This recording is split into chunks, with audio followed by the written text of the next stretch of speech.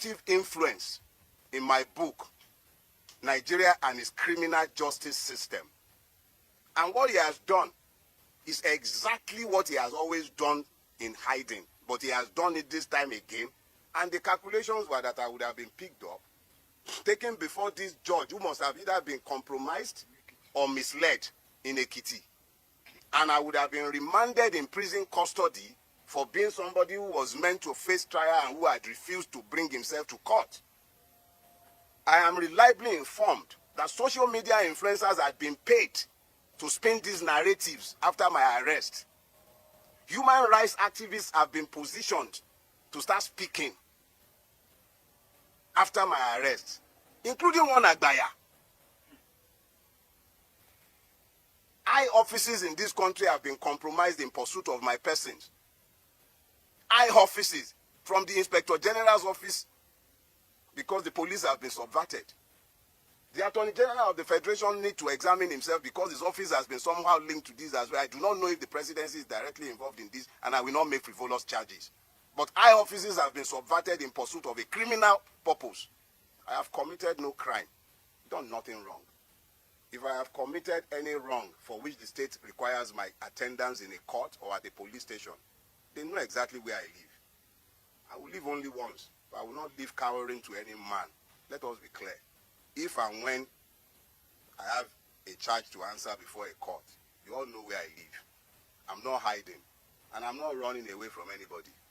Let us be very clear about that. I will never run away from Nigeria. We all have to pretend that we are in a democracy, and we have to pretend that we are citizens, and we have to pretend that we are a country ruled by law. And by all means, you will pretend that we are. I have done nothing. And if I have a charge that should be preferred against me, bring it on. I'm happy to come to court to have my day. If there is a crime, there must be justice, not only for the person who is aggrieved. There must be justice for the accused.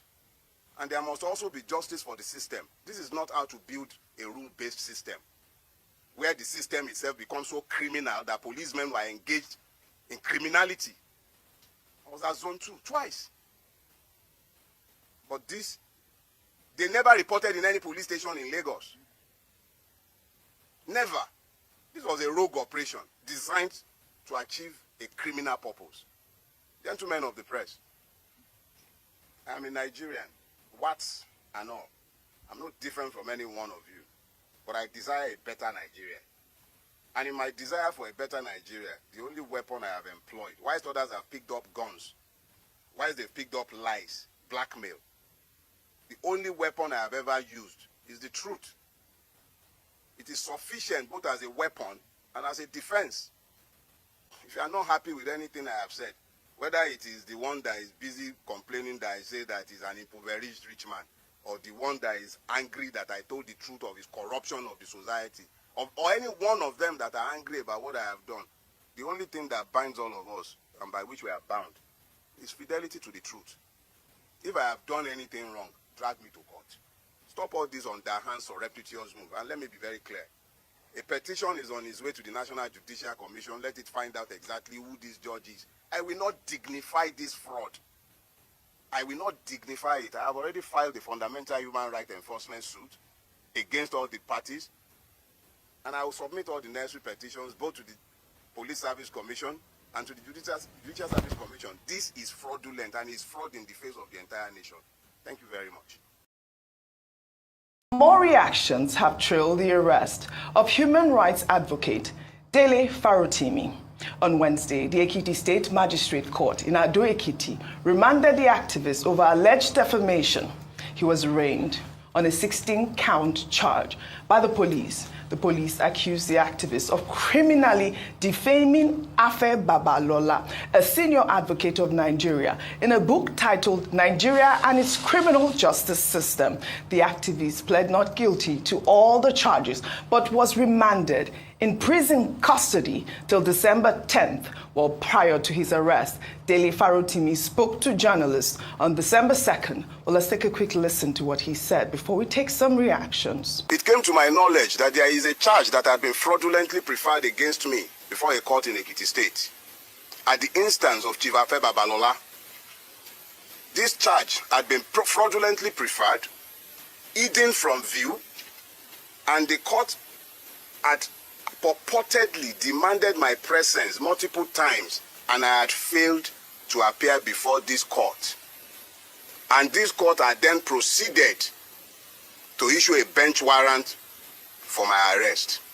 And the calculations were that I would have been picked up, taken before this judge who must have either been compromised or misled in Ekiti. And I would have been remanded in prison custody for being somebody who was meant to face trial and who had refused to bring himself to court. If I have committed any wrong for which the state requires my attendance in a court or at a police station, they know exactly where I live. I will live only once, but I will not live cowering to any man. Let us be clear. If and when I have a charge to answer before a court, you all know where I live. I'm not hiding, and I'm not running away from anybody. Let us be very clear about that. All right, Rufai, he clearly had information right before he was picked up, and everything he said followed exactly how it happened. I mean, this country. But let me take some reactions that have also trailed his imprisonment at this moment, because you know that he's been denied bail. Let's take this one from former Vice President Atiku Abubakar, who has called for the release of Dele Farotimi. While reacting in a post on X, Atiku said Farotimi's arrest serves as a grim reminder of the dark days of military dictatorship, when the iron fist of tyranny sought to crush all dissent. Well, he went further to state, I am made aware that Dele is being accused of defamation, an offense that under normal circumstances should not warrant the involvement of law enforcement. The police's intervention in such matters is nothing less than the use of a sledgehammer to swat a fly, an overreach of unimaginable proportions. But we know also that, Omoyele Sowore has been on this case. Yes. Yesterday, he put out a tweet about a nationwide global protest against the Nigerian judiciary using the hashtags Free Dele Farotimi, hashtag Press Freedom, hashtag Replace Cybercrime Act. Nigerians refuse to be silenced. And he's calling Nigerians to come out December 10th, I believe. Also, the locations are in Lagos and the Afe Babalola Chambers, Abuja Federal Ministry of Justice, Ekiti, Police Headquarters, Ado Ekiti, London's King's College campus. He's calling for a protest at this point. Dele is not a coward. Dele stands by his convictions. Dele is a man of convictions. And the truth is, he had seen all of this that will happen to him. And as he said it in the press conference, everything is panning out. Yeah. For defamation, is now being held in custody till the 10th of December, after he was taken away. It's not even the police division in Lagos. It's all the way from Ekiti. The police division from Ekiti that came to take him, they're supposed to be under the zone of that in Lagos. He had gone to write his own statement side of an earlier petition. They didn't inform him. All of a sudden, they came and they took him away. They went to his office, slapped his cleaner that worked in that office. There's an interview. And they took this man away. Took him all the way to Ekiti. All for what? Defamation. Defamation. If you feel defamed, you should be able to report to the court. Not taking the man away in this style. You can see guns assaulting him, assaulting people that work with him. And we say we have a country. Like Dele said, sometimes we should pretend that we have a country. Mm-hmm. Let's pretend for a bit that rule of law even works in this country. Let's pretend that the rights of people are respected. Because we all pretend. Also, I saw a paper released yesterday, the deposition of Mr. Afe Babalola, where he wrote that part of his demand was that he wanted the book to be taken out of circulation. Yeah. So maybe us that we are showing the book now, Dr. But you are the expert in defamation law. So maybe us that we are showing picture of the book now, they will say we should not show it again. Until the court decides. Or the court decides. There's a bookshop that stocks the book, and they have been targeted. So the book, so it's important to mention. But as the court decided. No. The court hasn't decided. As the court decided. So these are part of the things we keep saying. Okay. But see, and for those, I want to talk about them. for those that Dele said were going to collect all sorts of things to be able to twist narrative in the media, have a conscience. You remember what Nimola said? First they came for the Jews, they came for the Gentiles, they came for other people. But he kept on pushing it back. When they came for him, there was nobody to speak for him. It is Dele today, you don't know who it will happen to. All right, Dr. Abati, in that video we heard Dele Farotimi saying that, there appears to be some sort of fraudulent means by saying that, court orders would be served to him. So basically claiming that he never received anything before his arrest. Okay, we discussed this matter yesterday before additional facts came out. And what we said yesterday was that, yes, defamation is an offense. It's a felony under sections 373, 375 of the Criminal Code. We also condemned the manner in which the police invaded his office and turned the place upside down, that they didn't need all of that drama. And we also made the point that the fact that anybody is an activist or has access to any medium of mass communication does not give you the right to defame other people, because other people have the right to defend their reputation. And that's the second leg of it that I would like to add this morning. As follows. Dele Farotimi has already gone to the court in Lagos, I think Federal High Court, led by my former teacher and supervisor at Lagos State University, Professor Imiri, to insist on the enforcement of his fundamental human rights. Now, when you read the matter submitted, that he was harassed, assaulted, abducted, treated without dignity, and under the laws, 33, 34, 45, 41, under the 1999 Constitution, is entitled to be treated with dignity, whatever the offense may be. So it's for the court to say that he has been poorly treated, because a person is considered innocent until adjudged guilty. So you have a fundamental human rights enforcement case already before the court. And he also has the right to stand up for himself. You say he's been remanded in prison till December 10, where that's the prerogative of the court. And the court says it is on December 10 that it will listen to the plea for bail. It's a bailable offense anyway, but we'll see how the court processes that. Now, the second part of it is the part that is not part of the conversation. That is the right of Chief Afe Babalola. Chief Afe Babalola is saying that in this book, Democracy and the criminal justice system in Nigeria, the violation of the criminal justice system, that from the prefatory pages, page 9, page 10 thereof, and in subsequent pages, all between pages 41 and 84, that he was defamed, that he was accused of corrupting the judicial system, of compromising the Supreme Court of Nigeria, of using under-the-table tactics to, procure judgment in a land matter between the Eletu family and and another family, Ojomu family, and in which Dele Farotimi was counsel to one of the affected estates in this part of Lagos. Now, there was variation of judgment, there was involvement of the Lagos state government, and all of that matter. So, Dele Farotimi himself as counsel was an interested party.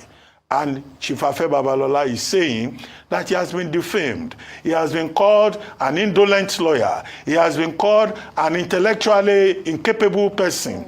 All kinds of adjectives. You can read the submission. And he says that he has been defamed to the extent that he has been at the bar for 6 decades as head of Emmanuel Chambers, that has produced 14 SANs, 300 lawyers, and that in addition, he has been pro-chancellor and chairman of the Council of the University of Lagos.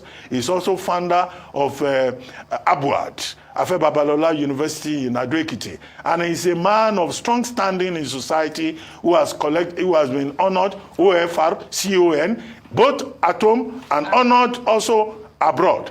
And to this extent, he thinks that in that book, he has been defamed. What is his prayer? His prayer.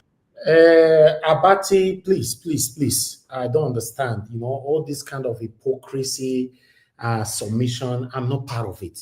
Abati, I understand that you are trying to stand on the fence. You don't want to offend the same satanic Babalala or Babalala, or no, because you have the CON, MTN, PSN, DSTV, all those useless satanic titles that these satanic individualisms have used to oppress, suppress, and intimidate Nigerians since Nigeria was created to date. So you are saying with all these titles, normally is untouchable. That's what it means, because I mentioned it this morning on my broadcast. Normally, all our satanic leaders, when they acquired money satanically, through corruption, you can never talk to them anymore. If you talk about them, or if you caught them doing anything that is against the Constitution of the Federal Republic of Nigeria, you are defaming them. That's what it is. But if poor person is being called out, that is not a defamation. Calling the Babalala, Afe, Babalala, the satanic Afe, Babalala, and whatever. I'm in Nigeria. I don't listen. Dele Farotimi said something, that he has one life to live, and that is what I've portrayed so many times on this platform. Now, because he have CON, CNA, MTN, the DSTV, NNA, whatever, nobody can talk to this satanic figure. That is where we find ourselves. You see, when they acquire satanic money through corruption, they go to get satanic title from some of our satanic traditional rulers. Then our satanic religious leaders will pray for them, call them to the altar, and baptize them. Then our satanic, both now and past, government will be protecting them. This same satanic Babalala, whatever his name is, has not only stepped on the toes of Dele Farotimi, he has stepped on the toes of concerned Nigerians across the world. Yes, who cares? Who cares about who you are? Listen, for those of you who pity for those of us that speak truth to power, some of you have been pitying for us for a long time. And many of you have died. Some of the people that have been pitying for us, they have already died. In case you are not aware, do you know what killed them? It doesn't mean that they are bad people. Some of them pity for us by saying that, this guy, how go they talk like this? What is happening? And all that. You know, they fear these people, whereas you are hiding. You that is hiding, or that was hiding, many of you, your family, your present and your immediate and extended family, a lot of them have lost their lives through this corruption. The Afe Babalala, Balalala, or Lalala, whatever it's called, as we speak, the bookshops in Nigeria, no book anymore to buy. Nigerians are rushing the book, and then they take it extensively. As we speak, Amazon have taken Dele Farotimi's book as #1 worldwide. They say as we talk for UK, everywhere, everybody is rushing it. The price has been drastically increased, and people are still demanding for it. This is the same book they arrested this man for, so that they can shut him up permanently. You know, as I talk, so you now you say no, I don't fit talk. Yes, the situation of our country is going to affect everybody. In case you're not aware, yes, it's Dele Farotimi today.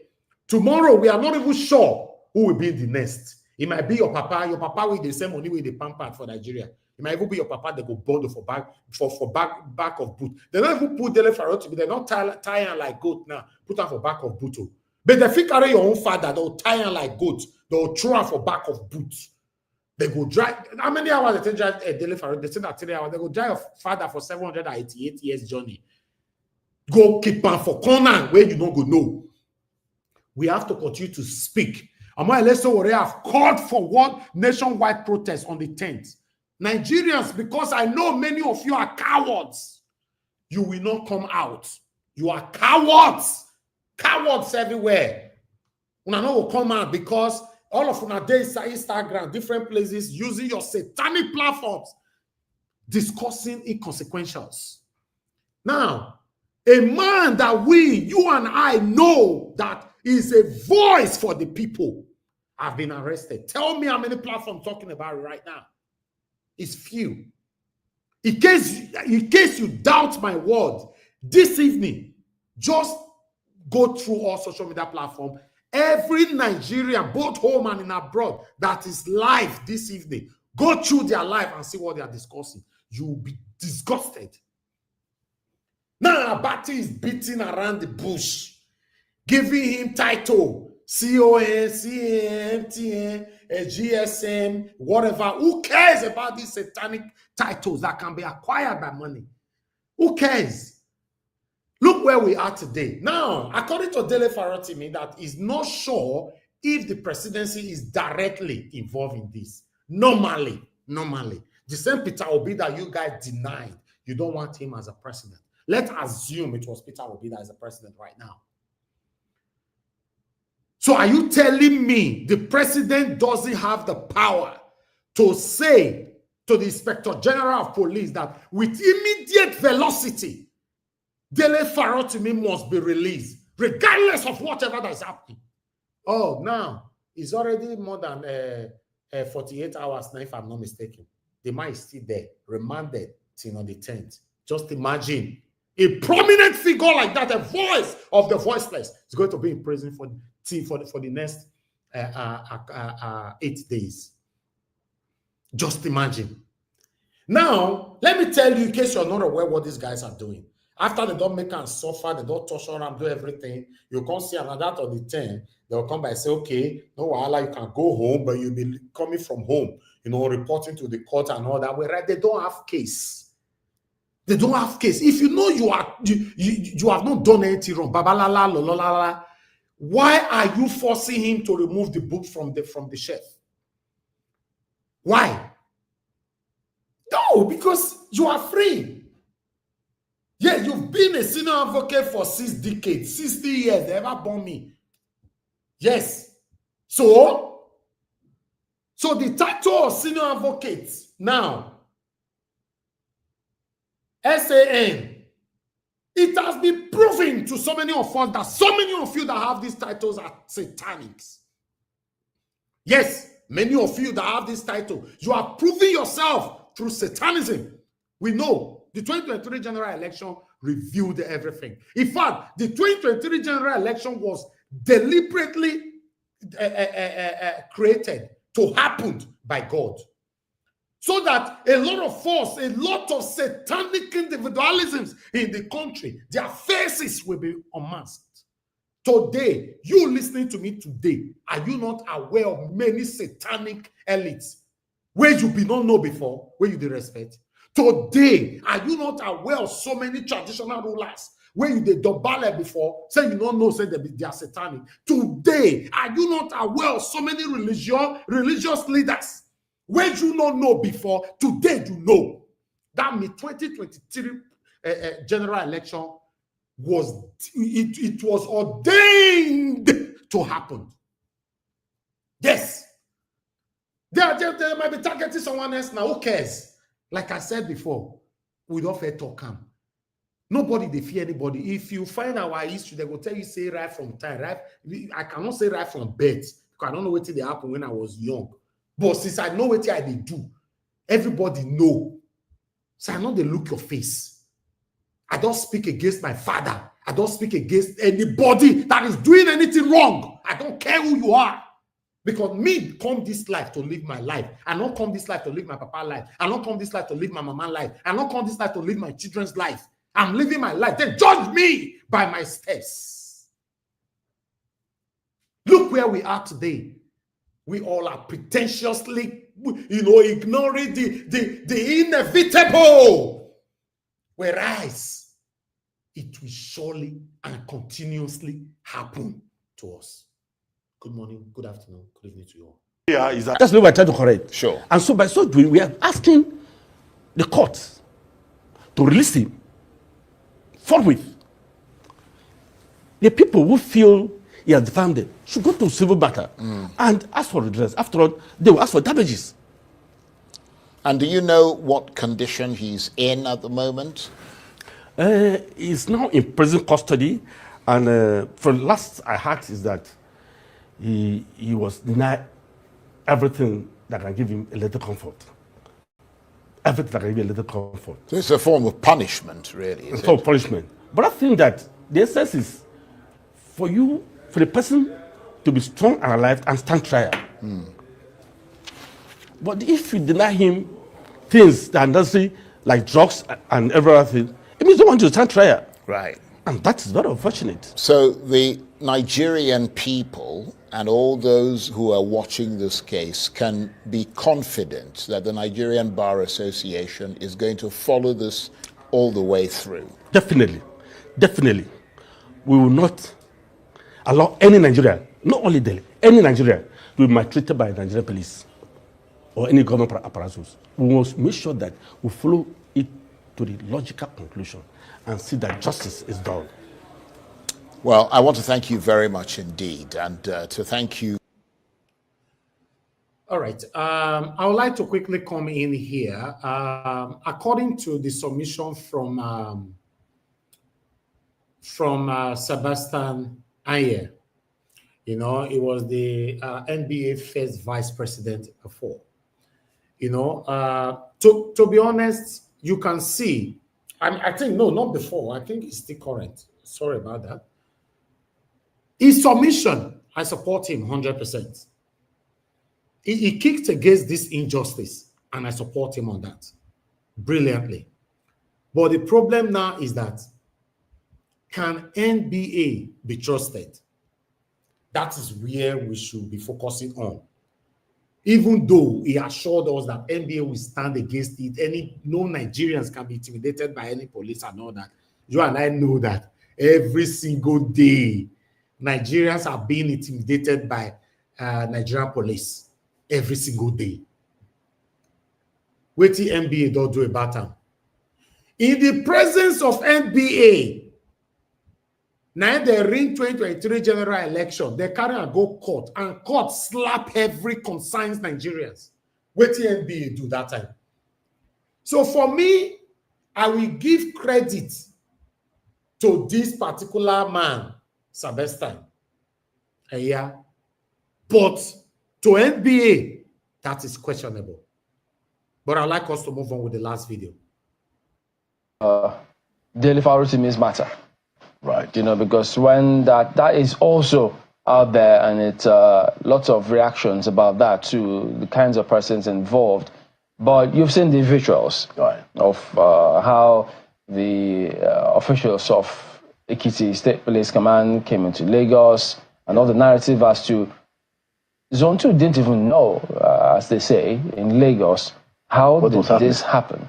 So what's going on? So what do you make of all of this? Well, you know, I think the first place to start is that now we know it's in the public space that Pa Afe Babalola, Senior Advocate of Nigeria, a legal luminary that we all respect, felt that he's been libeled, you know, and I think there are very significant proof to say that, okay, you know, I mean, if you read the book and what the interviews, you know, I mean, I don't think Farotimi himself made any pretensions that he's actually going after this guy. So there is a basis for Afe Babalola to be aggrieved, and there's a basis for him to pursue redress. What I think is inelegant, if I can use that language, is that you will expect somebody like Chief Afe Babalola, with all of his respect and regard, you know, and we respect him tremendously, you know, rightly so, that he would rather pursue this matter as a civil case. There is a ruling of the Court of Appeal, you know, because I tried to do some homework on this, where the Court of Appeal said that individuals should not, in 1982, the case between Othon Wako versus the state, it was a matter between Othon Wako and the former governor of Anambra State. And the Court of Appeal ruled that you cannot use the instrument of the state in the pursuit of your own personal fight. Now, so you expect that somebody that Afe Babalola should know that, and he shouldn't have been involved in calibrating or instigating the police to harass Mr. Farotimi the way we have all seen on video. Afe is aggrieved and he should pursue his right. But you expect somebody in his class, somebody with his reputation, what he represents is Afe Babalola is an icon in Nigeria. So you were expecting to put that in view and rather seek a civil process. And it's interesting the words that you used. I don't want to lose my thought. You said inelegant. Inelegant doesn't mean wrong, does it? Was he wrong? Well, so legally, to the extent that he felt aggrieved, lawyers have said that he had two options. He could go the civil, he could go the criminal. But there's a court of appeal ruling, okay? Where the justices in 1982 said it is not right to use state resources for a personal fight. Initially what we were hearing was libel, defamation. Then we started hearing cyber bullying. Yeah. I think that added a bit to the charges that they're bringing up against Mr. Farotimi. In many ways says, okay, well, if that's there, we're looking at it strictly from a legal perspective, then yeah, it may be inelegant, but he's not wrong. No, but why I think it's wrong is that the Court of Appeal said you shouldn't do that. I mean, Afe Babalola is not a more lawyer in this country. And you look at people like that. Some of us grew up in school. I grew up in Ibadan, where Afe practice was. Afe was like a mini god. So you expect people like that to be above board. No, he's at the moment, the Afe is seeing himself as a mini god. So yes, these are other men that are speaking truth to power. But unfortunately, because of time, I have to stop that particular video right there. For those of you that want to continue, you can go to Channels Television to listen to that particular video. Yes, we still have some respectable individuals in Nigeria that still speak truth to power. They are coming on air now to speak currently. Nigerians, concerned Nigerians are speaking. I applaud everyone that is using the platform or one way or the other to speak right now against this injustice by these satanic elites, that have been oppressing us since Nigeria was created.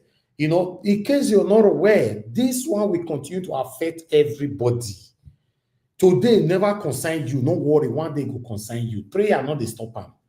Yes, in your hiding place now, you say, no, God forbid. God, you cannot God forbid it. Prayer not there because what is wrong is wrong. If you notice what is wrong, you should speak against what is wrong.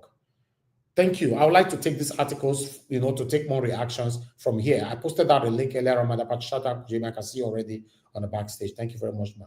I appreciate every one of you right there. Mother of all Mommy Diaspora, good evening to you, Mommy. Thank you very much for all that you do. I appreciate you always. Thank you, Abo Azi. Thanks for all that you do. Thank you very much, Mother. Rita, I can see you right there. Peggy Modi, Black Panther, God bless you all. Olumide with me, my brother, I can see you right there as well. Stephanie Ojek, many people already there. Fortunately, I'm not going to be able to mention names today because many of you in a comment today have overshadowed everywhere, and I can also showcase all. But still, I just want everybody to know that I appreciate every one of you right there. Thank you so much. Good evening, good morning, or rather, good morning, good afternoon, good evening to you. Every one of you depend on your own region. Yes, the current situation that we'll be talking about now for the past 3 days is what is going on, the injustice that have repeatedly surfaced in our own country. It doesn't need to happen to you directly before you speak. You need to speak. Forget the consequences that might happen later on. Yes, none of us is going to live forever. You won't live forever. I won't live forever. Death is inevitable. Then stand for what is right and speak truth to power. Simple. The only reason why they are punishing Dele Farotimi today because he's speaking the truth, nothing else. According to his press conference, he said the only weapon he has to fight this satanic set of people is truth. Why they are using gun and their power, their intimidation, their physical energy and all that. That's what they are using against us. Speak truth. Just speak the truth. In my 12 years of career in the media, I've never come on air to assume. Even my panelists sometimes here, I normally tell them, please don't assume, please. If you don't have the facts, don't come here with allegedly. Just forget about it. Yes, don't talk about it. But it's the truth they are punishing us for. They are trying to punish us for. That's it. Some of you might be saying, and I ain't good for her.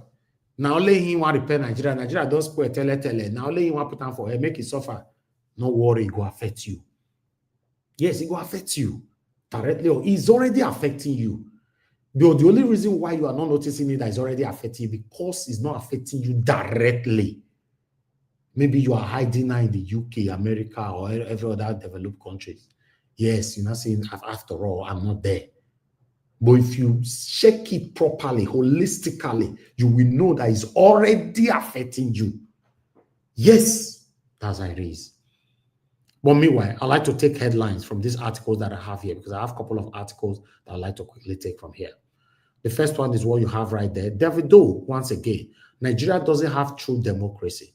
Even upon all the talkative trying to bring down this man, because say he could, talk against the current situation of our dilapidated economy in abroad. They wanted to eat him raw. He went by saying that Nigeria doesn't have true democracy. Afrobeat singer Davido Adeleke, aka Davido, has insinuated that unlike the United States of America, Nigeria lacks true democracy. And that is the fact. That is the fact. So what else are we talking about? From tomorrow now, they'll start to beat this man for this statement. The only thing you see that this satanic elite and satanic Nigerians are fighting you for is just by saying the truth. Nothing else. Nothing else. So in case you are not know, they are only beating you just for saying the truth. We're coming on air every day now to talk about what is affecting us in Nigeria. Many of them don't like it. But we will move on. Vanguard. Igbo youth condemn arrest of Farotimi, call it victimization of Nigerian masses, which is the fact. The Igbo Youth Council has condemned the arrest of Comrade Dele Farotimi, a prominent human rights lawyer activist, describing it as a deliberate attempt to silence the voice of the Nigerian masses. Not be with the talk for years old. That's it. I showcased an article sometime last week here, where one of the governor of the state in the north are saying that, he blamed Tinubu for releasing those children from prison, those children that carried other countries' flag. Those children that were in prison for more than three months, 90-something days. He said he blamed Tinubu because he should have allowed them to rot in jail so that others can learn. That's the only reason why they are doing what they're doing. Arrested Dele Farotimi right now, in case you're not aware, they have succeeded in putting fear on many. You now see most parents now be telling their children to say, not go there, my pikin, I beg. May they not go arrest you, or may they not go buy you, not go there. In most cases, people are still buying now. Am I lying? Because this guy's mission, their satanic mission is to put fear in you, make you not talk the truth anymore. Although I'm against anybody that comes on air to use their platform to lie against anybody. It no matter if it's government or come on air, you just insult them directly. I'm against these things. But you speaking truth. You say I cannot talk. That is impossible. That's impossible. But meanwhile, I'll leave that one right there. Let's take more articles. Thank you, guys. I noticed that we have over 800 people watching us across. On Nigeria Watch, we have about 600 there, if I'm not mistaken. We only have 100 or something likes. Sometimes I ask myself, we come here, we put our life there, our energy, our time, and everything, then we have to still beg our spectators, people listening to us, to like our videos, to share our videos, to super chat, or to buy us coffee. Sometimes it's strange, to be honest. That's why you see sometimes when I blame other people who use their platform for different other things, but sometimes I have to look it in a different way. So, not to blame these people. Maybe they have tried what we are doing now before. They look at it that Nigerians, they don't actually appreciate their own. That is the truth. We've been talking since for 1 hour 23 minutes. 1 hour 23 minutes. How many likes do we have? 140 lights. So what happened to the remaining 600 people that is washing? Is wrong. Let's encourage our own. You don't say why they talk am. Because now same una fair come out tomorrow say, oh, that person was just fake. I not say the person does change. Because anybody can change if the person is not being encouraged. In case you're not aware, yes. Your wife go change. If you be husband, you are not encouraging your wife. He go change one day. In fact, he go tell you, say, honey, we need to fight for a divorce. Your husband will change. If you know they encourage him, if they work day and night to put food on the table, to make you smile and the children, one day go tell you that I'm done. I need to go. Simple. Press like is becoming too difficult for people. Not knowing that you pressing the like, the message goes far. But some of them don't press it because they think of the benefit that will come directly to you. You know, if they show a video and people go wash her, maybe the guy will get money. No, I'm not going to press her. Yes. It's just like the press conference that they released after the Farotimi was already in prison. Some people will say, I don't want to share and make you die for prison. Now ourselves, will they do? Yes, now ourselves, now will they do? But I'd like to move on. I have another article here. Let's take this one here. Thank you. This one is coming from Sarah Reporter. A little bit of diversion. Breaking: Okwama community leader Pa Ogoroko tortured to death in Nigeria military detention. I saw this headline this afternoon. It pains my heart, although the sanctity of this information, I don't know, but this one was reported by Sarah Reporter. Yes, still one of the things that we're talking about. Some of you will say, don't concern me, after all, not be my papa, neither torture. I never know where we did for this country. Anyway, I have another article here. We are back to Dele Farotimi. Bookstores run out of Dele Farotimi's bombshells as Nigerians race to read how Alfred Babalola corrupted judicial system for decades. Only one man exposed this lola, this babalola lola. One man exposed him, and it's very, very painful. Now me count the verse. So nothing else. You're the verse. So we be a homie with the name I've built for myself, with all the corruption I've engaged on. Then this man will come tell people, say, he must drop that book. He owe me, a billionaire in dollars. No, he must drop that book. Now he push this Babalola, 95 years old man, for where he did today. Yes. Don't be all bone, you official, no. Don't be all bone. You don't do your hand now. Everything is on your hand. I'm not buying for prison. Everybody don't know where he did and say, yes, even though he was kidnapped, we know who kidnapped him. I'll just leave that one right there. I'd like us to take another one. Then I have this one for you. Protesters to occupy Afe Babalola's chamber, King's College, London, over Farotimi's detention. Nigerians in London, and God will bless you now. Nigerians, the concerned Nigerians in London right now, and God will bless you now, because I can see the work what many of them they do already from Twitter and all that. Yes, that's so it's supposed to be. That's so it's supposed to be. Yes, on the 10th of December, nationwide global protest against the Nigerian judiciary. They don't do. They don't do us. The way they will take slap us where you go down for those state now, for the election where they come so for this alleged ringing. You see the way they will take slap us where you go down and PDP people. Everybody will stay in that house. When I hear the wash, except they do otherwise. Let them deliver true judgment. True judgment. If na answer Godaro win, give him his position. If na Okpebolo na him win, let him continue to rule. Simple. At least true judgment. Why the last one was sweet my belly where? Now this one, now I take carry my title. Now I take do my thumbnail. This one sweet me where I see am today. I happy. I was waiting for the time to come on air. Maybe this. Amazon lists Dele Farotimi's book on Alpha Babalola's corrupt influence on Nigerian judiciary as #1 bestseller worldwide.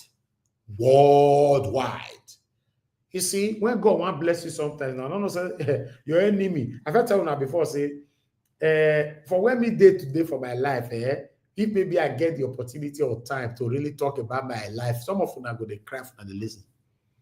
Yes, even though, yes, by God's grace, you know, the way we think, they take bonus, we were born with silver spoon and all that, blah, blah, blah. But I've never depended on that. I'm a very, very hardworking person. Go find out. If you don't know me personally, go find out. I'm a very, very hardworking person. I've worked. In fact, I'll leave that one. It's not about me. But, this one sweet me. This one sweet me. Wait till I say I take pepper this man now. The price of the book have been increased and people are still demanding the book not even there. More printing and going on as we are speaking. And why Dele Farotimi they prison? Why the reason why they put her for prison? Now to silence him, make it remove her for table. How you want to remove her now? How you want to do this one now? Baba la la la la la la la la la la. How you say to do this one now? People we don't buy and we don't do their living room now. How they want to go return her back now?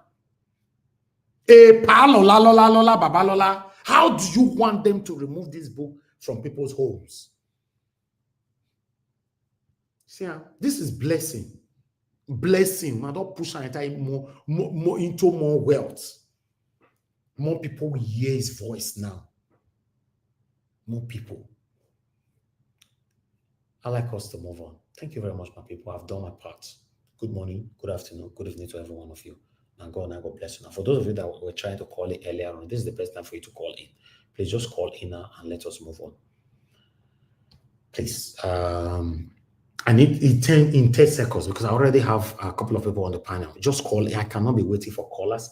I know say I just announced an about you can call in 10 seconds. If call is not coming, you know, I know say once we don't miss this first stage of calling, there's every possibility. I noticed that some of you still call later on, but because there's no time to pick the calls anymore. Yes, I appreciate every one of you guys. Do your part. Press on the like, please. Help us to share. Nobody don't buy me coffee today. We get $sign for there. You know, can somebody just press on the $sign and support what we are doing? I really, really do appreciate that. God bless you all. We have Madam Origin with us. Madam Origin, thank you very much, for joining us this evening. Good evening to you. Please talk to us. Can you increase the volume, please? We can hear you. It's increased. Talk to us, man. Good evening to you.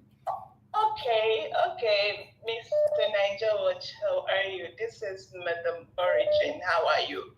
I'm fine, man. Thank you very much. Good evening to you once again. I greet you. I beg, I hope I have time. I greet all the ninjas, all the commenters, everyone. Today is I just need to go straight to the point. This is, you have not had me sing before. I'm going to sing today. I use one adage, Mirimarugo Sarugaho. What the enemy meant for evil, God has turned it around. God has turned it around. What the enemy meant for evil, God has turned it around for our good. Yes.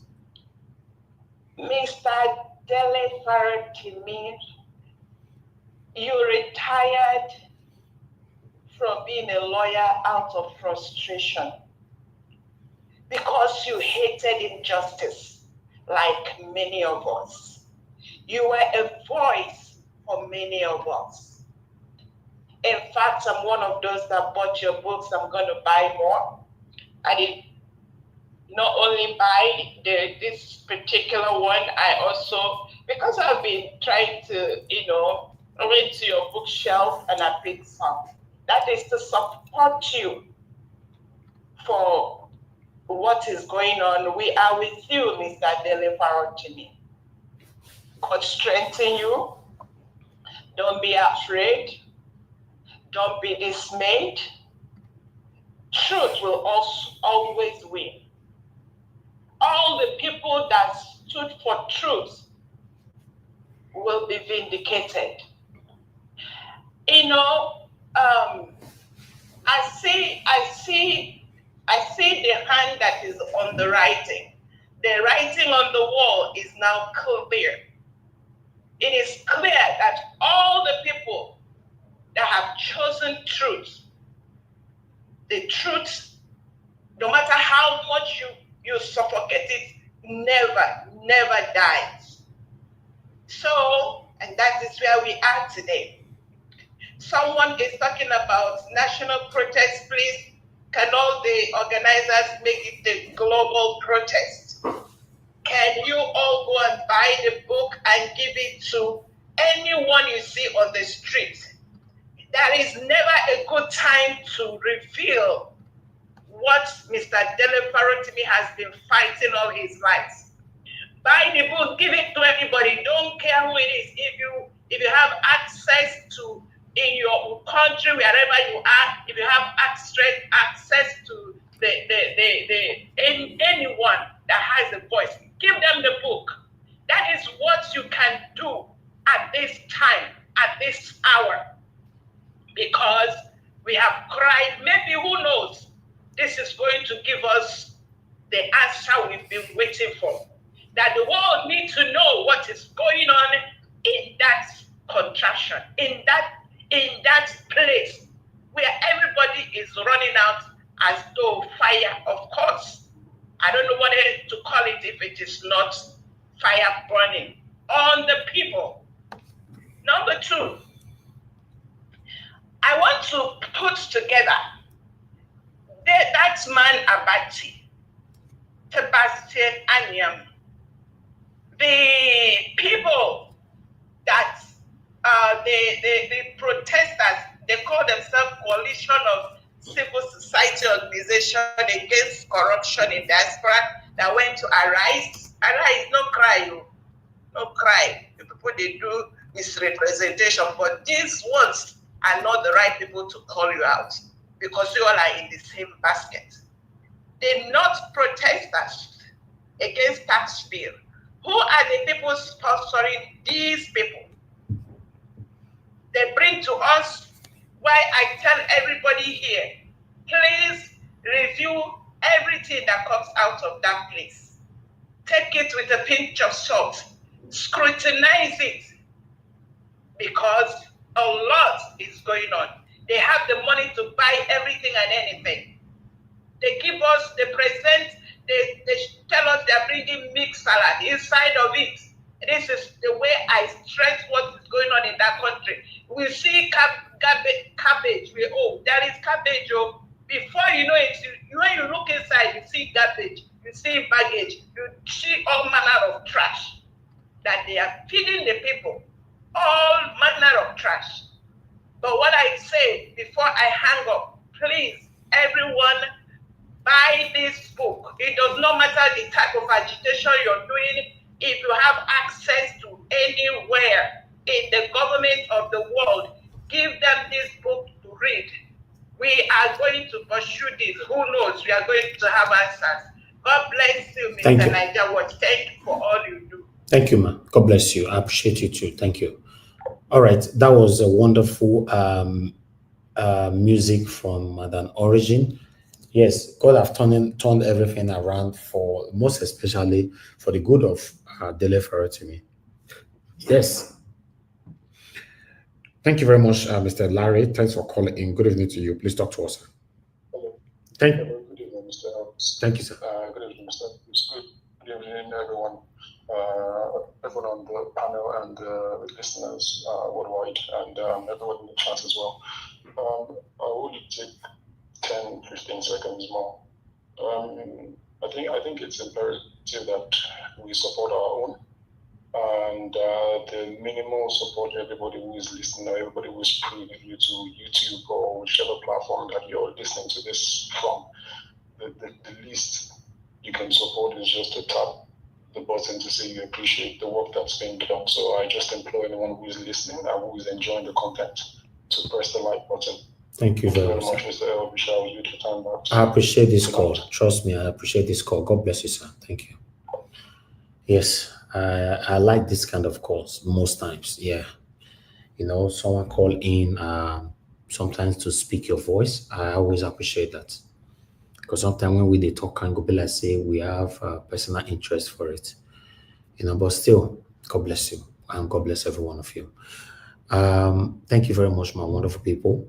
Let me come to the people on the panel. Thank you very much, Madam Patricia Tagojumi. It's been a while. We don't hear your voice for this platform. It's good to have you on the panel today. Good evening to you, ma. I would like you to talk to us. Thank you. Good evening, Mr. Elvis. Good evening, Mommy Diaspora. Good morning, good afternoon, and good evening, everyone.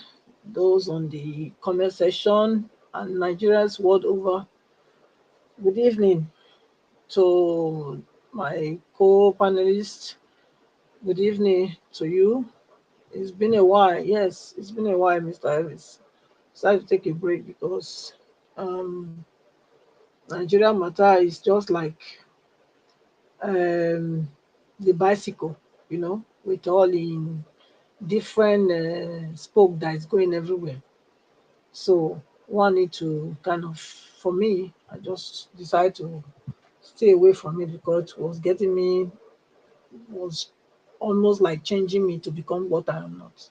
So that's why I had to draw myself back and say, no, I can't continue like this. But anyway, I couldn't as well because seeing it's difficult to just not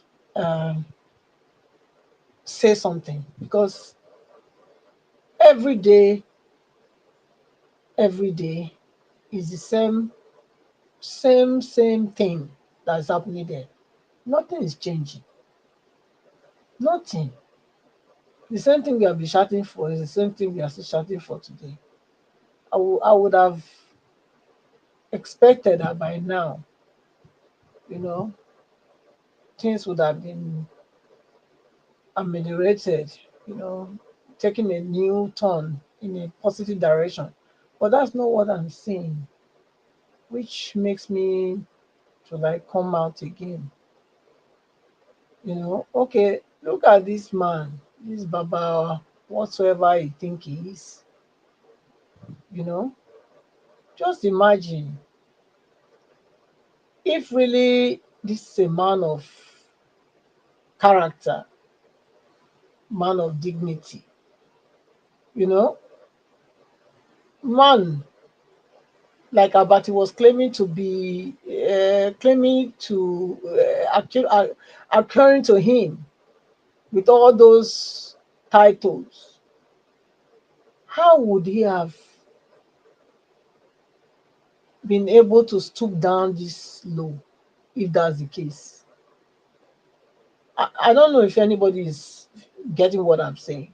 Because if he had all this accolades that they are giving to him and saying he has raised 300 lawyers, how many sons for 6 decades, his experience, so he is a person that has this track record of 6 decades. 6 decades now today, now 60 years we talk about. 60 years now baby play. If really this man gets character, he gets dignity, what you come make and come stoop this so low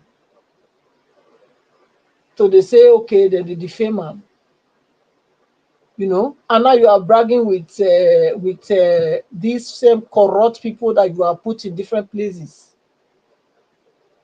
to say yes, you that no wonder Nigeria is the way it is. If this is the character, of course, not if I am saying such characters like this is why Nigeria is where they are, where Nigeria is. I'm not missing my words. These kind of character, and I put Nigeria where they be. Because imagine 60 years, na small work with that, na baby work, na baby step with that, but 60 years not be baby step, na giant step, na leap, na great leap in somebody's life. 60, now you don't practice law, and you don't raise people like Khan, corrupt element like Khan into the society. Because if he's not a corrupt person, why would he personally go, go and go against, go and confront Dele Farotimi, an activist that is standing for the people, that is passionate about the country? I've not heard of this man since. I've never ever heard of Babalola. This is my first time of hearing about him, because it's among the corrupt satanic leaders that have kept Nigeria where Nigeria is. Now it's coming out. And look at the Ekiti police that they are using, like what they call it, the oppressors dogs, oppression dog, or whatever they call them, bulldogs, or to come to look. Nigeria matter don't even, it's just so annoying. Davido, I give you thumbs up. Keep speaking. In fact, I even want to do a video before.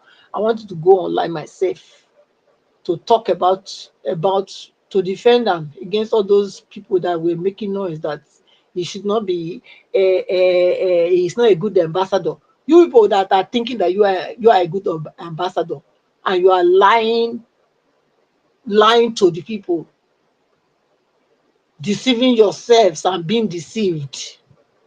Is that the right way? Look, a true patriotic person is somebody that says the truth at the same time. It doesn't mean that you don't have love for your country when you say things the way it is, when you speak truth to power. It doesn't mean that you don't have love for your country. In fact, that's the proof that you have love for your country, because you are able to see where your country is going wrong and speak about it, or speak truth to power, so that people can change. Not you hypocrites.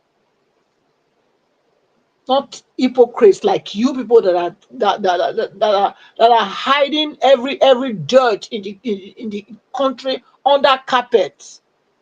You think you can hide it forever?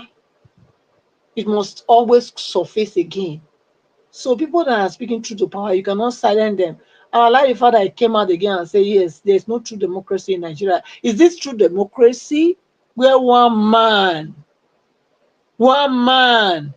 an individual, a civilian like Dele Rotimi, a civilian, is he Babalola? Is he also is he a military man?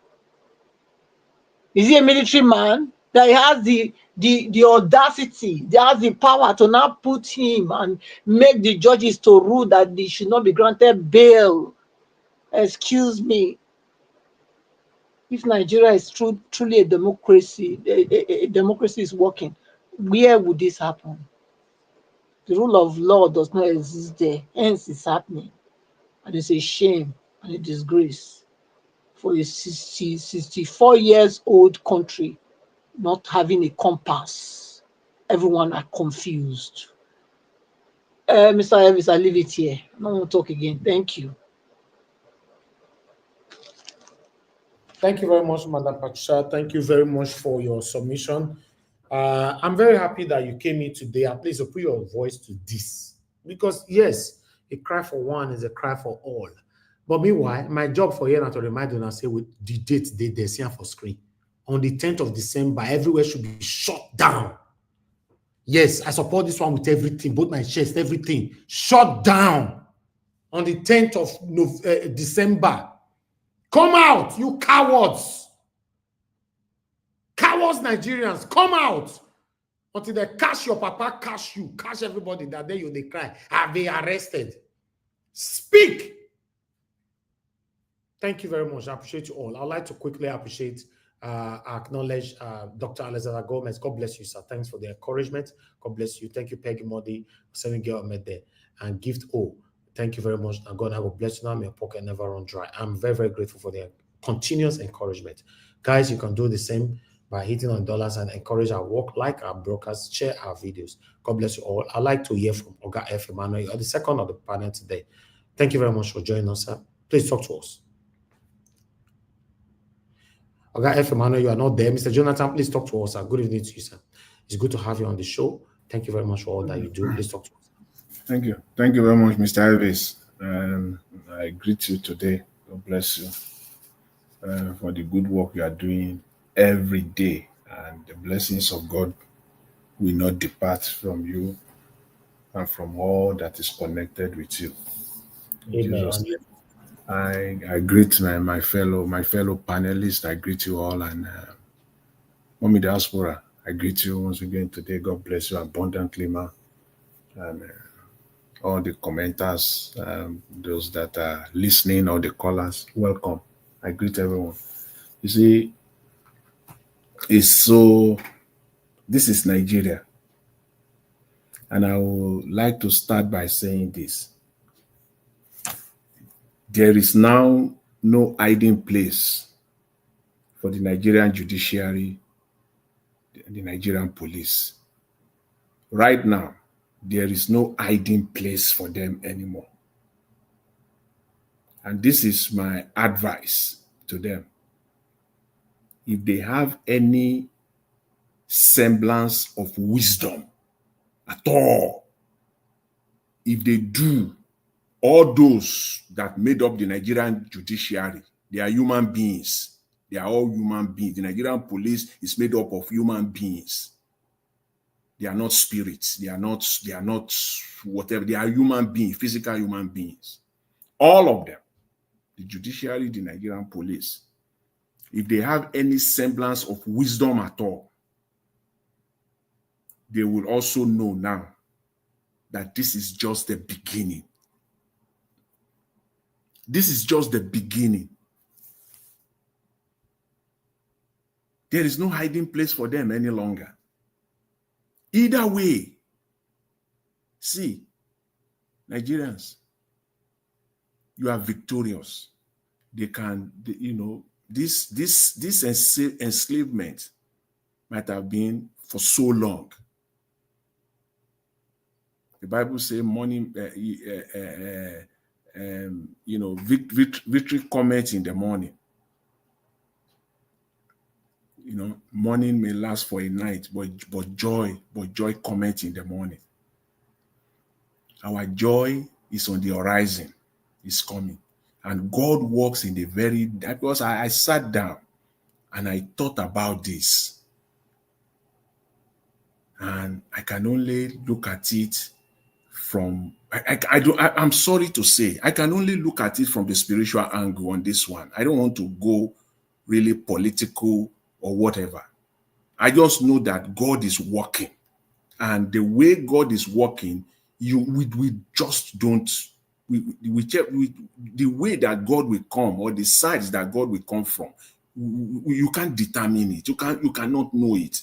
That is why He is God. Either way, whichever they want to look at it, Dele Farotimi has been vindicated.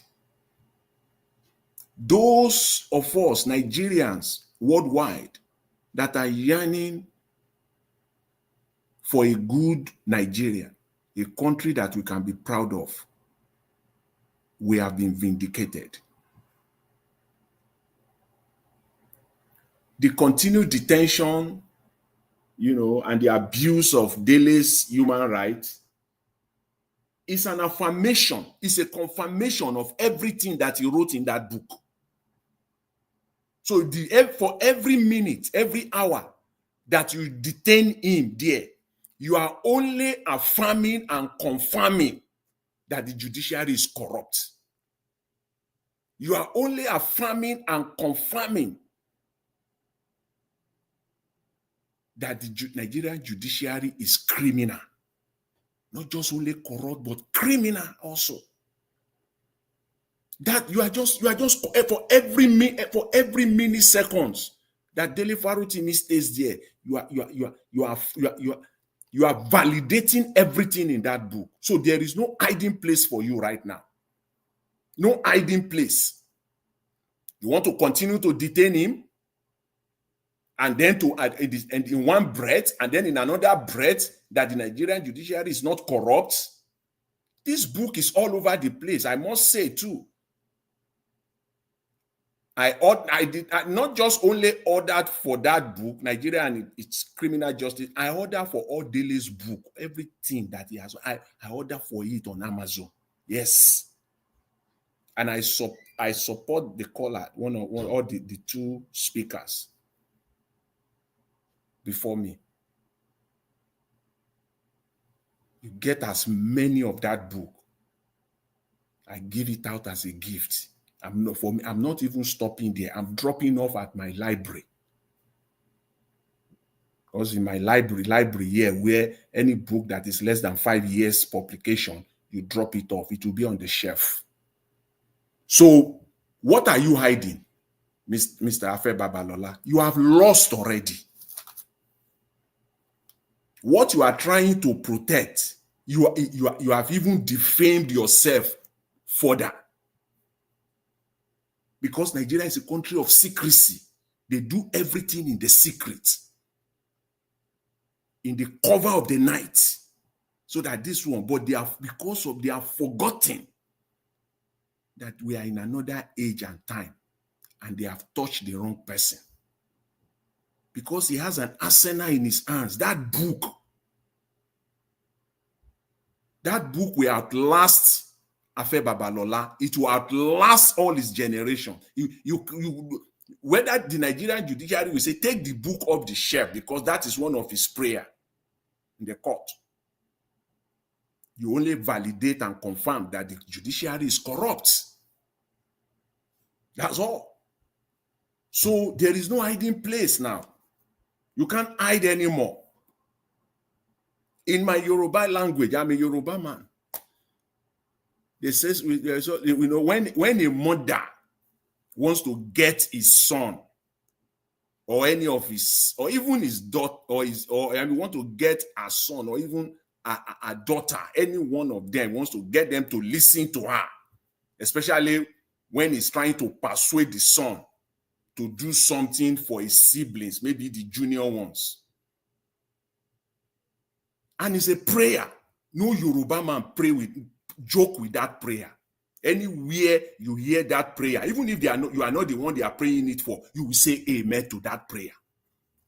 And that prayer is, God will not make you a good-for-nothing person, a good-for-nothing elderly person.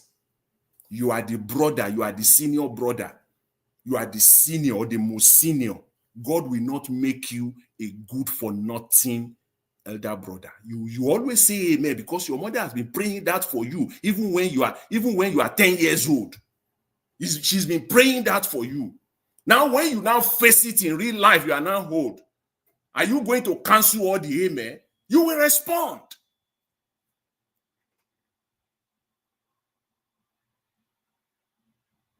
Baba Afe Babalola now. I believe that when a man is growing, he gets more wisdom. Or is it because of your power drunk that wisdom has departed, or what? What will not make you, Baba, a good-for-nothing old man? Because that is those that are Yoruba are listening now, wherever you are. God will not make you a good-for-nothing old man. When you are fighting someone that you are senior, that is what they use to calm you down. When you hear that prayer, you will calm down. And if you continue, you become a good-for-nothing old man. Wisdom has departed. There is still time to save the day. There is still time to save the day. Don't let this one be part of your history, where after all said and done, they will say a good-for-nothing old man. Agbaya. That's what they call it. When you hear Agbaya, If you really want to abuse somebody, they will say, Agbayane, you are a good for nothing man. You are a good for nothing old man. You are senior, but you are behaving with like someone that lacks wisdom. You are fighting someone that is even old enough to be your grandson. Yes, Dele Farotimi, you can be the grandfather of Dele Farotimi. 95-year-old man. At this age. What you are trying to protect, what you are trying to defend or to protect, you have now completely messed it up. You have exposed it. People who doesn't even know anything about Dele Farotimi before, now they know him. You have made him even more popular globally. The book is now selling, is now a bestseller.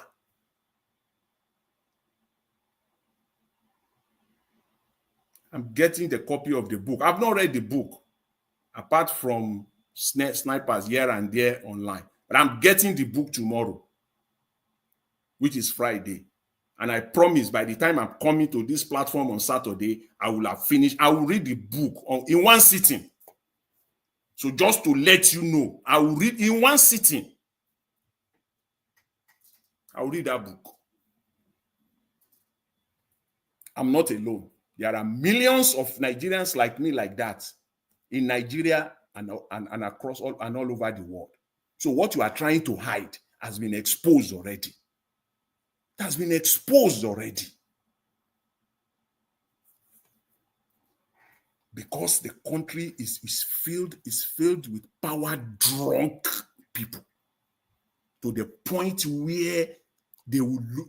One of the greatest prayer is that a man can seek from God is wisdom. To God to give you wisdom, especially as you are growing older. Wisdom. Wisdom is the principal thing. In all you're getting, get understanding. Wisdom. What are we talking here? What are you defending here? At this age? Because you are a lawyer? Because you have money? Because you have connection? That's the reason why you are going after him? You have lost wisdom. Sorry to say. This is sickening. They just love to do everything. When you can see that this is lack, there's total lack of wisdom. Because in their calculation is that they will just do this, the Nigerian style, the Nigerian way.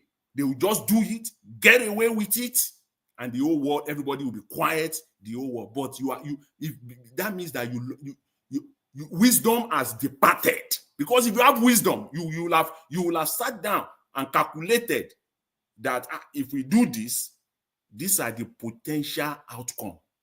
This thing will boomerang. It will backfire. In fact, what we are trying to prevent is exactly what will happen. So let us just calm down.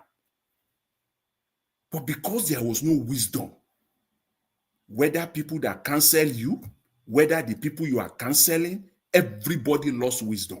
It was all power-drunk people. Show of power, lack of wisdom. This one will go in history. What I just want to point out today on this one, what is so important to me that I want to point out, the Nigerian judiciary, the Nigerian police now have no place to hide. You can't hide anymore. And that is why we should thank God. God works in a mysterious, miraculous way that you and I can never comprehend. It can't hide anymore. This book will be read. This Christmas, it will be the book that people will sit down this Christmas and read.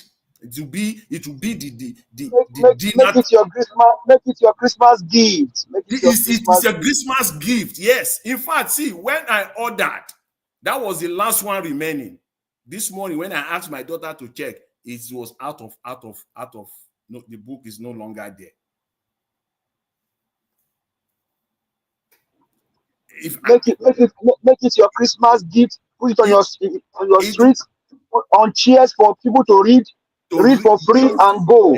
That is exactly what is going to happen. And I promise I, as a Nigerian, I'm going to do that. And I'm going to do it with all passion. With every breath that God has given me. I'll make sure that is not the book that I'll keep on my shelf. No. This one I'm giving it. I will go and read. No. This is not a bookshelf. This is not the one that. No. This one is not the one that after you read it, you will now display it on your. No. This one is the one that I will go and read it. I will loan it out. It will be this Christmas. It will be our dinner table conversation.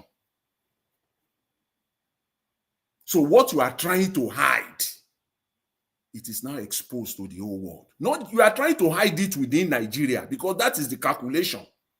But now you go and fight it in United Kingdom now. Go and stop the book in United States. Come and stop it in Canada or go to Germany or go to Europe, all over Europe, and go and stop the book. That the Nigerian judiciary is not corrupt. That your name, Afe Babalola, was not mentioned in that book, and the role that you have played, not just only you, many of you like that have brought Nigeria to where we are today. My prayer is that we will not be a good for nothing old man. As we grow day by day, each and every one of us, we should pray for wisdom. We must not lose it, because when a man loses wisdom, he has become a good for nothing person. The person is as useless as anything once wisdom is out of the window. Mr. Elvis, I will leave it there for now, and I'll continue so that my fellow panelists can take the floor. Thank you very much. I appreciate it.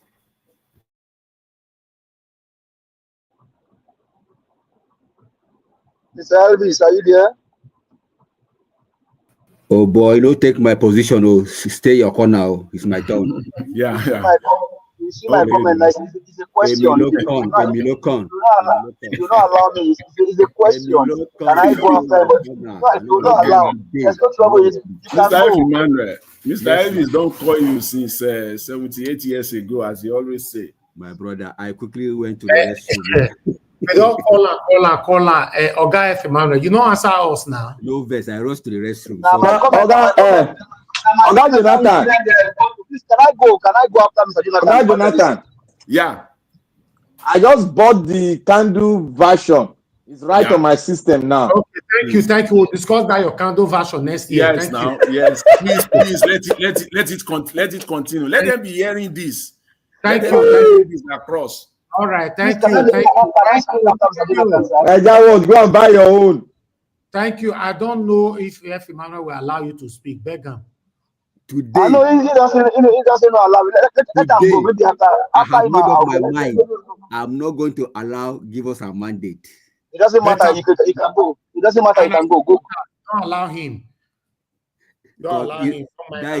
That is how rigging starts. When you start that, it's always ringing. There's no rigging here. Why not you have my brother now? You're not having me. And this is when Nigeria becomes so difficult. Somebody has put there for you in a comment. You do it. Can I go after Mr. Jonathan? It's a question. Now. And you saw the answer. Now, didn't you see the answer? I didn't see it. So carry on. So go. Nobody go. No, give us a mandate. You need help, and you still the force us, the root, the shout on top of. I don't. Oh God, there's no root here. He has been that. Oh God, there's no root. Don't libel me. Don't libel me and behave like that. Do not libel me like justice system now. Don't libel me, don't libel me, please. Don't libel me. The same man you are talking about, he has done it here, so don't libel me. It's a question. Can you allow me? What I'm saying is that what is different from this your corruption, this your oppression and Babalola oppression. I'm not oppressing you. I'm begging you. I have said, please. This is my comment. I said, please. Can I go? You don't see the shout on top of us, the oppressors. No, I put please here. So until I use my head, it's ground. I don't put please. Please, can I go after him? So I have pleaded. So now. No. Let him go. Let him just go. Don't worry. Let him go. We are there here. We there here. Go ahead. Speak. Okay, may you hold on. If you get to your time, we'll come to your guy. If about talk to us, sir. Nigerian criminal justice system. Mr. Evix. Yes, sir. see what you are fighting for. See how many minutes this guy has taken from me. Imagine. Yes, so the guy how they oppress everybody for years is you guys are the one that did it. Now and this is very simple.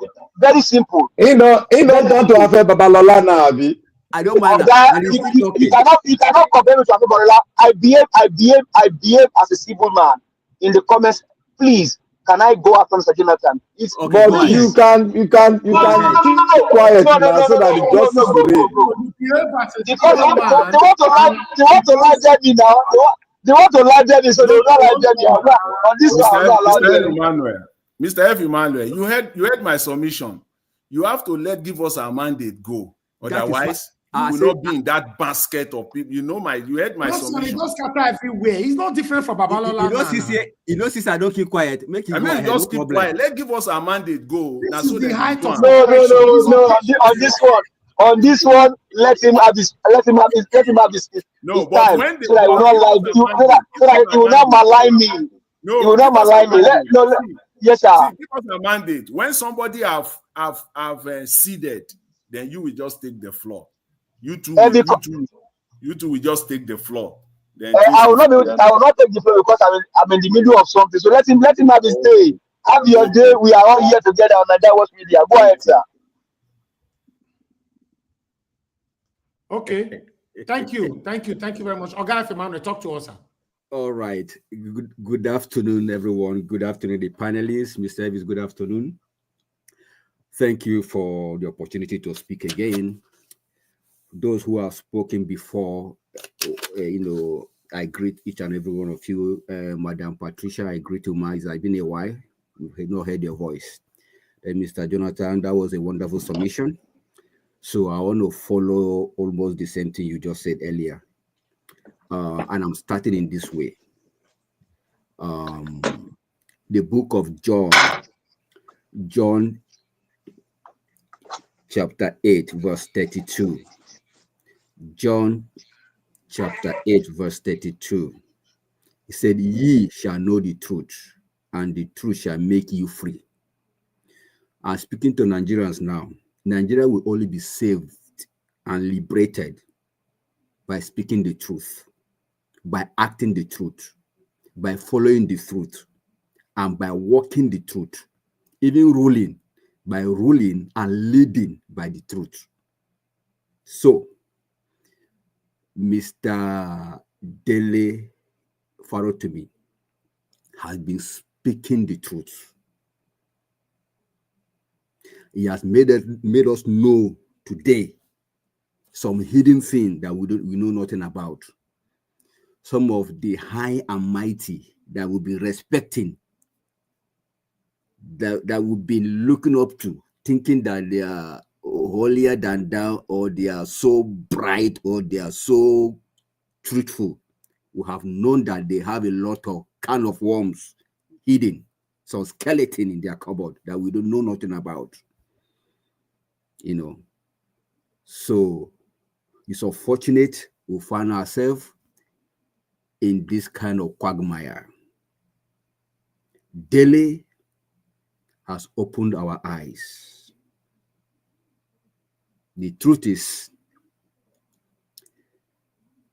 like they say, a clear conscience fear no accusation. Let me talk to our Baba, Afe Babalola. If you really know deep down your heart, your spirit, your inner man, that little thing that Dele captured in his book is not true, why are you running up and down?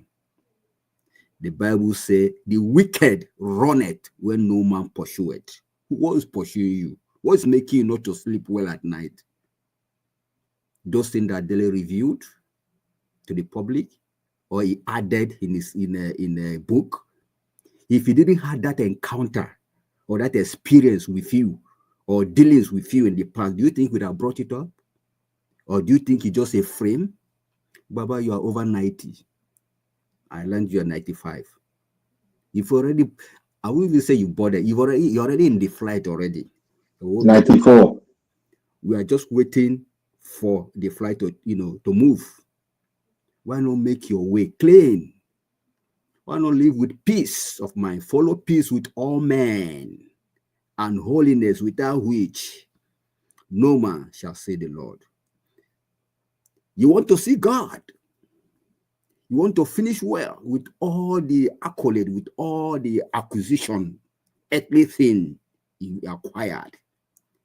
Please try and finish well. A good name is better than silver and gold. Don't leave a bad name at this point in time of your exit. I'm not saying you're exiting, but you have to say the truth as it is, whether we like it or not. Your days are already numbered. So live well with people. Live peaceably with people. Where you have erred in the past, you can make amends. You can correct it. Those who have gone down 6 feet before you does not mean that they don't have errors. We are still making reference with the likes of Abacha. He has gone down. But he has his bad deed is still being recorded today. Those Abofemi Awolowo, the likes of Zeke, they have that small errors they have done when they are alive. Does not mean they live perfectly 100% right. They have their mistake here and there. So if this has become your mistake, own up to it. Clear the books, clear the mess, or possibly keep quiet and let the book to go on. It doesn't matter. The most important thing is that at your point of exit, you lived right, you made amends, and that's all. Why dragging the whole nation into mud? Why doing this? As a grandfather, great-grandfather as you are. It's not right. How long are you going to be doing this? What the guy said, wrote in his book, like Rufai said, is it a lie? That's what you should be talking. Nobody's talking about that. Everybody's just talking about Dele Farotimi. What he captured in that book, or is it a lie? That's the question that we should be asking. And you are not saying that. Anyway, as for Dele, cool down. Just cool down. What the enemy meant for bad is now turning for good. Probably in the last 1 or 2 months, nobody cared to even buy the book. But today, what happened? When the hand of God is on something, so relax. Just relax. Your book is already making the rounds for you. After all, Joseph had to go through prison before he became a prime minister. So don't worry. Nigerians are standing for you because you're speaking the truth. And it is only the truth that can save Nigeria from this quagmire. We are not bagging out. We are behind you. Stay calm wherever you are, wherever they've hidden you, be calm. The whole world is backing you up. The truth is that we are tired of these old men that we are respecting, not knowing that they are the one that has given us a wrong foundation from beginning. So, Dele, we're done. You have just given the printing press more money to print. Amazon will make commission. Everybody that is involved in this book production will make more money. So you have eventually created more job in the system in the disguised way. Thank you, and thank you again. Mr. Evans, I raise my case.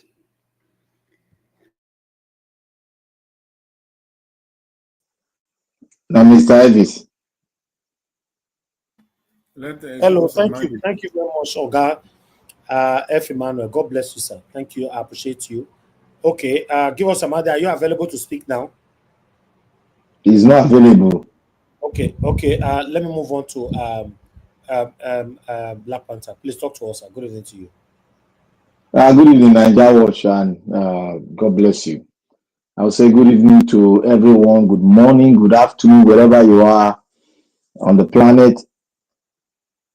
I just want to greet every one of you. The comment section, may God bless every one of you right there. You are doing a great job. I want to thank Mommy Diaspora. Mommy is simply a beautiful diamond, a treasure that we cannot but stick to. May God bless you and prosper you. I want to speak to everyone here. May God bless everyone here. You guys are simply an angel, and God will prosper everything you are dealing on. God will give us good health and order our step to the right direction. I want to say God bless everyone. Today is another good day, a day where the word that was spoken here by me is becoming a reality in the hearts of men. And it will keep on be spoken from my mouth. Nigeria is not a country. If you want to shout and say, oh, what do I mean? What is going on here? You have seen just a piecemeal of what is going on in Nigeria now. It might look like a distraction, but we must deal with it. We must succeed in it. And we must come out with the shout of victory in this. Because it takes two to tango. My father said, if you put 2-3 broomsticks together, you can break it. But if you put a bunch of broomsticks together, it will be very difficult for it to be broken. What I mean is that we have to make a rally point of unity. Wherever we are in the diaspora, they are coming after our voice. The weapons of our victory, they are coming after it. We should get ourselves prepared. Like I said yesterday, I said there is what we call Ebola.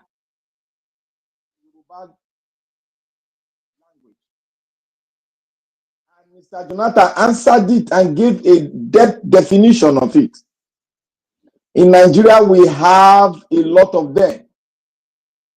Positioned in every regions of Nigeria space. These are called, they are like demigods, that they can speak and do whatever they want to do. Remember, not everybody and not every Nigerian can act this way. Not every Nigerian, whether you are rich or you are super rich, not every Nigerian can act this way. These are people that have positioned themselves, the untouchables, the one that can pronounce, and that pronouncement must come to pass. This is what you are seeing. Where a legal luminary, icon of Nigeria judicial system, the man that gathered himself with other icons that are late now, is one of the last that is remaining. A 95, 4 years old elderly icon. That have sat the bench for 60 good years. Now the question we should ask, why is he subjecting himself to a position whereby he can dismantle the judicial system, he can dismantle the laws of Nigeria, and nobody can, even the Justice Department, they cannot utter word. You only have Nigerian Bar Association who are standing that the due process must be taken. After that, your government officials are not even talking. They are not even speaking. This is what I said earlier on. There are Ebola that when they speak, the authority can never subject their word into scrutiny. Never. It can happen. This is the man, Babalola, the great SAN, doing and passing through the back door. Only God knows how many back door went through to get justice. So-called non-entity judicial system that have brought down innocent souls that have not done anything against the system. Black Panther, your audio is dropping and picking.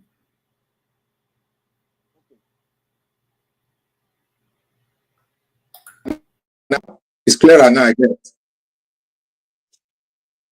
Yeah, it's clearer now. I guess it's clearer now. Okay, Jonathan. Yes, yes.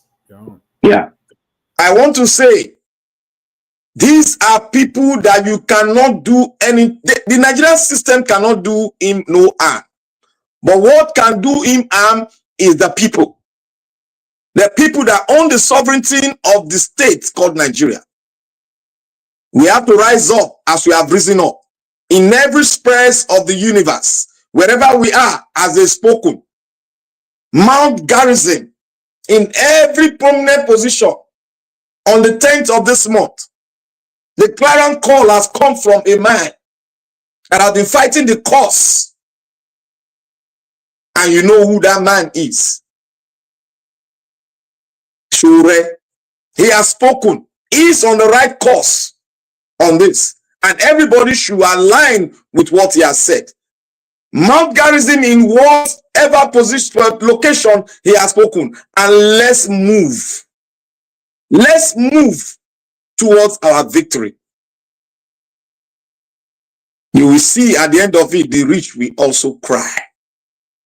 Like I've said, what have gone before us by the three wise men that were holding the foundation of the country. Now we're at the beginning to build the foundation of the country. But they said one thing in 1947 or 1948 and 1964. They said one thing, that Nigeria is never a country. But for we to make it a country, we must fight to make it a country. We must speak to make it a country. We must harness our potential to make it a country. If not, as it was spoken in 1964, we will end up like what happened in the Democratic Republic of Congo. It will be a piecemeal if we don't do this.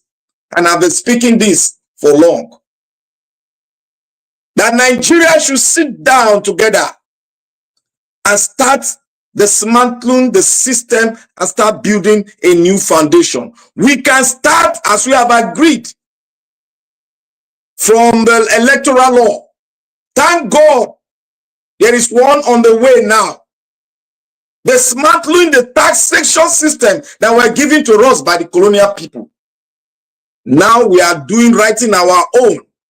Let's know that it is our own, written by one of us. Let's start from there. No matter how it is, let's amend it. No matter how they maneuver it or say they want to use it for their own self-aggrandizement, let's start from this and start doing it and start amending as we go along to the promised land. The next one is our electoral law. It's on ground. Then we get to the final one, because if we have to take it from the final one, people will react and people will turn it to their own way of making their financial enrichment through it. But we are not going to do that. We are smart enough. We are going to start from the lower one and gradually we'll get used to it. As we get used to it, the clarion call will come from those that refuse the lower one that we have started. That is what is going to happen. Let us critically analyze our issues in Nigeria. If we don't go along with this, a word of wisdom from the founding fathers have spoken, and it is not a mere word. It is what they have seen. They were there, they saw it, and we are seeing the reaction of what they have written to us, and that is what is happening now. But they said one thing. There's a clause in their words of wisdom. They said we should fight and make it a country. That is what you and I are doing today. And I beseech every brethren in Nigerian space, let us go ahead to buy the books. The book that is displayed here, the bestseller all over the world today, written by our own comrade, a great man, a man that is selflessly fighting for the emancipation of the country. He also has spoken this word that Nigeria is never a country. But we in this generation, we will make it a country if we want to make it a country. But if they refuse us, what was spoken in 1964 by Nnamdi Azikiwe will come to realization. But we are not going to go the arm's way. It is going to be a peaceful one. I beseech every one of us. We love our country. We love where we are born. Let's dig in. Let's know the secret behind how the Ebola in Ekiti land have decimated the Nigerian judicial system. It is the truth. And the man that wrote the book is standing for the truth. He said, take me to nowhere, take me anywhere. I will defend the book and what I have spoken. It is right inside of me. And I will speak it because I have evidence. God bless Farotimi. Let's not pity for him. Let's continue the fight. He will be released. He will be released because we are going to mount garrison in every location. Release our brother in struggle. Sure. Let us mount garrison. We are going to get there. They are going to get into the mouth of the lion's mouth. They are going to put their hands there. And what does the lion do? The lion will tear off their hands with his sharp teeth. We are lions that is hungry to take our country back. Let's row. Everywhere we are, let's row. Let's load ourselves with information. That book should be taken into every home in the diaspora. And let your children, let everyone read that book so that we begin to share the history, how our land has been decimated. We are picking the little one, the judicial system. Tomorrow men are going to rise up and write the police system. One is going to rise up and write the constitution, how they gather themselves in a room to write a constitution for a nation. Over 240 million people, the highest, the black race, the one that every black man looks at. And just about few people, led by Abu Salami. So therefore, we should rise up, my brethren. Let us do the needful. Let us walk our faith. Let us walk it. When we walk it, where our faith gets up to, God will take it from there. But let's walk our faith. That is the only way to please our Creator. We must walk our faith. We must fight for what belongs to us. Injustice, we must fight. We must take our land back. That the Lord our God has told us, go into the land and dominate it. Dominate principalities. Dominate your oppressors. Because God has given us the power to do that. We have the power. We have the intellectual capacity to do it. My brethren, let us keep the flame, the fire burning. Let not rest until we see victory. We might not be able to get into the promised land, but our children will get there. That we will smile wherever we are. Thank you, everyone. May God bless every one of us. Okay, Black Panther, thank you, sir. Thanks for your submission. I appreciate you. Thank you very much. Okay, let me hear from Abdul Malik. Abdul Malik, thank you very much, sir, for your time with us this evening. Good evening to you. I beg, talk to us, sir. Yeah, greeting, Mr. Nigeria Watch. Thank you, my brother. And I greet everybody in the panel. Greeting, Nigeria. Dele, Farotimi, what you said is true because if you see everything he wrote in that book is what is happening now in Nigeria. But I see no reason this Babalola. It's not Babalola directly is fighting this man. You guys don't get it. There is somebody somewhere instructing this man, Babalola, what to do. Yes, it's not him that fighting this man directly. Just like the other man or Okukwe, what he's trying to do now, understand. You see, Nigeria today, I don't really understand what is going on in the country. And some bloggers, media, social influencers, they have been paid just to twist the narrative, the arrest of Farotimi. If somebody like that, are you wishing the country good or bad? You think you are doing Farotimi, or you are doing your future? You are destroying your future, not Farotimi. Because Farotimi is fighting for the good of the Nigerian citizen. But you that they are paid, those influencers, social media influencers, you are destroying yourself and your generation in future. Yes. Look at Nigeria today. There is nothing is going on in the country. Okay, now, even though you collected that money, how long are you going to eat that money? How long? Why can't you work hard so that the country will be good for your generation and you? Rather to just to collect for some, just a minute, and everything is end. Our Nigerian youth, most of them are from 40 years above. No, 40 years below. They are the major problem of the country. Imagine yesterday, Arise TV, some people carry black cards. They are protesting that Arise TV, they are biased. Imagine. What type of country is this? And those people, they just give them for 4,000 and 4,000. It's not even up to one plate of food. 4,000, you carry black card, you are protesting against somebody, and it's not true. Just to destroy, damage that this television image. The youth, they are the major problem of the country. Yeah, the youth, because they are not united. They are not, most of them, even though they go to school, but just because of peanut, they can be deceived every time, anytime. They can be bought. Look at election. They give you 1,500. Because of that, you vote for APC. How are we going to get it right then? They are the major problem of this country. Farotimi said the right thing. What is happening in Nigeria today? The judiciary, they are not giving the right judgment. And which it is true. Look at the arrest of this Farotimi.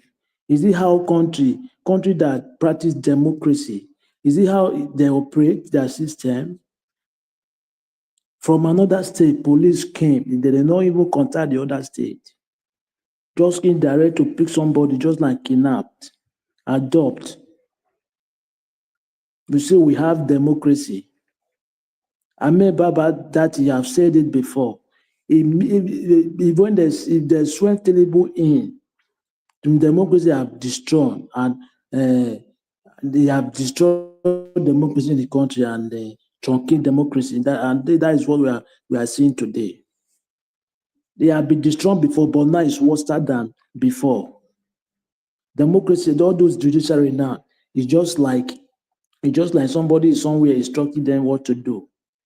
That is what we are experiencing now in Nigeria. We don't have the judiciary. A whole lawyer like this, when they arrest lawyer in this kind of way, what do you think about common man? What they will do to common man? They are just using the autocracy of government to oppress people. Tyrant type of government, oppression. Just because of they are on top. They are in the government. And now, only few social media, they are talking about this arrest of Farotimi. How can they just keep this man on the tent? A praising, and there is nothing like criminal case. This is civil case. What are the lawyers doing? The NBA, what are they doing? It's not criminal. This is a civil case. I don't know what me. Sometimes I convinced about Nigeria issue. I'm telling you, I convinced sometimes because I see no reason why. Because there is part of the NBA lawyer that they not support this what is happening now in the country, right? Okay, why can't they protest against those wrong judgments? That is my question. Why can't they do it? Yes, why can't they protect go judgment so that the judiciary they will sit up? Without that, the country now is sinking every day. It's sinking, it's going down. Anybody that came to speak about what is happening, the truth, they will try to silence the person. They will try to silence, to push fear in other citizens' mind. Not anybody to come out to protest or to talk about what is happening in the country.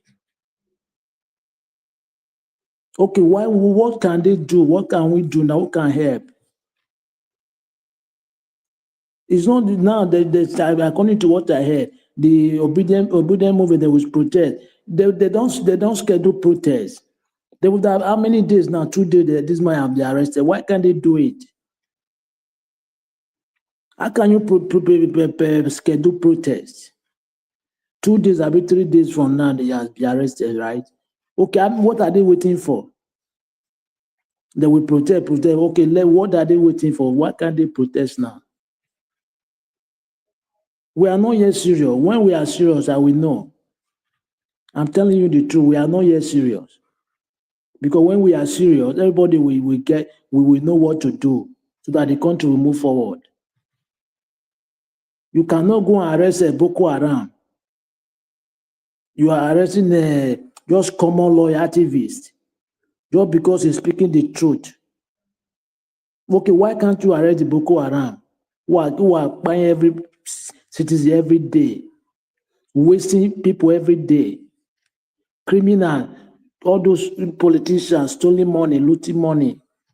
The IFC detected almost 753 houses duplex in Abuja. Can't you investigate those kind issue? That you are going for people that speaking the truth, just to make the country be better. They don't govern country like this. It cannot work. It can never ever work. This government is worster. It can't work like this. Even though you arrest Farotimi, there is other people that will start from where he stop. Yes, they will start. You cannot arrest everybody, 200 or something million, no. Keep arresting, you will tire. Yes, you will tire. You cannot arrest 200 or something million people at once. You will tire. Thank God Amazon have carried the best-selling seller book one worldwide. Yeah, that one is good. It's good news because the world we know. I don't think it's working in Nigeria now. It's true. Farotimi is saying the truth. The Baba Lola, they are using it. Somebody's behind there using him. It's not with his sense, which is almost 94 years old man. He's closer to his grave. Instead for you to repent, you are still continuing your bad thing. If you go today now, what are you going to tell God? Eh? People are crying in the street in Nigeria because of suffering. And you don't even willing to help. Now somebody is speaking the truth so that people will be better. You are attacking the person. It's a shame to Nigeria government. They don't govern country like this. Let's see how they will do till next year. If it will continue, let's see. I know there is many issue. There is many issue in the ground on ground. They will remove him unexpectedly. You guys will see. It will not continue like this. Thank you very much, Mr. Elvis.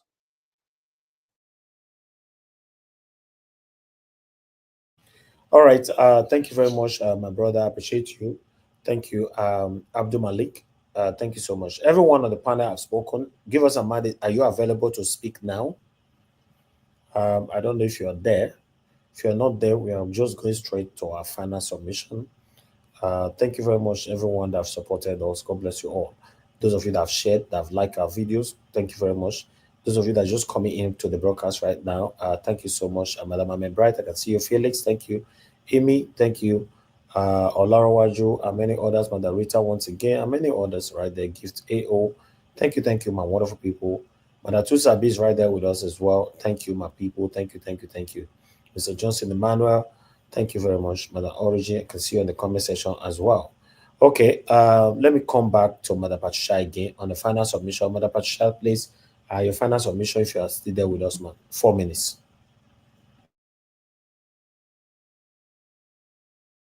Okay, she's not available. Let me go to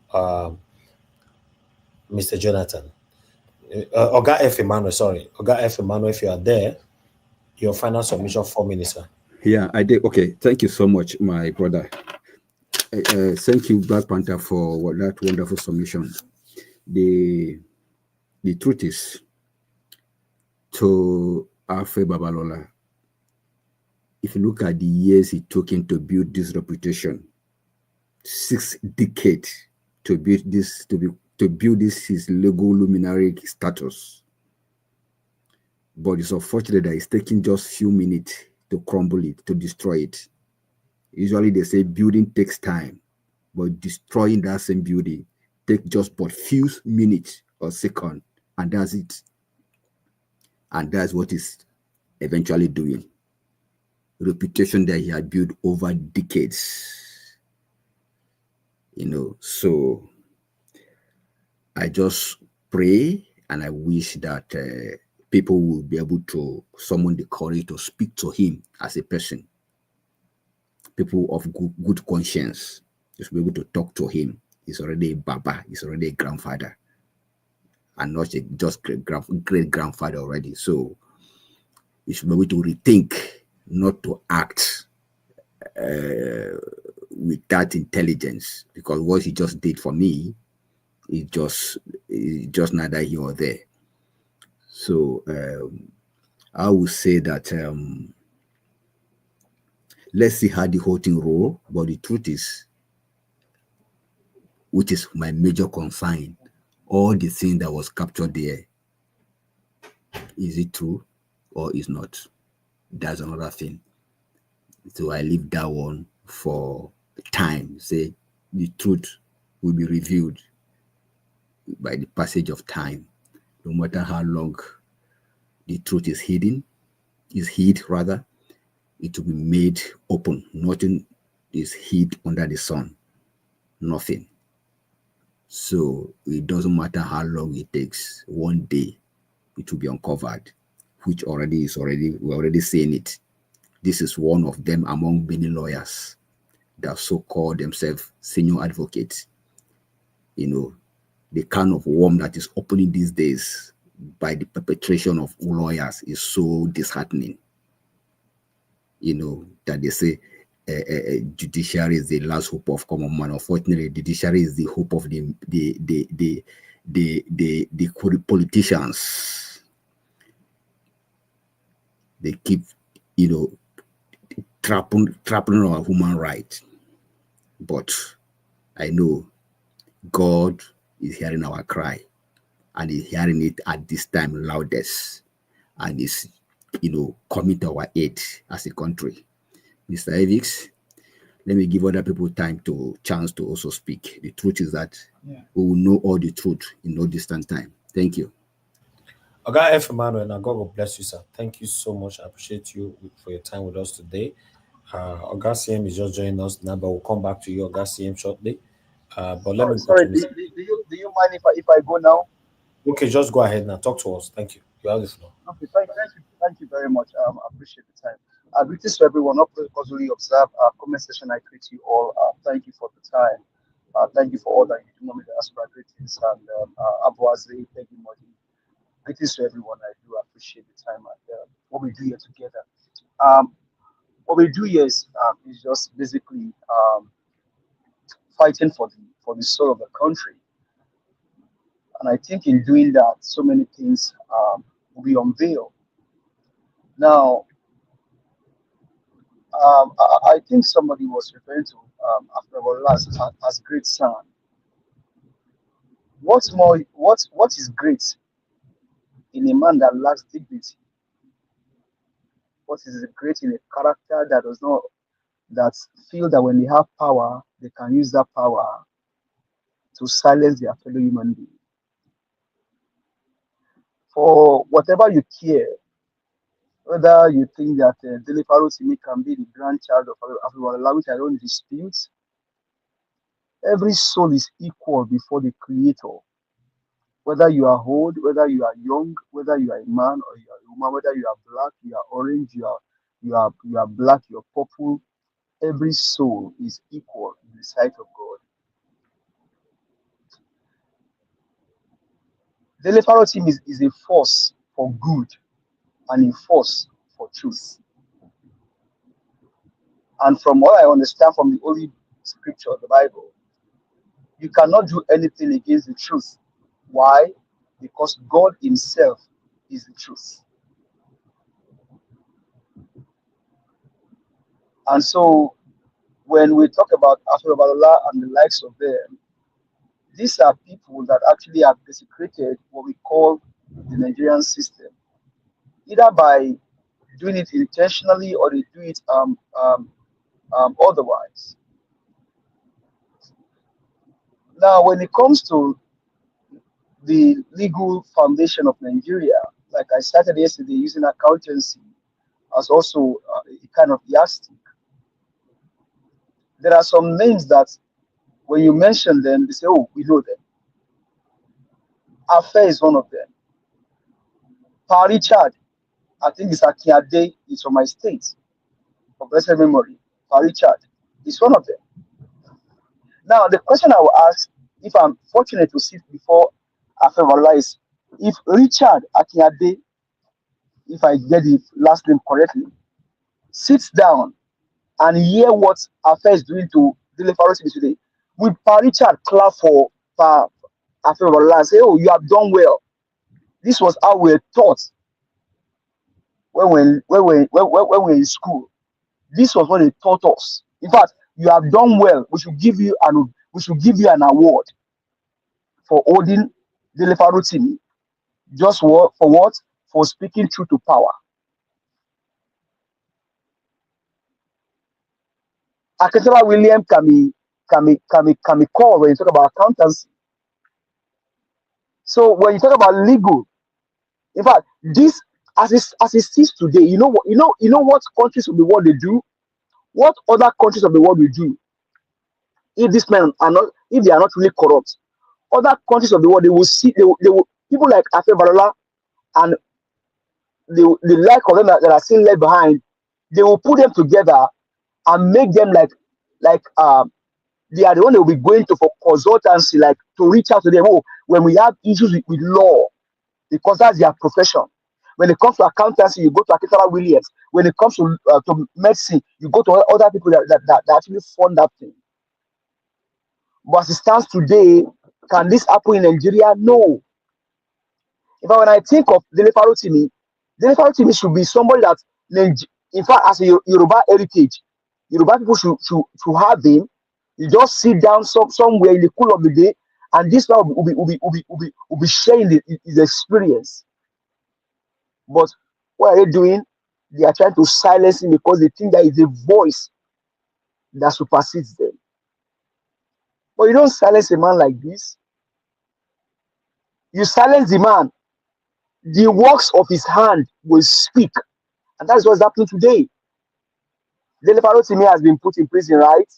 The book, or all of his books that he has written now begin to speak. People are now ordering his book, whether the one he wrote 10 years ago, the one he wrote 20 years ago, they now want to order them and put them on the shelf and then remove our first book from their shelf and trash it. Because that's what's going to happen in the long run.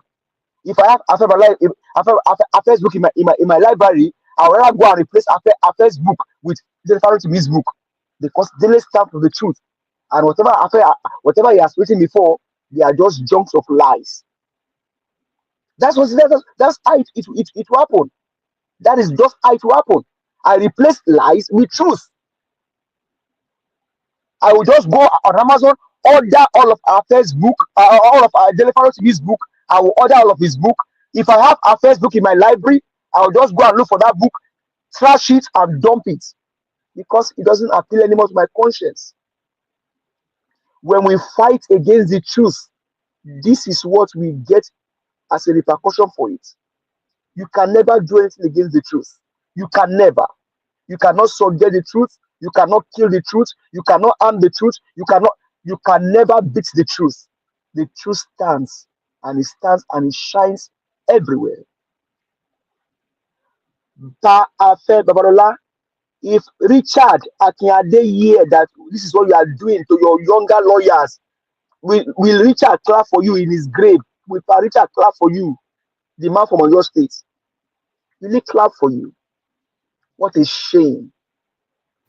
Richard What a shame. Say it, sir. Akinjide. Will he clap for him? That's one of the elders also that I look up to. He's from my state. Very sound and profound lawyer too. I think he's late now. Yeah. He's late. These are men that came together and come on. Baba Afe, èyí tẹ́ ẹ ṣe yìí kò jẹ́ kẹ́ ẹ ṣe. Àgbàlagbà ni ẹ má dàgbà òṣì, ẹ má dàgbà yà. Àgbà kì í wà lọ́jà kórí ọmọdé wọ́, orí Nàìjíríà ti wọ́, you are in the marketplace and the head of Nigeria is bending sideways and you are there dealing with the evil corrupt leaders. Afe, you are there dealing with them. You are 94. You are in the marketplace and the head of the younger one, the head is tilting on the back of their mother and you are keeping silent. Thank you, sir, Dr. Sia, for showing up again today. I will say it. Dr. said, and I quote, Afe, you have gotten your boarding pass. You are only waiting for your road to be called. If Dele goes before you, you will go and meet him. If you go before him, we all will come and meet you. My brother, he has boarded already. We're just waiting for the flight to move. If your maker call you today and you open your eyes, sir, what will you tell your maker? Emma Dagbo Ushi, Emma Dagbo Ponu. The head of Nigeria is in fact the neck of Nigeria has broken. The head of Nigeria has broken, and we have men like you. You cannot say, okay, let's put the head of Nigeria, let's make it straight. Will he clap for you in his grave and say, Ape unto Sheyi, Oshedada? Will Awo clap for you? Dele, God bless you. Dele, God bless you. I have been looking for where we can bring you and come and speak to us, because whenever you speak wisdom. Your mouth, you don't look for what. Anything he doesn't look for what. The word just comes. He comes like he himself is like it's like a word. And why? Because he has soaked himself in God. He speaks the truth. In one of the things he said, I will not malign anybody. I don't know if this is coming from the president, but as I know now, I know the people that are doing this. That's a truthful man. Is this how the country? See how the country has been turned to under Bulaba or Bulabu. See how we have turned the country to. And we all, some in their 40s, some in their 50s, some in their 60s, some in their 70s, up until 90s, and we think that the country. And I will keep saying it. Now, Akpabio, Shetima, including the druggie, they think that they think the country is working. They will put on their regard and go to Aso Rock tomorrow and say, "Oh, let's go and legislate." Sometimes I just imagine, and they will start their agenda and they will go to the floor of the house, and they think they still have a country. Is this how country runs? Where I live today, people like Akiade, people like Afebola, people like Dele Farotimi, they will line them up because these are men with wisdom. Come and speak to the younger generation. Nigerians, I encourage you, make that book your Christmas gift. As you sit on your Christmas table, ask your child, which chapter have you read? What was your discovery? In fact, maybe you can even do a snippet on this channel every week, a snippet on this channel every week. Mr. Jonathan, whatever you read, or whatever you read, bring it. Oh, I just, Mr. Elvis, can you display this? Black Panther, which any discovery, bring out. Every man, bring. Let's make that book a snippet on this channel for the next 1 month. Hashtag, or let's make it a challenge. Have you read the book? A challenge. Hashtag, which chapter you did? And I know Dr. CM is here now. I mean, he will put us on our toes on this. Let's get a snippet of that book and begin with this. Every Mr. Evisa, please, I beg you, every day on your monologue, ask me. Ask Black Panther. When I get my own, I go bring them. I go give you snippets. I beg, display them. This is how we can send. It therefore now show that if Nigerians are willing to do something, they will do it. It's just that if we don't want to do something, we will not do it. See, just one book, just one book. See how we are running. See how we are running everywhere because of one book. Because truth is inside. Please, my doctor, anyone you read, if you find this, please send to me service. Let's do a snippet of it on this channel. Thank you very much, sir. I hit the mic. Thank you, my brother. I mean, one can go call Babalola may help me stop you today. We don't talk since for the past 48 hours. You know, we stop. Thank you, my brother. Thanks for your. If you give us about the see any chance to eat these people raw, they eat them raw finish. That's so now. You know, like Mr. Elvis, my call the other day, and the call of Showore, I will take different.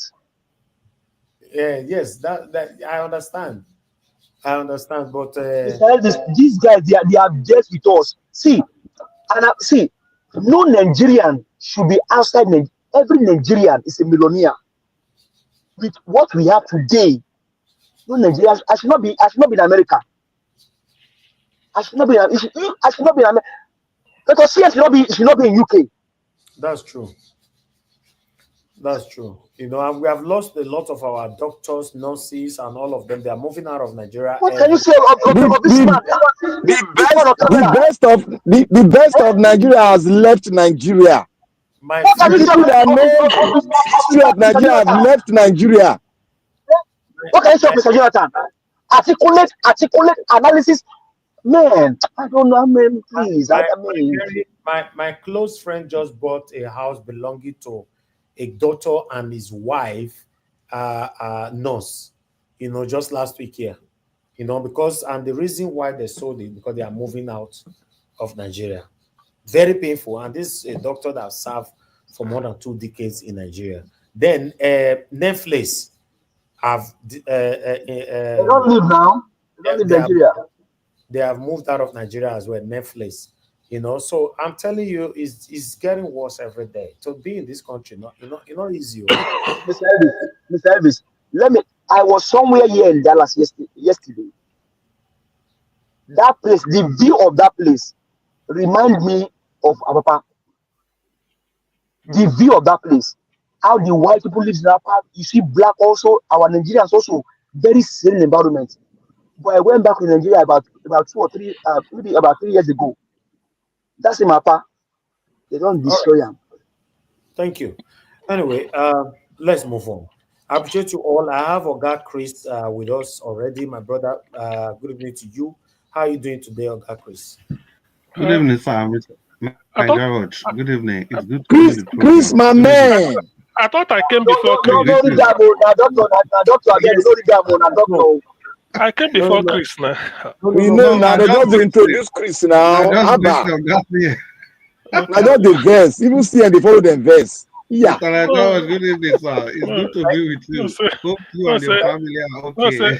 No, sir, the way Nigeria is now. I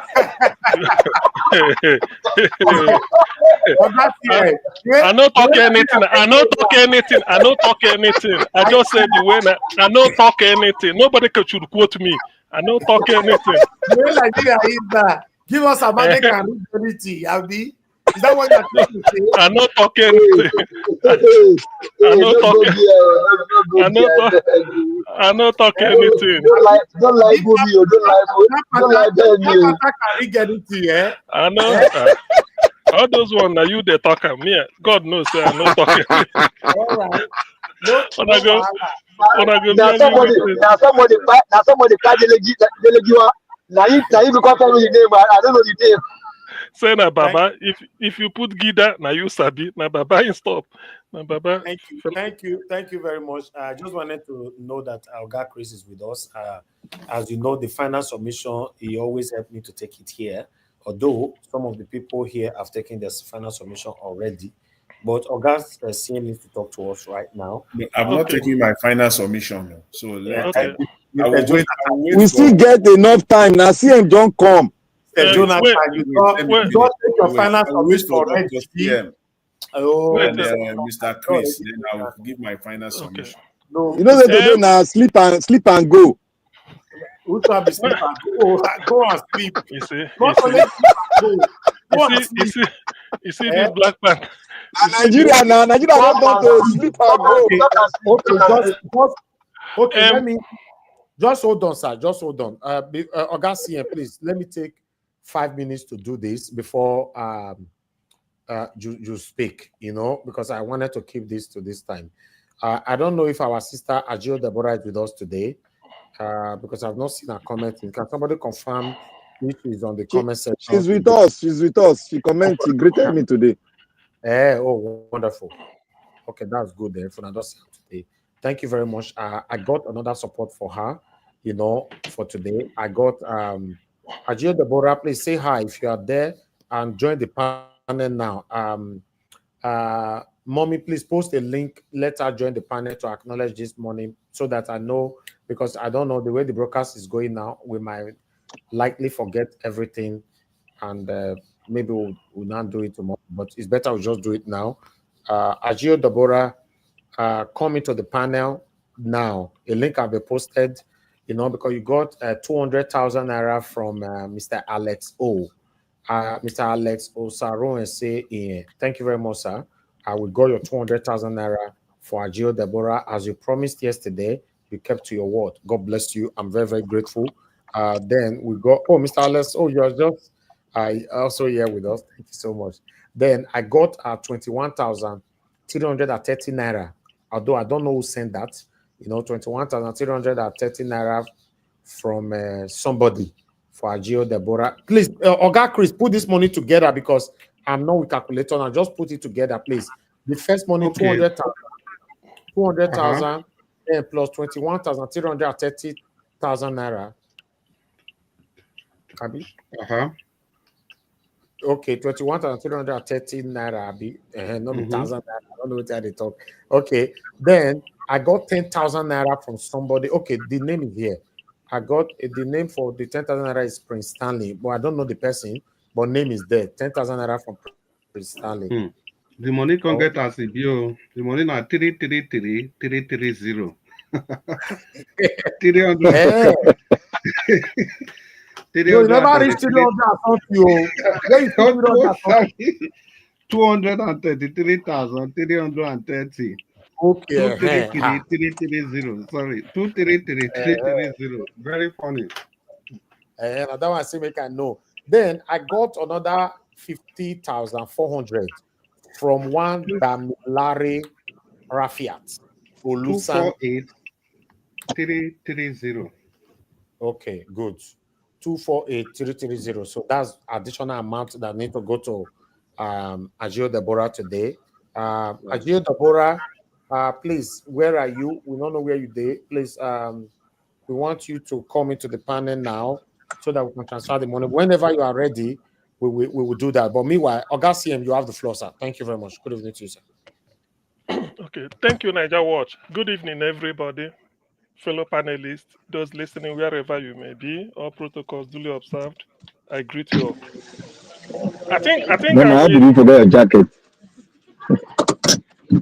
I think I will take off from where I had give us a mandate, his delivery. Thank you for mentioning certain things.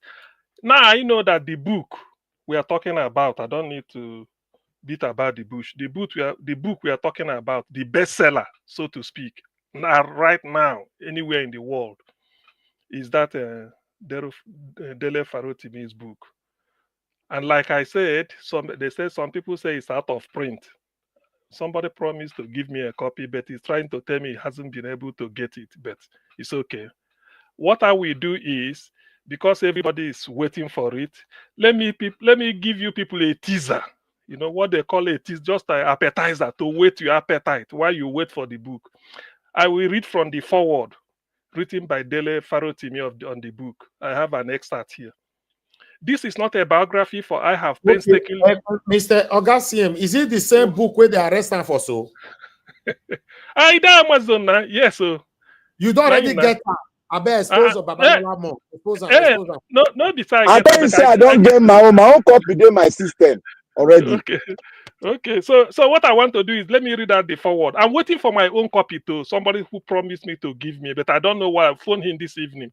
But that's okay. I've been to Amazon. Let me give a teaser. So for forward to tell you, because Farotimi, in what he wrote in the forward page, he's trying to make it a bit of an introduction to tease the people on what the book is all about. So he just summarized it in about 3 or 4 paragraphs. It's not big. So let me quickly give you that teaser. He said, this is not a biography, for I have painstakingly provided glimpses of my early life in an earlier sequel to my Facebook. My purpose here is to tell you the story of my sojourn within the Nigerian legal system and to show you how our justice system, the Nigerian justice system, is in itself criminal, lending credence to how the criminality of the judiciary is completely reflective of the Nigerian state in its full ramification, and with full evidence of how this rot, having become systemic, is insidious and reaches to the very top of the judicial system. I will tell you the story of the complete and total loss of the capacity to deliver justice against the backdrop of a case that was decided by the Supreme Court and which records are in the public domain. I speak specifically of the case of Major Muritala Gbadamosi and others versus His Royal Highness Oba Tijani Akinloye and others, otherwise known as the Gbadamosi Eletu case. It is my contention regarding this case that one, that Are Afebabalola corrupted the Supreme Court to procure a fraudulent judgment in the service of his clients.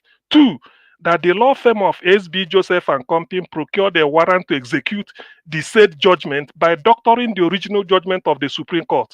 3, that Atilade O, justice at the time, that is justice of the Supreme Court at the time, and the administrative judge of the Lagos State Judicial Division unlawfully issued a warrant of execution based on the doctor judgment and without the enrolled order of the Supreme Court. Number 4, that Atilade J quashed the fraudulently obtained warrant following an application of counsel in protest against the same.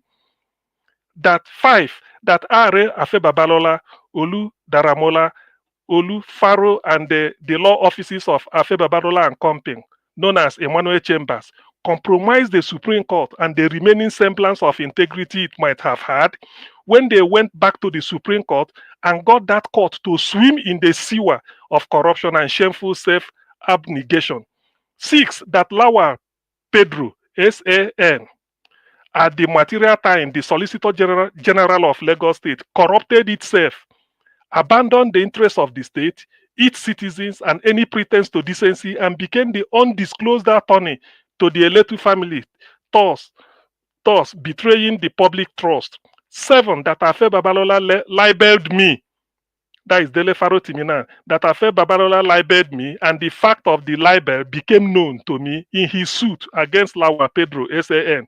That I sued 8, that I sued Afe Babalola for libel, and that he leveraged his influence in the judiciary to deny me justice.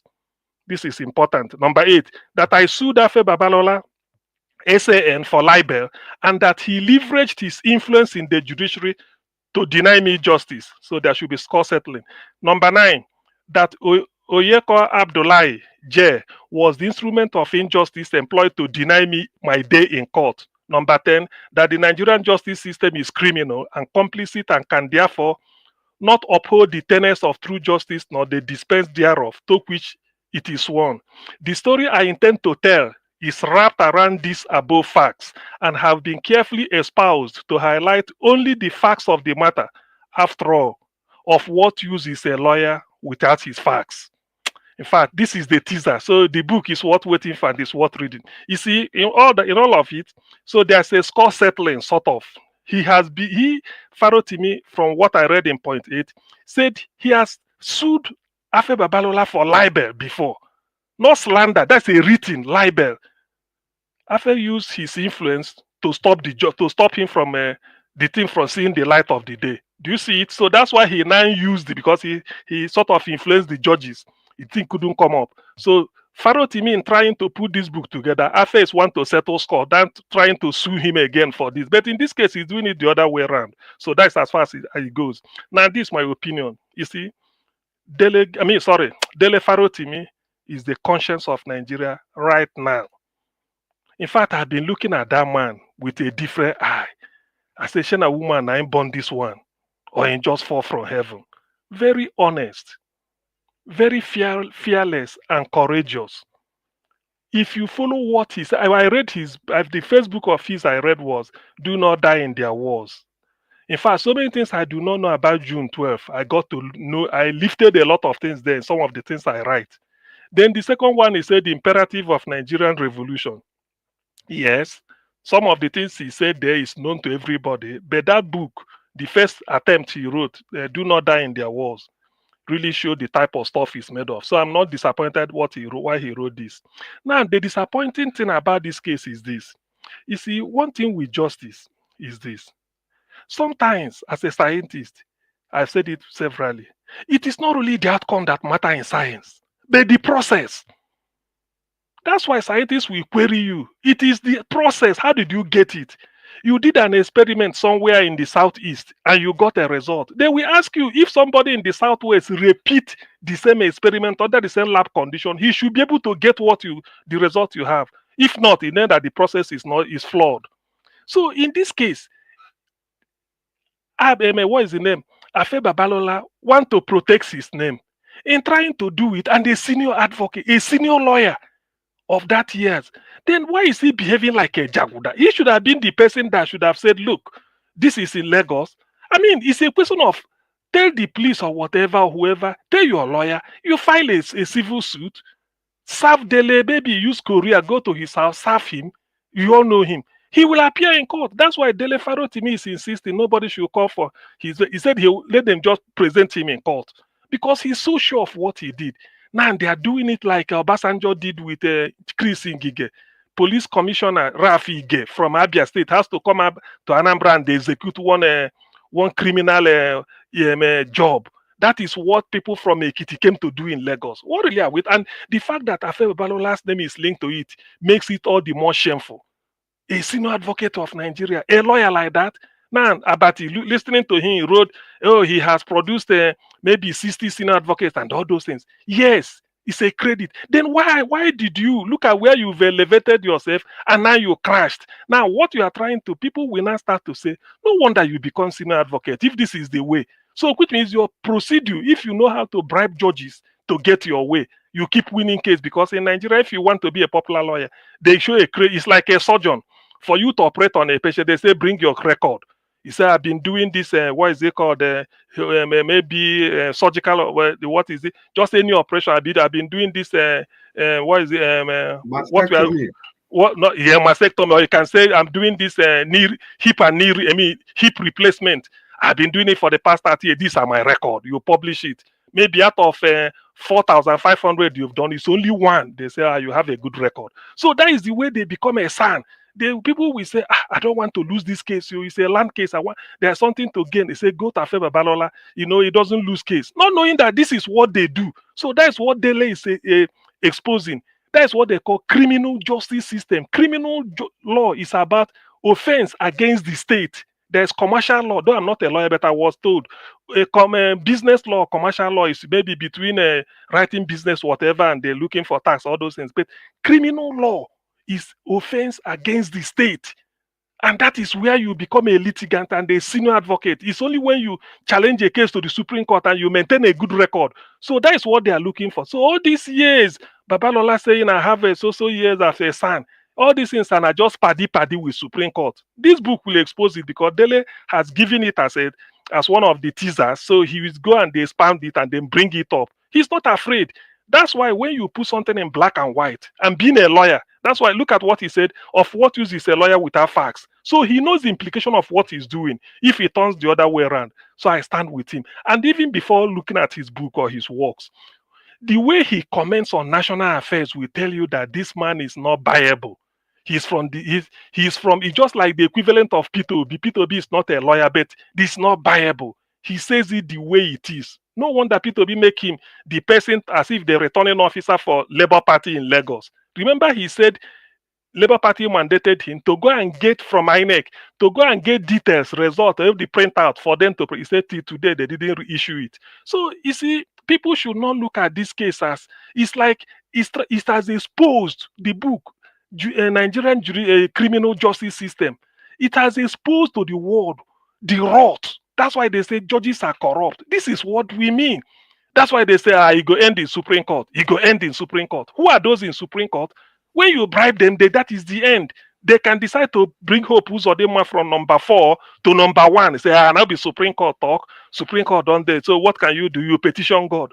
That is the mess. In fact, Dele Farotimi, I pray no harm should visit him. The man is the conscience. I don't think we've seen Gani. Yes, I believe I knew Gani did his own, but not to this level. I knew Gani was just Gani can go to court for even a fly that fly past his office. He will go to court to challenge it. So, but in this case, what Dele is telling us is that why the system is rotting from the highest.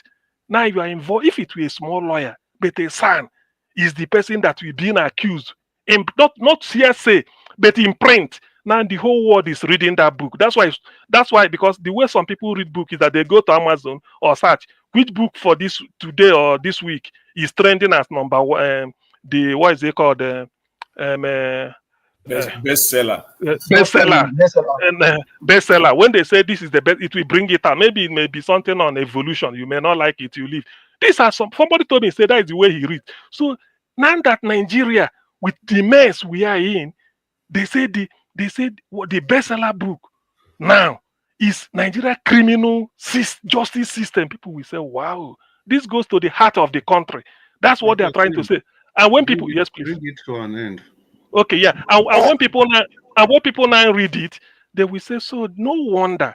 Remember, companies are leaving Nigeria. You don't know why they left. You don't know which company must have gone to court, up to Supreme Court and lost.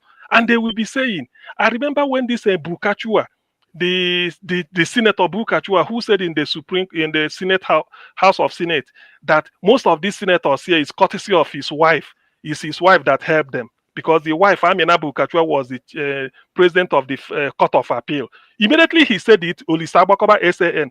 Olisa said, no wonder I lost 3 cases under that woman. No wonder. Olisa Bakoba said so. He said, I understand. Any case, 3 times I've been with her, 3 times I lost. So that is the rot that is Nigeria. In fact, this is the best of the best news of the century. To be honest with you, the way I reckon, this is the best. Dr. CM, it's not only Nigerians that are buying it too. A lot of consular, they are buying it now. They want to know. Yes, because thank you. Let me bring to so in concluding. So please, I will just read out the teaser. People should wait. Whoever we should be discussing, maybe chapter by chapter, like Give Us a Mandate said. We must know line by line what really happened, because don't know that losing a case at the Supreme Court, even governors. So this is how they have people like Rochas or Korocha as governor of Odius or Kalu them. This is the impact. Is not just that because of Afe Babalola, but the people that benefited from that shenanigan and what they now go to do in their states, because it is pure politics. You can't influence the judge. It's not for secondary school principal. It's for the judges. I mean, for the politicians. So that is the mess we are. Thank God for Dele Farotimi. Maybe this is why God created him into this world. Thank you. Yeah, well, Dr. Sam, thank you so much for that presentation. I just allowed you to keep on talking. Mr. Chris. Yes, sir. Mr. Chris. Yes, sir. Give us our mandate. Can you hear that, please? Yeah. Can you hear me? Yes, I can hear you. Yeah, so in that case, because it was I think Dele Farotimi there was a case between him and Afe. I think in that one that you read, he believed that he was to win that case, but because they went to bribe the judge, that's how they lose the case. And Yes. for whatever it is, that in pain Dele. This is a glaring case that we want this case, and before you know it, they turn the hand of justice around. Thank Yes. you. Thank you very much, my people. Oga Chris, please permit me to come in quickly. You know, All right, sir. Domo. I have Madam Origin here, and Ajio Deborah is on the backstage as well. Okay, Madam Origin, I lost you there. You can quickly call back, even though the time has passed. Ajio Deborah, thank you. You can off your camera. Okay, you can't really come in. Okay, let me put somebody on the backstage so that you can come in. You know, Madam Origin, please, Madam Origin, talk to us quickly. You have only 1 minute, ma'am. Please, 1 minute. Thank you. Yes, very quickly. I have a very important message to pass to Mr. Shaw, who is planning this protest or however it's going to take shape. Please make sure there is a plan B. And I also want to say something here to all the youths I come here for. 2 days ago, a few days ago, Mr. Niger Watch, on this platform, one of the things you presented was now, it is now, the last time they said the elders are wasted generation. There is a new name for those that are below 50. They are now calling them arrested development. Why? Is because most of the people that are 50 years below and lower are now stuck. Why are they stuck? They are stuck because the likes of this Baba something, whatever it is, has worked for a system for 60 years. That system was 64 years old this year. And there was an amalgamation of 100 years ago. That means there is a system that has made it difficult. And I am talking to the youths of this. Do not ever let this system, suffocate you. You must not be like your elders. You must not be like the 50-year-olds. You must figure out how to solve this problem. It's no more a matter of building and patching up. There has to be a definite, a decisive solution to this issue. Mr. Showore and everyone that is advocating for a change must find a lasting solution to this quagmire. I rest it there. Thank you, Mr. Najawa. Thank you. Thank you very much for bringing this in. Wow.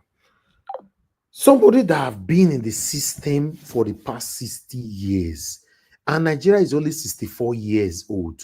That means our problem have started for the past 60 years. Now, look how long it took for somebody, a brave Nigerian, to come out now to expose this personality. That is why he say he pay now. He pay now to the extent say, all that I've built for myself, no way. This man must drop this paper, or he must drop this book, whatever, blah, blah, blah. No, your power cannot exist forever. Nothing lasts forever. There is time for everything in life.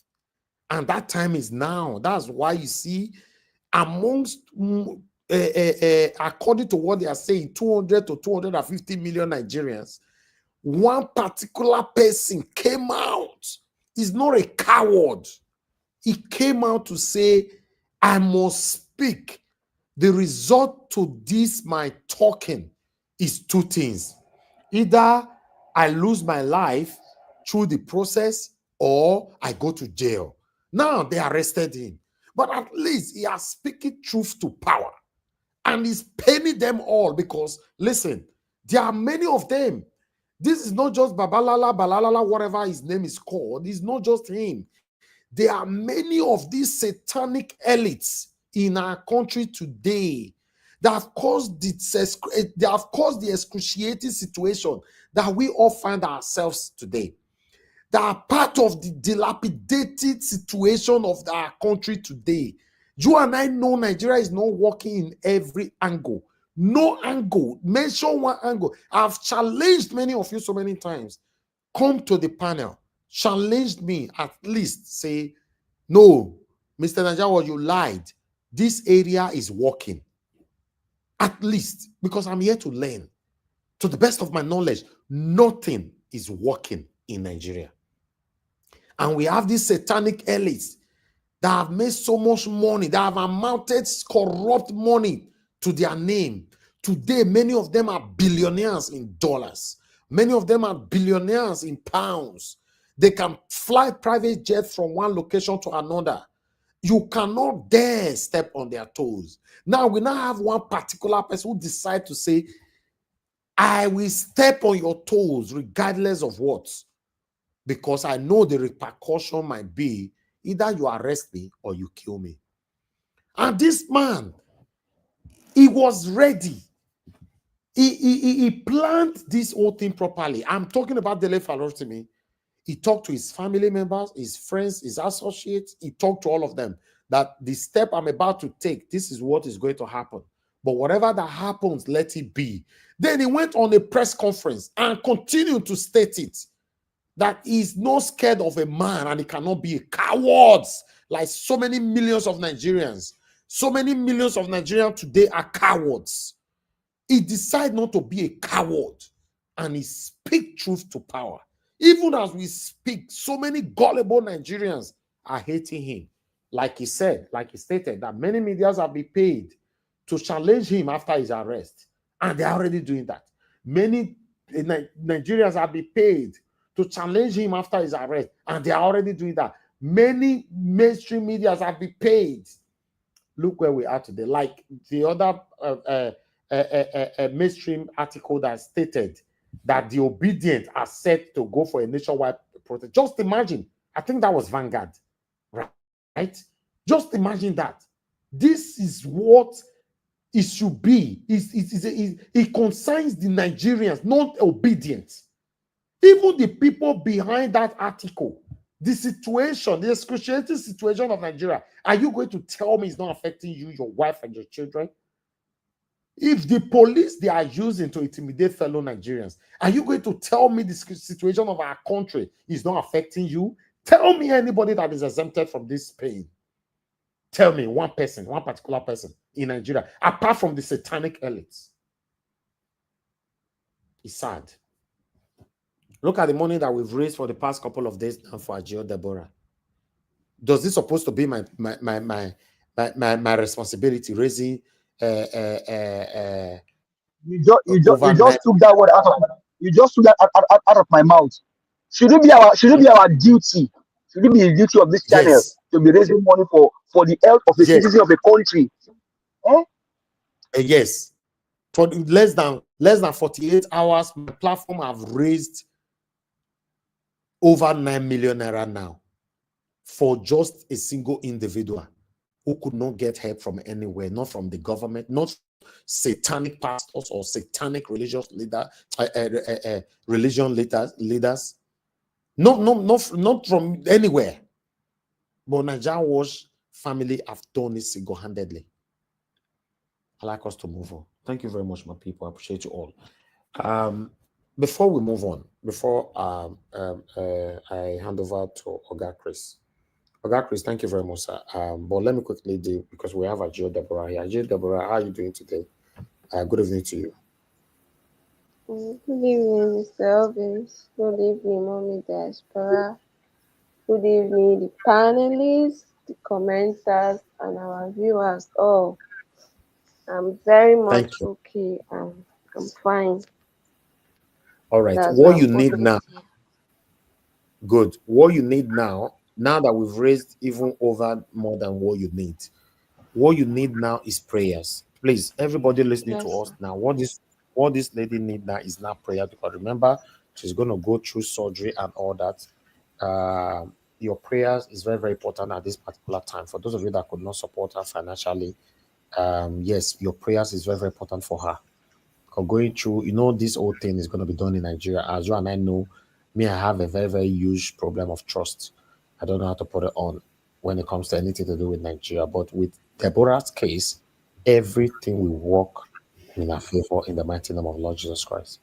So that's what we need now. And those of you that are still contributing, I want to say I'm very, very grateful. You guys have done excellently well, even though you know that the money we need have completed. Many of you have decided to say, at least we still need money for ourselves, for our upkeep after the surgery and all that. God bless you all. Oga Chris, please tell me the figure again. Let me transfer it so that she can confirm that she has received this one. Yeah, Mr. Njao, the figure is 248330. That would be 248,330 naira. Just hold on. I'm going to ask you again for the second time. Let me put the account number here because I'm just doing it now. I will ask again. Hold on. Okay, sir. Because I'm right here on the page. Okay, so okay, Union Bank. Please, the noise on your side, Oga Chris, please just pause it for now, please. Disrupt it, or anybody that are muted, mute yourself. Thank you. Let me quickly do this. That's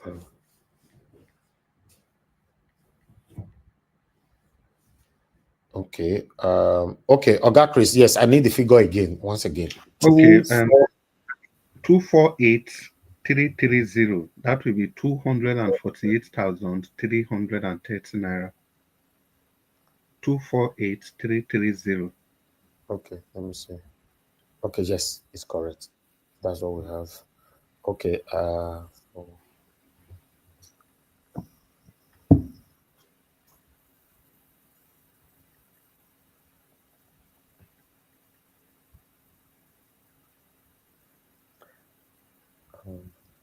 guys, please bear with us. Let's just sort this out. If not, because this broker looks like something that is going to go for a long time.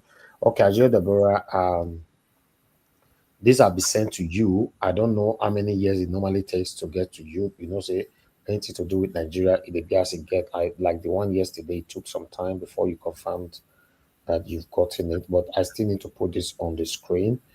Let me just quickly cover your account number so that I can put it on the screen. How many guys? Let me put this on the screen to show to, for the purpose of transparency, as you all know that on this platform, we are transparent 100%. That's what we do here. You know, whatever that we've raised for Agio Deborah, we don't need any single percentage from it. We don't need any penny from it. That's what we do. So I need to quickly do this. Let me see if I see what I sent. Wanna bear with me. Sometimes I'm just doing a lot of things at the same time. I guess this is it. We're almost there. Okay, there you go. Let me put it on the screen. I have to take this thing off there so that you guys can see it. Okay, there you go. So I just sent that now, 248,000 naira to her. So totally everything that we send, the first amount I transferred to her was 8.2 million 41,000. That's it on the screen. The second amount I transferred to her was 560,000, which was yesterday. Then the third amount we transferred to her is 200. Oga Chris, can you pour the money together, please? Can you? Okay. See it on the screen. The screen.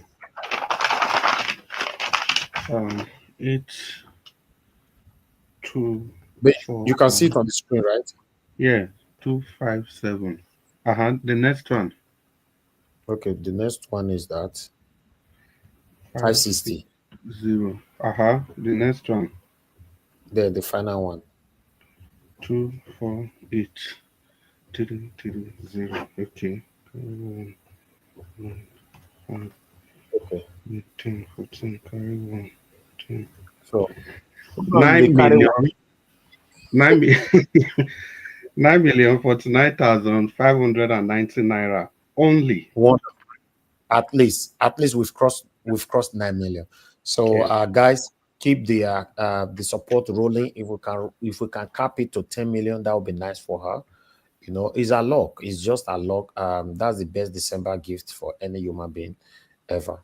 So, you know, don't worry. Anytime you send money in, even though not 50 naira you send, Nigeria Watch will come here to announce it whenever we have our broadcast. Now, God bless you. Now, Ajay Deborah, you have one or two things to say, so we can let you go. Yeah, thank you so much, Mr. Elvis. I've received it already. And wonderful. I really appreciate all of you. A Roy that made me to find favor from you all. We also favor you all in Jesus' name. Thank you so much. I appreciate. All right. Thank you. Go have some rest. Thank you. God bless you. Good night. And George, Yes, sir. I beg if you don't ask mommy diaspora whether you feel marry second wife, as you talk that day. I ask nobody answer me. I be asked Where because you can't carry this one? They go now. Which can't talk with this one? Oh God, show that up, my friend. Second wife. you know. People are two wife now. Anyway, you guys go. Margarita no here. Yeah, I don't do there. I don't do here. I don't do here. Where they carry us to go, Mr. Chris? I beg. Okay, I beg. Just you yourself, Mr. Elvis. Just leave Mr. Chris. May they continue. Go sit down. Hold on. Let me finish my work. Mr. Elvis. Mr. Elvis, 1 second, please. 1 second, please. I beg you.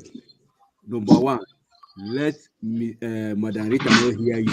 Then number two, if to marry additional wife, they hungry you, I beg, go Equatorial Guinea. Thank you. All right, mute yourself. Oh, they are fighting. There's war in your background. Please. I don't know where that one is coming from. Prince Shiwuba, please put on your camera. Who is that name there? Prince Shiwuba. To Nigeria, this one where they join us, so you know, they come late again. She's Prince Shiwuba. That's the last time I'm calling you. If you don't put on your camera, you're not coming in. Please, on our way come from. Sorry, on our way come from. I know you are satanic. I know you wanted, because 10 of them have came to the platform today to attack us. 10, and I did not. I mentioned it. Then somebody now came in now with Prince Chiwuba, thinking that okay, because there's a Nigerian name attached to it, I'll just quickly accept you. You are satanic. You say we are stupid here. Even though you come with my papa name, you must still open your camera. I want to see you. If we cannot see you, your left side of your face, your right side of your face, and everything, then may they wave their hand, though. May they wave their hand too. I don't mind them. Oh, yeah, Tuna, just speak. Now you did that. Speak. What is that to speak? No. I know my brother's voice. Now I say my queen when they don't hide. Greetings, Nigeria Watch. Sorry, please. I want to ask one question. It just come to my mind because of this wife issue. When I wake up from Edo State, Oshomole wife don't born because you don't take when we know they're here. You go ask Okpebolo and Oshomole people. Yeah, they carry us to go down here. We don't come to go down. No, I got a question now. I want to make I get update now. You know, say some news go come like this. You know, go know. So.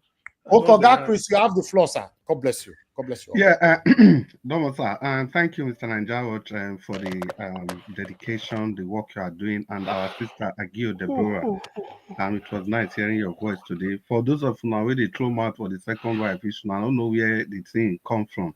Make you go Equatorial Guinea, plenty wife there. I go report it to mommy now. Mommy will agree with you, Mr. Chris.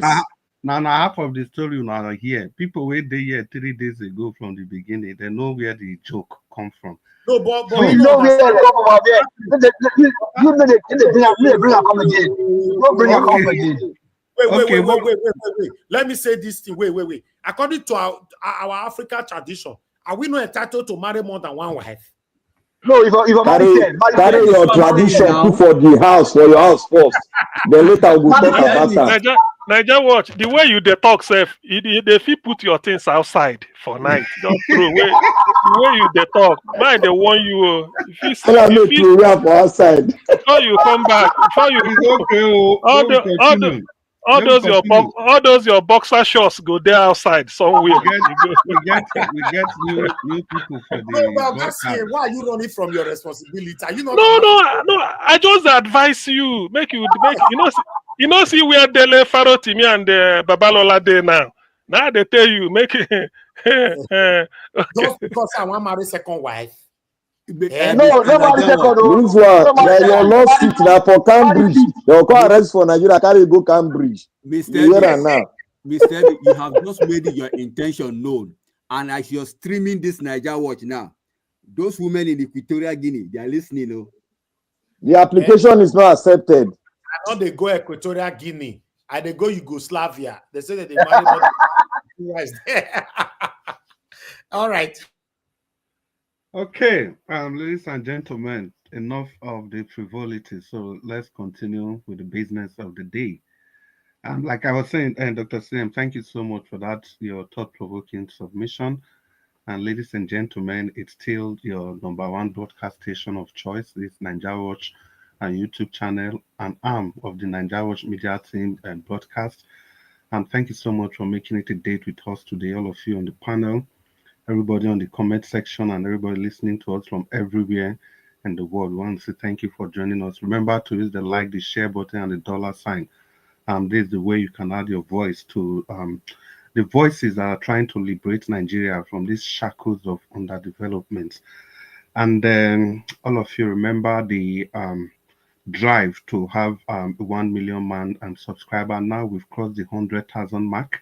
We are still working steadfastly towards the 1 million man subscription. So it's one subscription at a time. If you have not subscribed, seize the opportunity to subscribe. Recommend this station to friends, family, well-wishers, and even your not so friendly friends, frenemies, or whatever we call them. Let's just continue on the broadcast. It's good to have you here today. I'm Alex O. I think I'm right. Alex O, thank you earlier for that wonderful contribution. And please open your microphone and talk to us. You have 8 minutes. Alex O, welcome, sir. Oh, Chris, good evening, my brother. Please, you are going to bear with me. Maybe I might be shouting because my ears are not so well. I just came back from Jos. So Okay. this pressure, I always have Oga problem with Aleso, it. Oga Yeah. Aleso, before you continue, let me thank you. Thank you, sir, for the money you sent to Agio Deborah. God bless you. That's Oh, we one thank God. for us. We And thank God God for everything. I just wanted to be sure whether you got it. thank you, sir. You see, so yeah. Alex, so you Uh, can talk, you can shout at the top of your voice. Like people like Okay, Black yeah, Panther, because the first it's like method of it's talking like is to some, shout at the top of their voice. I dey always get problem with this pressure whenever we say I fly. I don't know whether Nigeria or anywhere. So I just came back. That's why I came a little bit late. You know. Okay, welcome. Yeah, I thank God for everyone. Dr. CM, long time. I can't be say you can't come today. I that's your sweet voice. I don't miss am. Mommy Diaspora, thank you, Mama, for everything. Mr. Ivis, my brother, every other person on this panel, may God bless you all.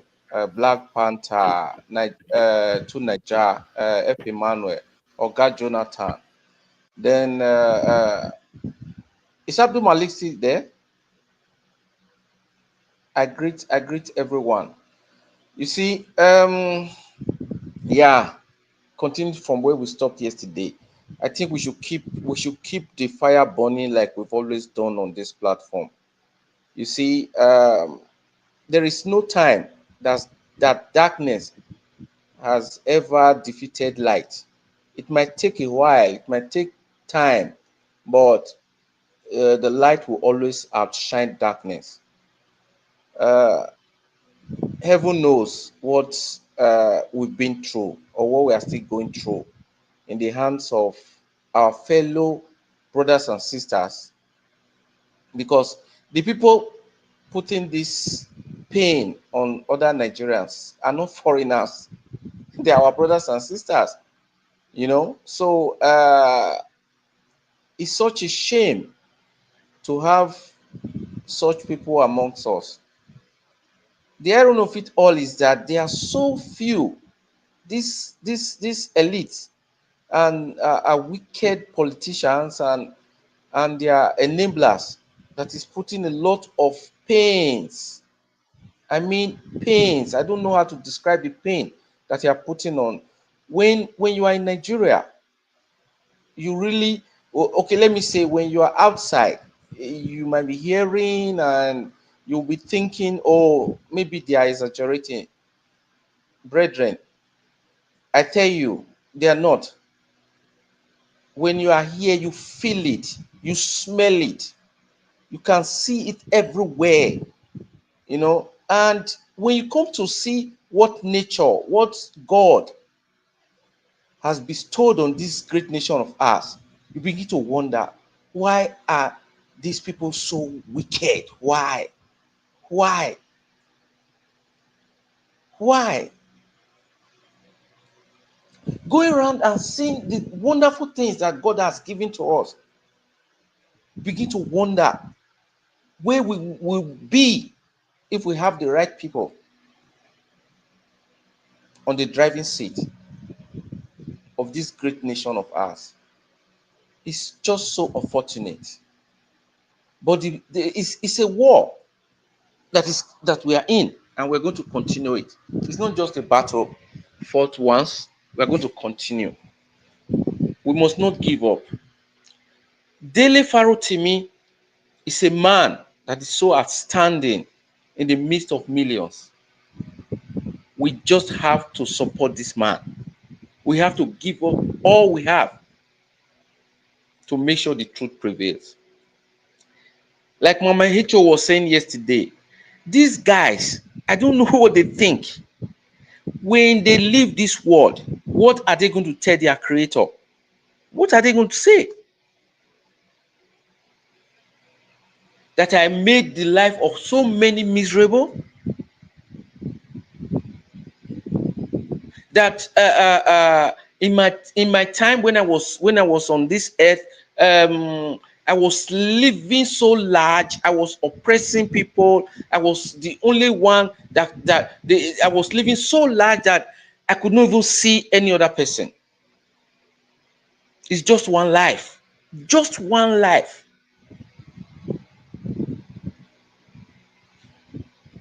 I don't know where this wicked heart, where they got it from. But we have to resist them. We must resist them. And the only way to do this is to continue this great job we are doing here. People, believe me, we are on the right path. And we are making great impacts. We are making great impacts. Let nobody feel, because sometimes they say this weight, there is something telling us, oh, am I sure that what we are doing here, are we doing the right thing? Or is anything going to work? We never and should never give up. Let us continue this fight. This man has shown us the way. This man is telling us that there is hope. For this guy to fight so in this manner, you know they have really been hit where it hurts. So this pressure must continue.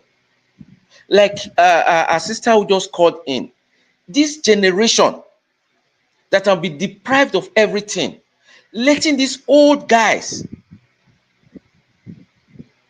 determine their lives. Imagine somebody who is 60 still saying he is the youth leader. We are the leaders of tomorrow at 60. So the ball is in our court. I mean the younger generation. We have to lead the way, push them to be able to take what belongs to them.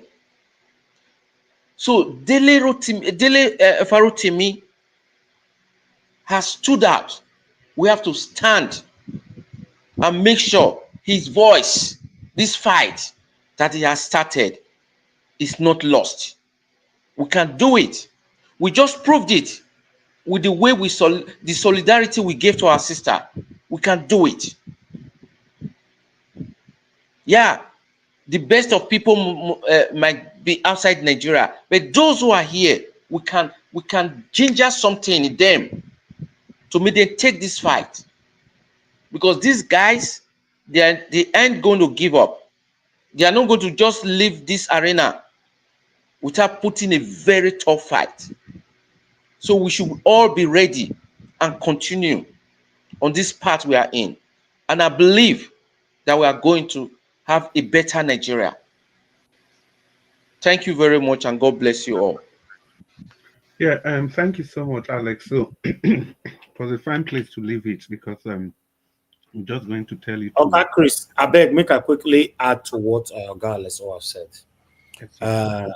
Oga Aleso, you see, this, what is happening to Dele Farotimi? So, you know, normally, when you write a book like this, you need publicity, right? And when you make a movie, as a movie maker like me, you need publicity, especially when it's going to cinema. Then when you have anything at all you want to do, you need publicity. Do you know that this is the best ever publicity for Dele Farotimi's book? As I'm talking right now, everywhere is shut down. This man will make millions, if not billions of naira before he comes out of the prison. As we talk right now, people are even buying more, sharing it as we speak. There's no more book they are printing. As we are talking now, they are printing. The satanic elite are allegedly looking for where they print now. Say to go stop them from where they are printing. Now people have resorted that they want to start printing it from abroad. This is blessings in disguise. If God want bless you sometimes, not the way we want, not the blessings they come. You get the way the blessings they come. Yes. May they begin, they arrest everybody, they go now. They arrest everybody. You know how many people you have arrested that you gave fame? You know how many? Showore today is popular today because of his numerous arrests. I don't know. Yes. I beg, Oga Chris, you have the floor, sir. Thank you. Thank you very much, Olombi. God bless you for this super chat. I'm very, very grateful. Thank you so much. Yeah, Mr. Nanjawas, thank you for that interjection. Yeah, sometimes, not sometimes, most times, you know, what the enemy plan to bring you down will be that which will eventually elevate you. Now, you've written a book. It's the best publicity so far that any person can ever get. Today on Amazon Global, this is the #1 selling book in politics because there are different genre in Amazon. This is the #1 selling book in politics globally. Means Amazon, US, Canada, Amazon all over the world. So which other publicity does he needs? Well, let's continue on the broadcast. Like I was saying, my brother Alesso, thank you for that wonderful presentation. And Olabinpe, thank you so much for that super sticker. Good Lord continue to bless you. We have somebody new just coming in, but he's not new to this broadcast station, and that's the person of 2Naija. 2Naija, you want to open your microphone and talk to us? Excuse me, if you are there. How dare you call me new? How dare you? Huh? I said you didn't listen. I said I hear you. Okay. So normally, Oga Chris, how many minutes do they give to Naija? I also say not past 8 minutes. Why now you give to Naija? All these people. Yeah, right. I said you are not new to the broadcast. 2 minutes. You are minutes. just coming. We are landlord now. Come on, what are you talking but about? I introduced it properly. I said you are not new to this station. But anyway, Madam Rita is on the backstage. Thank you, Madam Rita. Okay, thank you. I'll remove myself from Madam Rita to come in. Thank you. 2Naija, it's good to have you on today's broadcast. Please, air your view on all these late, Mr. Chris, all these late comers are taking this thing. They won't allow us to give our submission. Mr. Jonathan. You are just running from just coming from nowhere. There are things beyond our control. That's why we come around this time. So please bear with me. But it also say it's Mr. Jonathan. But I showed up anyway, regardless. I still showed up. I tried. Mr. Jonathan is perfectly right. You know, so that's why I used to sometimes I just give them the accolade, people that usually start from the beginning, because if not for them, maybe none of us would meet the broadcast. Well, 2Naija, I know you have so much to say. Please talk to us. The microphone is already open. Welcome to the broadcast. Thank you. I appreciate it. And greetings to everyone on the panel. I have to give special greetings to Naija Watch today for, I heard that he's collecting some funds for a lady. I don't know what the cause is, but it's just a reminder that he tends to be action oriented. He's been doing stuff even on the ground before now. So I think he deserves kudos for the work he's doing, and it's something that others can learn from.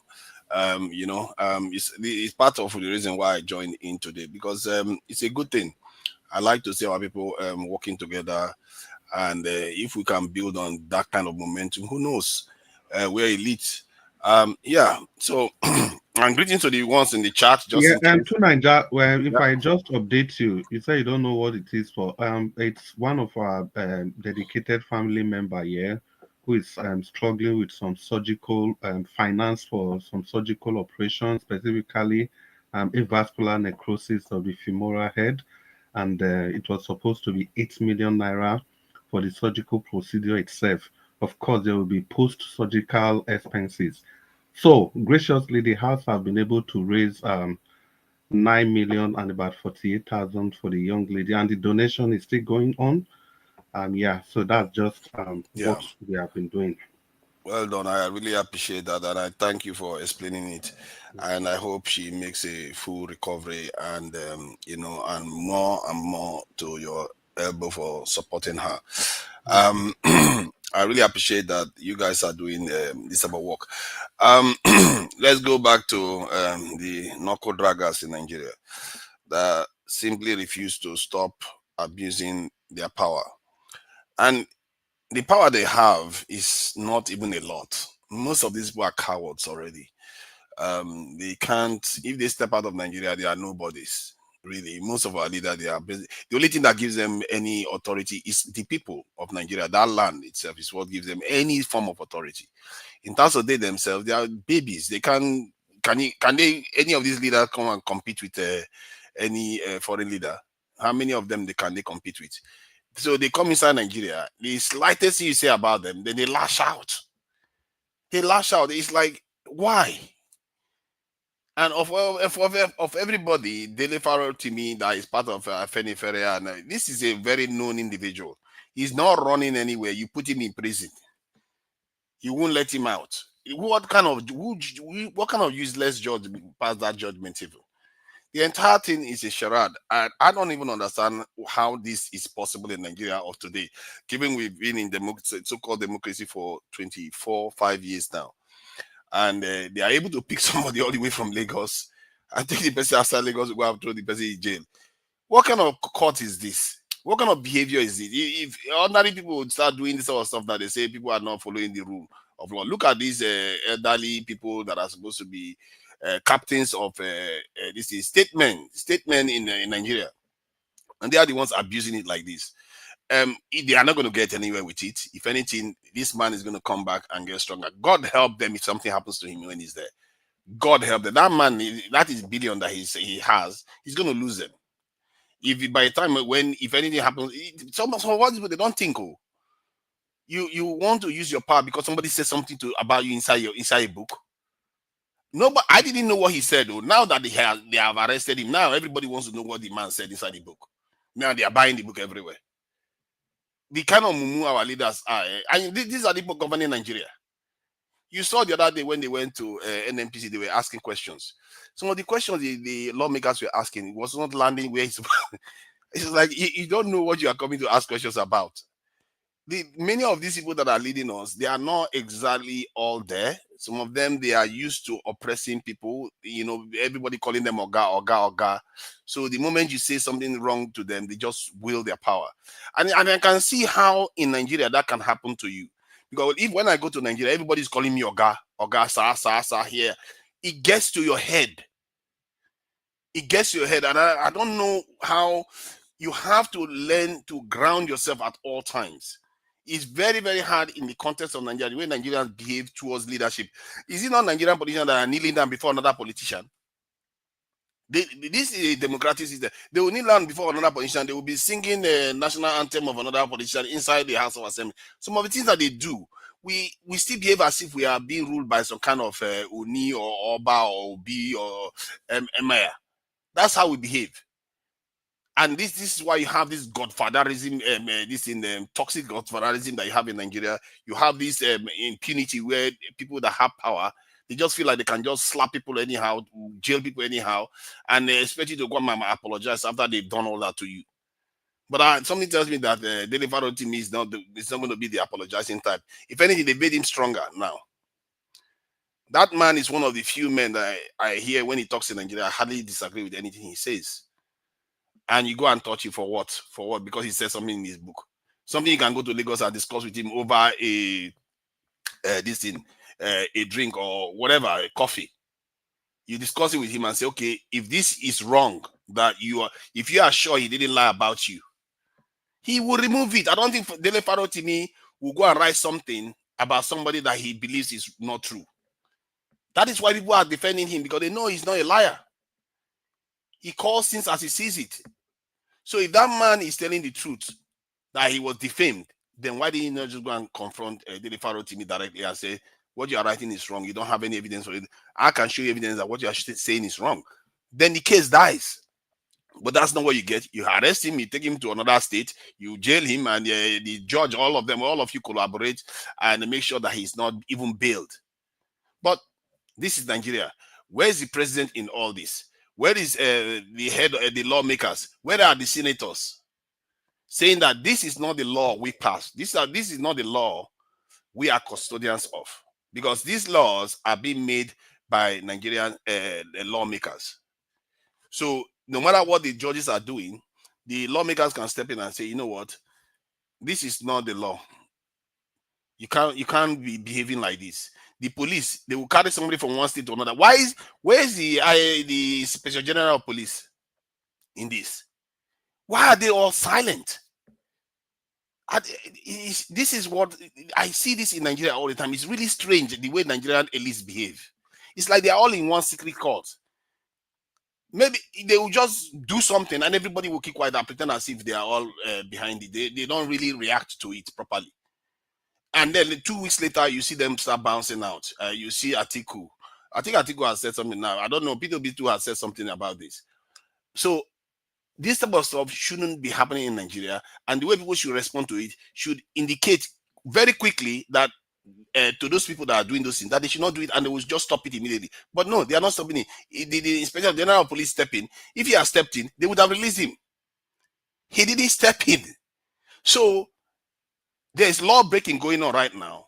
The police itself is not stepping in to stop it. There's law breaking going on in Nigeria right now. EFCC, all the government institutions, they are sitting there acting as if they don't see it. So all they are going to do is just unite Nigerians. And if God help them, if something happens to that man, they are going to regret it. That man will regret it. And it's going to become Tinubu's problem. Because this problem is not only about that, the people that arrested Dele Farotimi have done. It's not only their problem. The problem is bigger than that, because it's a problem that, as a matter of fact, Tinubu is emblematic of what it is. That is what Tinubu represents, Godfather. Whereby if you speak out of turn, he will never forgive you. He comes at you. Although he does forgive, he did forgive Boala somehow though. But he didn't forgive Osibajo. So you can see that there is toxic atmosphere in Nigeria. All I see is people that are weak men that don't understand how to wield power, and they just do whatever they like with their people whenever they think they can get away with it. The other day, was it not a lawmaker that was slapping somebody around? And these are the ones we are seeing. Oh, how about the ones we are not seeing? This is the kind of fear Nigerians have to live with. And I know about what Dele Farotimi was talking about. He was saying that people were trying to kidnap him for a very long time. They were sending messages, they would tell him to come here, tell him to go there. That kind of stuff. How can you live your life like that in Nigeria? This is why if you want to change stuff in Nigeria, you have to be on the ground. Just like they have men, you have to have men too. This is a war. You have to fight them man for man on the ground, because they won't let you breathe. If it wasn't that Dele Farotimi is highly known now, if it was an ordinary person, you can disappear. You disappear and nobody will tell your story. They will shut your family up. They will shut everybody else that wants to speak up, because they have so much money. They have so much authority within the country. So we have to, if you want to fight these people, you have to be on the ground. Like some of the stuff Nigeria Watch is doing now. If you are doing it, if we start forming links with law enforcement agencies, unions, and all those sort of things, then you have presence on the ground. But before anything happens, you will know first. they will be the ones reporting on their bosses. Their bosses trying to come and catch you. You move there, you go there. If they try, they will be sabotaging whatever those bosses are trying to do to them, to anybody that wants to change something on the ground for Nigeria. But this is what we have for now. So that's one what we have to put up with. But I don't think anything is going to happen to him. I think he's going to come free. He's going to be stronger for it. What this man thought they were going to do to him, it's not going to work. He's just going to be stronger for it. That man is one of the few men that has said so many things that I cannot disagree with in Nigeria, in the Nigerian context. But on the bigger issue of Nigeria itself, to Nigeria, bring it to a conclusion. Yeah. I think I stayed too long with Yeah. Farotimi because you know me, I focus on what these people are doing to the country. There are a few things that have happened recently that I would say, okay, one can say it's a positive development, like the Port Harcourt refinery coming on stream. South Africa saying that Nigerians can travel there without their passport. That is it, really. That is it. Those are the Dangote refinery is functional today. Then it begs the question: why is fuel price not coming down yet? Okay, fine. It takes time, isn't it? Like I said, if by next year petrol price hasn't halved or the naira hasn't increased, this is appreciated, our leaders, they deserve to burn. I'm telling you, those people, they deserve to burn because it will be clear they don't want that country to move forward because there's no reason then now. Dangote Refinery is supplying us petrol, Port Refinery is working, the demand for the dollar has reduced. So why is the currency not appreciating? Where is the money going to? The currency should appreciate. If the currency appreciates, the price of petrol will come down and people will feel richer because remember they raised salaries sometime this year. So if they raise the salary to 70,000 and the value of the naira increases, automatically people will feel richer. The pain that people are feeling right now will reduce. The money that Nigerians have in their hand now to buy things from, let's say they wanted to buy equipment for hospitals from overseas, they will be able to buy it. If they want to buy equipment to invent technologies in Nigeria, they can be able to do it more easily. But right now, it's like they have changed Nigeria. They've changed Nigerians' hands. 30 seconds. Yes, they've changed our hands not to be able to buy stuff from overseas. They increase interest rates so that we cannot be able to spend as much as we want. They discourage people from this thing. Actually, they encourage us to travel overseas. So the way they are running the country, they are not running it so that we can actually start producing stuff. The only thing we've produced so far is petrol. Thank goodness we got that because it's a massive change that has happened. And it turns out that it's only one man that was able to pull that one off. But until we see the results from it, because that's the whole point, isn't it? If you don't see the results from the naira appreciating and the petrol price coming down, if you don't see it, like I said, these leaders, they deserve to burn in hell because that is what should happen by right. Thank you. Yeah, well, Tunanja, and thank you so much. You took quite a long time there. We'll just continue on the broadcast. You've raised so many salient points, but because you already stayed too long, I'll just let it slide now. Maybe on the second segment, I'll be having some questions to ask you, obviously, as regards the Dangote refinery and the dollar coming down, the naira coming down, not factoring the fact that the crude oil we have today does not even belong to us, and the importation of crude oil from overseas by Dangote, and so many other factors, the corruption within the CBN, the subsidization of the dollar itself, all these are factors that we need to factor in trying to estimate when the dollar will come down or the price of fuel itself will come down. We are not defending the naira anymore. Oh, okay. We get to that so that we can quickly get to the other people. Yeah, and again, you raised a very silent point about the cult-like group that our leaders belong to. I think it was Madam Rita that also said that yesterday and was echoed again by Black Panther, same yesterday. Well, talking about Madam Rita, please, you want to open your microphone? And before you talk to Nigeria, thank you for that in-depth analysis. Madam Rita, good evening. It's good to have you on the broadcast. You have 8 minutes to talk to your audience. Good evening, Mr. Chris. Mr. Elvis, good evening. Mommy Diaspora, Lamehi. Everybody in the panel and those of you in the comment section. What do I have to say? Okay, I just purchased the book today, Dele Farotimi's book, and because I didn't want to get Kindle. You know, I like to touch the hard copy. I'm that kind of person, so I purchased the book, and I'll be getting it on Monday, and I will be reading it back and front. Today's topic. Well, so far we've been talking about Dele Farotimi today, and I think, Mr. Elvis, I think your early morning broadcast, I didn't watch it, but I saw the title when you said the title was saying something like Dele Farotimi says, "Do not beg for my release because it would seem like as if he did something wrong. Instead, tell him to take him to court." Now, wherever he is now, he's not bailable for some reason. You see, I think now we've gotten to the point where we now understand that Nigeria is being ruled by occultic men and women. Yes, Nigeria is being ruled by occultic men and women. What is so disappointing is the lawmakers are quiet. Even the elites are quiet. I keep saying it. And I got this inspiration from Mr. Elvis. When the elites are shouting, just know that they didn't get their way.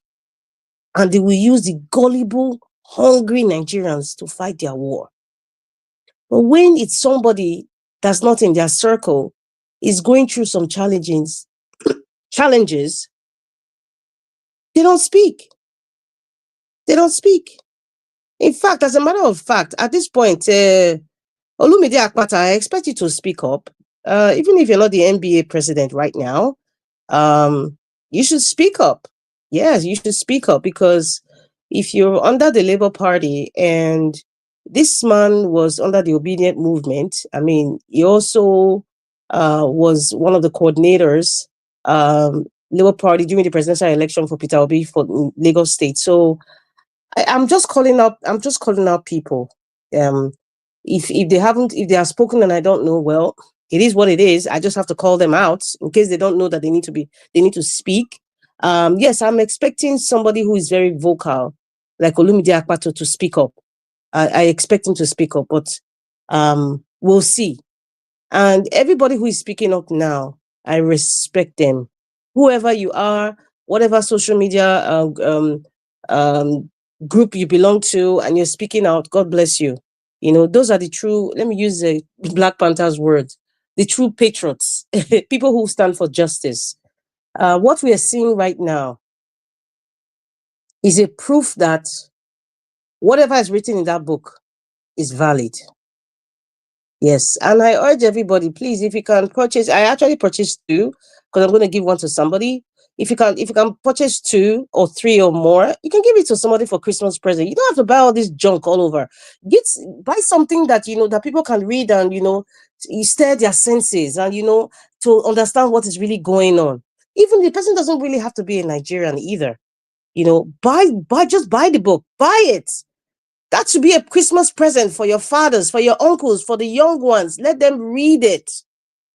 I urge all of you, and I was just reading that Shafi Bello, one of these lovely actresses, she has 20 copies to give for free.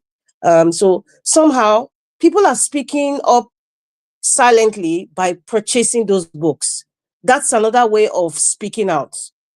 Yes, that's another way of speaking out. Even if people don't really come out, or people who are not as influential, don't come out as much. I mean, you have a very low following, but you purchase the book and give it to people for Christmas as a Christmas present, if you believe in Christmas present, or just as a gift.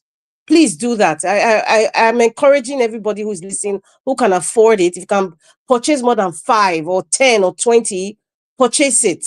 I got it from Amazon. I don't know if any other bookstore is selling it, but that's where I actually purchased it from. So, just looking at everything that's going on, it just tells you why Peter Obi was cheated out in the Supreme Court.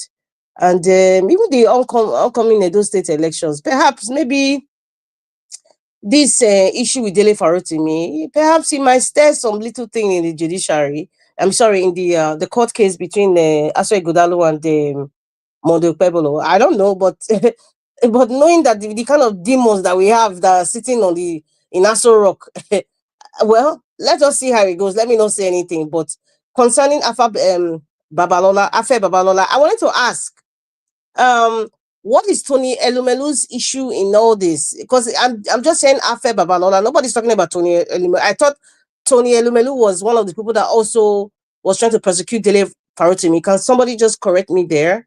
Because the reason why I'm saying it, I just don't want us to focus on just one person when there are multiple entities that are known for now. Tony is the pimp man that brought him out so that after Babalola case can fall into line.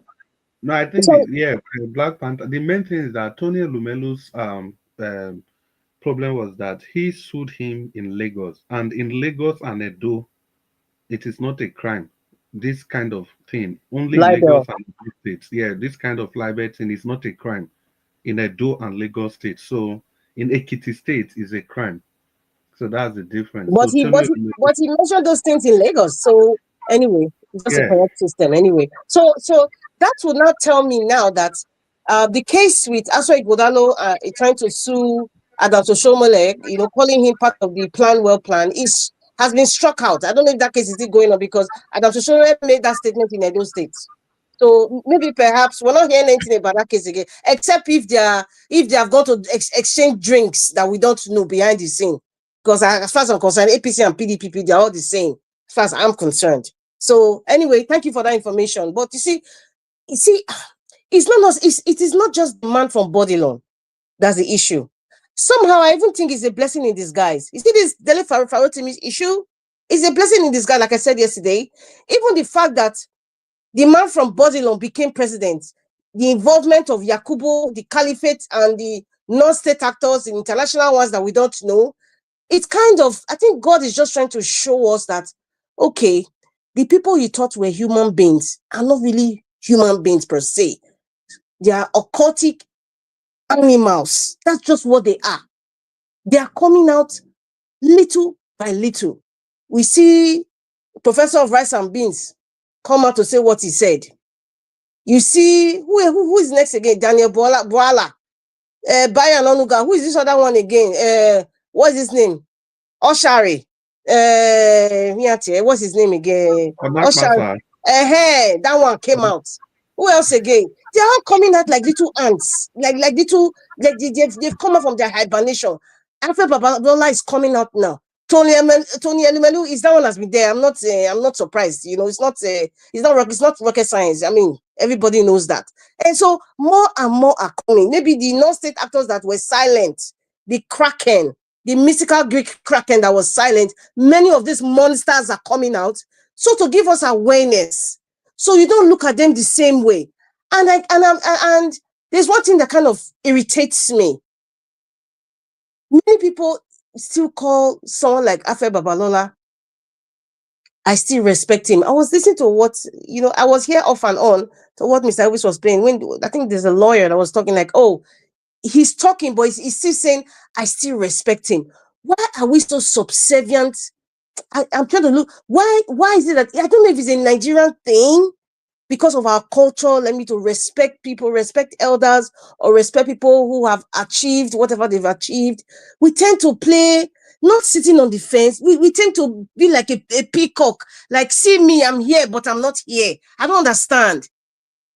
This man has committed something very terrible to another human being. You are saying on one side, oh, what he did was bad. Oh, the system is bad. Although I still respect him. What the hell is that? What is that? Listen, anybody who is not straight with me is like, I can't even have a conversation with you anymore. You choose one and be proud of what you choose. Be proud of it. I'm tired of all these people coming on TV because it's like people are watching you like, what's going on here? It's like they've lost touch with the modern times or the modern society. So when you see some people talk or how they react, it's like, do they think that there's stupid people watching them? I still respect him. How? Every elder right now in Nigeria, I cannot respect them, including OBJ. I cannot respect. There's some level of respect I can respect, but I cannot. because they're older than me. I wanted to ask you a question. Can I just, do you think maybe Go ahead. do you think that maybe this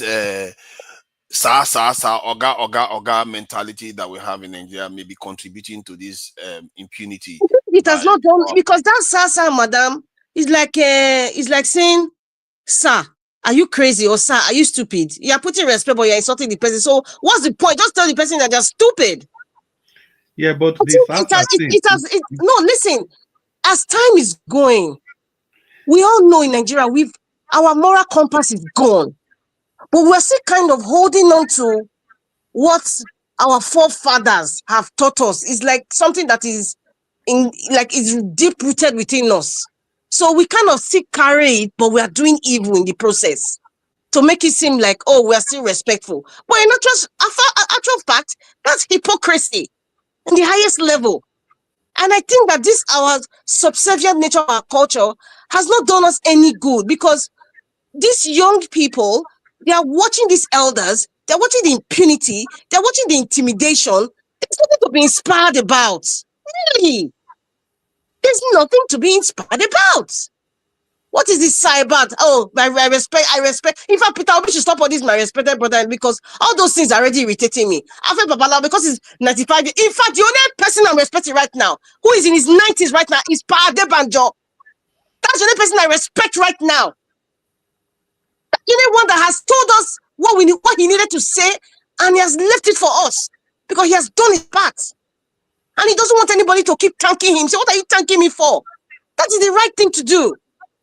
That's the only person that I know now. Maybe there are other ones who cannot speak, or who are just like, even Fashoranti was not even straight, just because maybe about Afenifere, just because maybe overnight they've given you something. When the people murdered your daughter, it's only Per Debajo that's somebody who is in his 90s now I can respect. Even Ike Clark, I don't respect any of them, because as far as I'm concerned, most of these people, octogenarians and the older ones, they are the ones that put us in this mess that we are in today. We are still holding on to what happened in the Civil War. What's all that? It's all these old people that are causing it from generation to generation. Do we need to suffer it?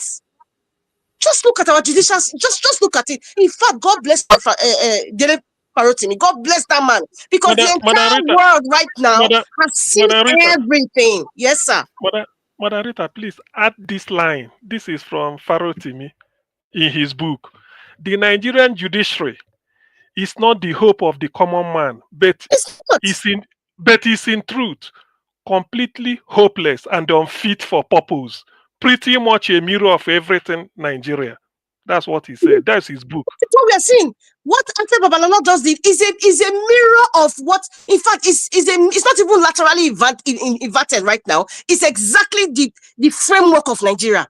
When you have money, when you have influence, the media will pet you and give you breast milk, just like what's his name in Arise was trying to do, to say he has achieved this. He's GCON, FNRO. He has brought 60 SAN. What is the serial advocate of nonsense right now?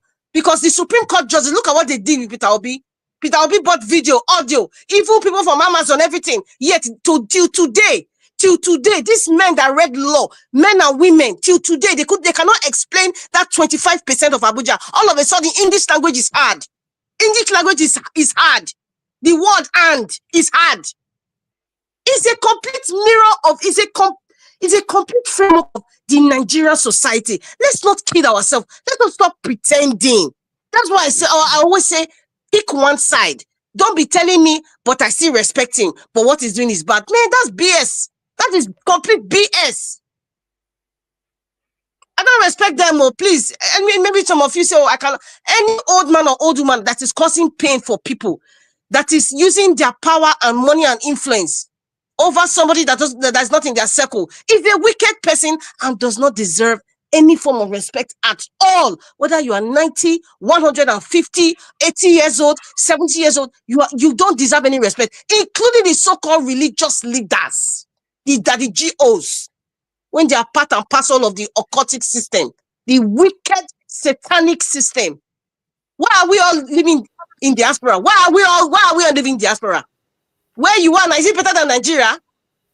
It is winter right now. It's cold. Nigeria has the best weather in the world as far as I'm concerned.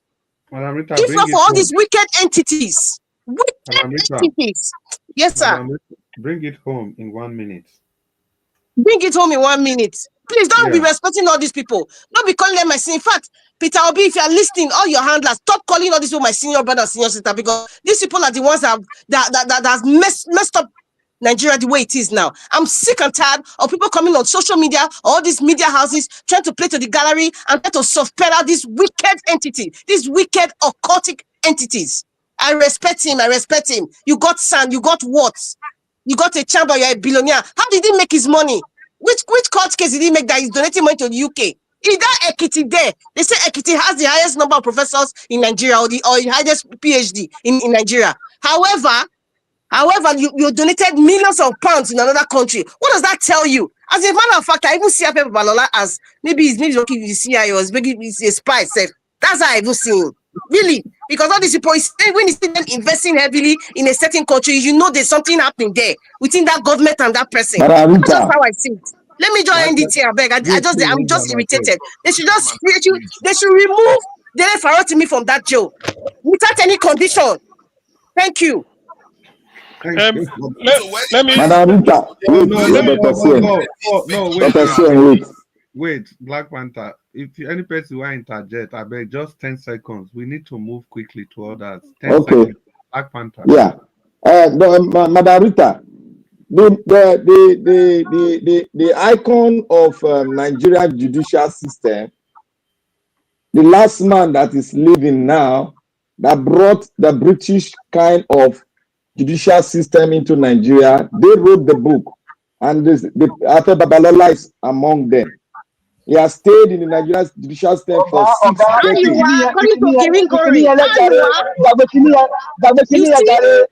You see? No. Leave that one, my brother. You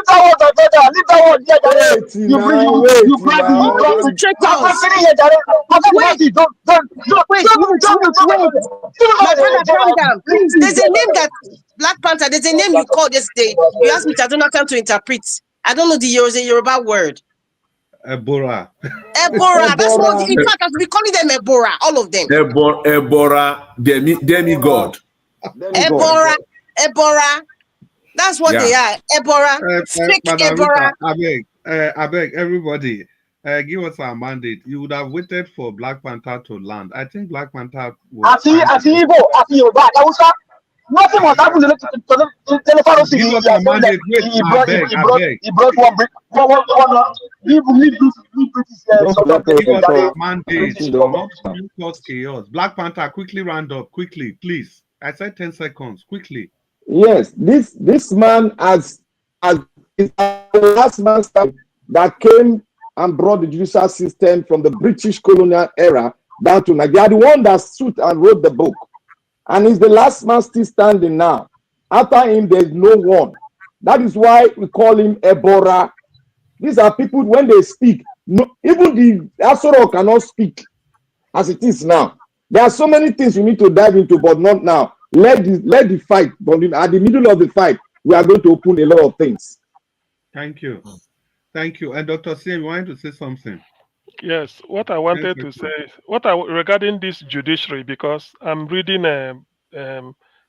Dele's excerpts from his book at the background. You see, this is a country where we are. Nigeria, we make a law. Nobody forced us to make the law, but we can't obey it. Electoral law, Nigeria, it was stated clearly there. If you submit any fake document to INEC as part of registration, if it's found out, you are disqualified. Atiku went to Chicago to go and prove that Tinubu submitted fake. Till today, what is happening? Because Supreme Court threw it out. So that is the judiciary that Dele Faro. In fact, you need to read it. He finished the legal profession. What is even saying? When you read it, you shed tears. He's an insider. He knows what he's talking. Nigeria is completely gone. Judiciary is better. Armed robbers are better than the judges you have in Nigeria. An armed robber, they are saints compared to the judges. That's correct. I agree with you. That's a very great point. Hey, I beg. No, Great, no. Wait. great. Give us our mandate. Finally, I beg your 10 seconds. Okay, Jonathan, you Thank say you you. agree, say the judiciary, armed robber better pass judiciary, not thief for armed Yes. robbers. I'm telling you. That's true now.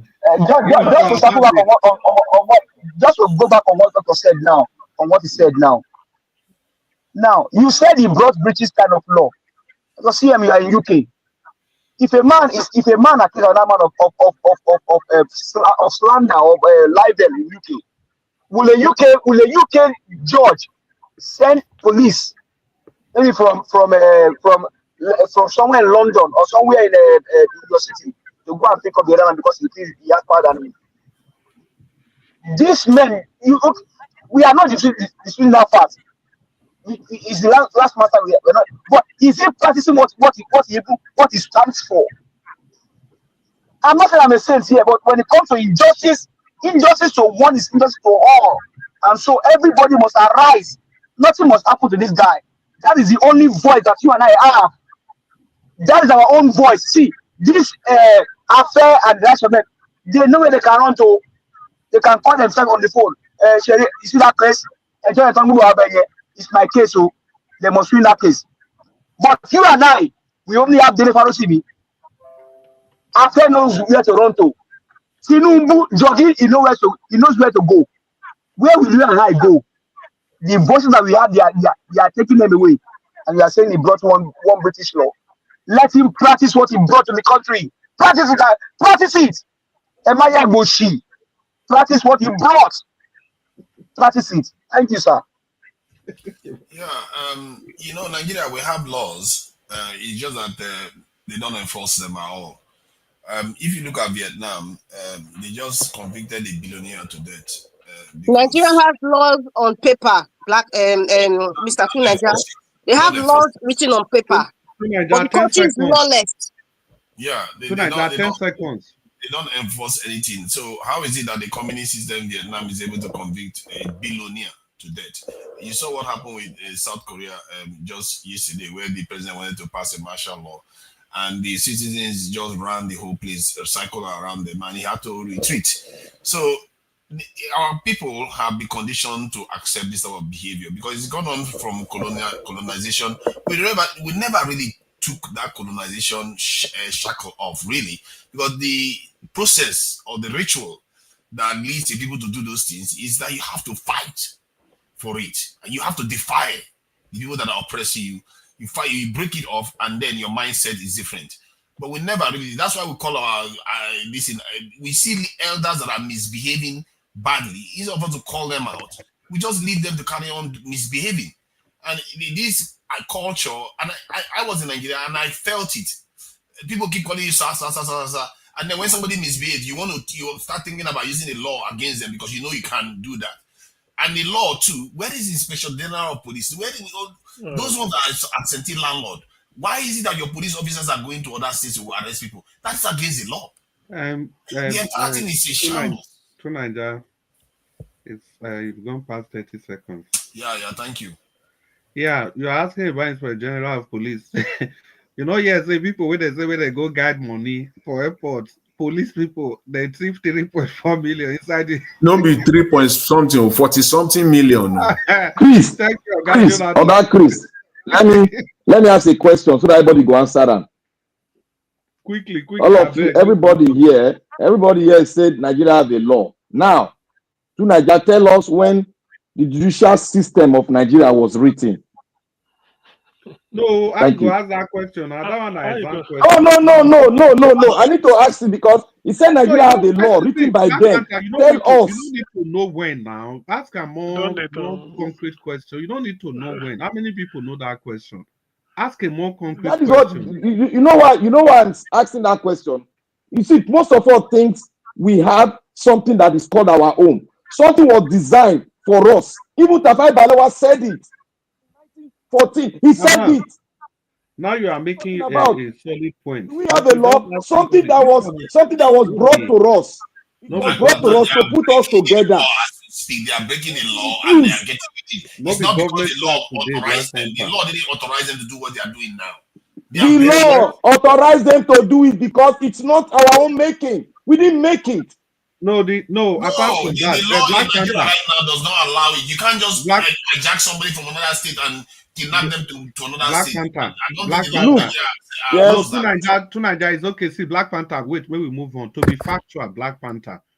You see, Dr. CM submission, this 10-second submission. Dr. CM say, why make a law when you know you will not obey it? He now went ahead to give example. You see, in all honesty, the problem, all these problems we they look at, nobody say law never address them in one way or the other. It's just that nobody they obey that law. That is the problem. And the reason why people don't still they obey the law, still there inside the law itself. Most of the reasons still there inside there. So if you look the law for face value, is there if person do this like disqualification of candidates? If we follow that law, Tinubu then for disqualify Tinubu, not to even talk of say he want go Supreme Court and go to fight for 25%. I think that's the point. Well, good evening, everybody. Please let's move quickly. Some people have not given their final submission. See, see, let me say this. You know why? You see this book by Dele Farotimi. In short, Jonathan, I was going to call you. Okay then. And Okay so then. Let me just say this lastly today. I thank all the panelists, and pretty much what everyone has said, is in line with my submission earlier. I agree, in totality with what everyone has said, so far today on this subject. You see, I want to say this, that it is actually having with what Dr. CM read, that forward, of that book. See, Dele Farotimi, I've not read the book. I'm waiting. I know in the next 72 hours, I will be in a much more better position, more enlightening position as far as this book is concerned. The next 72 hours, hopefully. But I can say this, Dele Farotimi was so brazen. It was a total expose. So those that are fighting him now, it's not just Afe Babalola. This is a collective fight. It decimated the entire system. He exposed them for who they are, for what the Nigerian system, the Nigerian judicial system is. So those that are mad with him right now, but they can't do nothing. So they look for an avenue, and they have to go through the Afe Babalola route. So they are those that are fighting him. So you can see now that it is the system that is fighting him. And one of the reasons why I said I agree with everybody, what everybody have said so far, is the fact that where will they go now? Where will the judiciary hide now? There's nowhere to hide for them. And somebody said also another thing earlier, that an excerpt of this book should be posted on this platform on a daily basis. Yes. For a long time to come, for a reasonable time. Even if it is just a quote from the book. Now, where will they hide? From the beginning? You see, those that are fighting him are many. Let's wait till we lay our hands on this book. Let's wait. You will see that those that are fighting this man is not only Afe Babalola that is fighting this man. Not only him. Because when you talk of the Nigerian judiciary, you can't talk of it in isolation. You cannot just talk about Afe Babalola alone. From the justice, from the Chief Justice of the Federation up there. That's where the corruption, that's where the whole thing starts from the top to the bottom. Before you can even become the Chief Justice of Nigeria, you must have been in one, what do they call it? One court or the other. So that when the likes of Afe Babalola comes, Any case that the man is interested in, he always finds his way. Always. 100% of the time, he will find his way within the Nigerian justice system because he will go under the table. That's why I agree when they say they are they are worse than an armed robber, because they brought us to where we are in Nigeria today, pretty much. And that is one of the primary reasons, one of the primary reasons why politicians are so brazen today in Nigeria, that they believe that they can do and undo.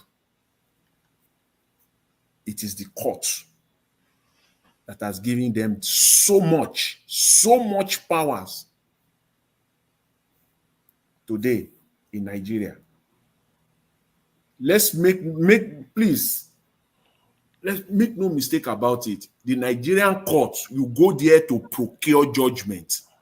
You don't go there to obtain judgment. You go there to procure. When you procure something, you pretty much, you pay for it. They go there to procure judgment. They go there to manipulate the system.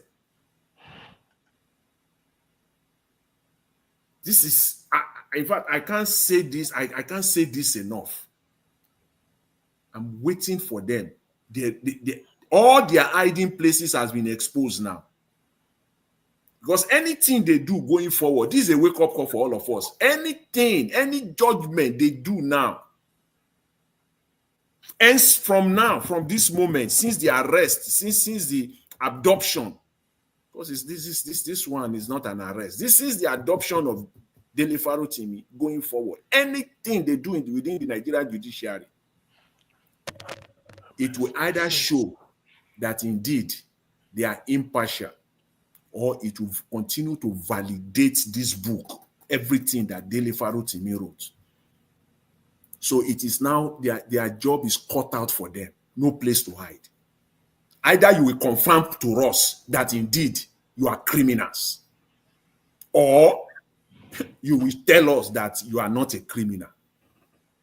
So if you want to continue to wear the criminal clothes, continue to wear it. We already know now, because in Nigeria, they believe that they can always do it and go away with it. Now you can't do it and go away with it. Everybody knows. They are aware of the fact that majority of Nigerians are ignorant. Majority of Nigerians are not enlightened, even despite the fact that we always say that Nigerians are educated, Nigerians are all over the world doing this. Still, the fact is that majority of us are uneducated, majority of us in that country are unenlightened, and they play on that. That's just the fact. People are not enlightening at all in that country. That's why the Supreme Court they can tell us that Abuja is a state, despite the fact what the Constitution, contrary to what the Constitution says. That's why they can tell us when the rules states, which is the electoral law. If you present a document, a fake document, and it is proven, you will be disqualified. They still went away with it and make a judgment, a kangaroo judgment, because they know that majority of people are not those that are enlightening in Nigeria. They are already they have divided us so much so that we cannot coalesce together. We can never speak with one voice. We can't. Even those of us that are even enlightened, if we find it difficult to come together. How many of us in Nigeria? Let's come to think of it. Let's not be deceiving ourselves. Over 200 million people. Can anybody stand here and tell me that they are in Nigeria of today, that you can count 1, 2, 3, that over 100 million Nigerians are enlightening? I disagree with that. Millions of Nigerians. That is why today in Nigeria, see what is happening. For crying out loud, people can still be collecting 3,000 naira to carry placards and go in front of a TV station protesting because they have been given 3,000 naira, at which at the end of the day, most of them were not even paid the 3,000 naira. They started fighting in front of the media house. Look at us. Look at where we are. What does that say about us? People can literally kill with 1,000 naira. There are people in Nigeria that you can give them 1,000 naira now to go and buy. They will buy just because of 1,000 naira. That is why politicians can come out on election day and start distributing 10, 15,000 naira. Thank you, Mr. Jonathan. So this is a wake-up call for us. And I just want to say this. I said it earlier. I will repeat it again. There is no hiding place for the Nigerian judiciary. There is now no hiding place for them. The Nigerian judiciary and the Nigerian police. And if they have any semblance of wisdom at all still remaining, at all, they should know this one. This is just the beginning. This Dele Farotimi meeting is just the beginning. If truly they are smart, if truly they are not mumu, somebody called them mumu. That's why I said I agree with my fellow panelists today entirely. Somebody said these are our mumu, whatever you want to call them. If they still have any semblance of wisdom at all remaining, at least they will know this, that this is just the beginning. And when they realize that, they will start doing the needful. Thank you. Yeah, thank you so much, Mr. Jonathan. I think you basically touch all the aspects. I think that's even the... Chris, yes, sir. Can I just make this call to everybody? Okay, quickly. Please, I just beg of everybody to go and buy this book. Please. Nigeria, to Nigeria. Yes. To Nigeria. Yes. Please, go and buy the book. You know, I'm a humble servant of His Majesty here. Have you got money for me? You know, please, not the thought say I got money. Go and buy the book. Let me say. Let me finish it up. No, let me just round it up, please. Let me just round. The reason why I'm telling you to go and buy the book, you are going to see how the judiciary was purchased. It's right there. I'm with the book right here now. You are going to see it. You will enjoy it. You will read it like you will read it 10 times. Okay, now Black Panther. Thank you. He's saying here. That book no go cost £10 for London. No. Maybe. I will check it out. I think a lot of people are already buying it, so I will check it out. And I think that man is in the Mumu level now. What he has done has made the message he's talking about spread even further. It's not global. It's not global. He's done even more damage than he has. If I was the judges that were corrupt in Nigeria, I'll be going after this man. I say, who sent you? Nobody sent you to go and busybody to go and arrest Dele Farotimi. Now you've spread it all over the world that we are all corrupt. You see what I mean? Well, let's continue. Yeah, thank you very much again, Mr. Jonathan, for that in-depth analysis.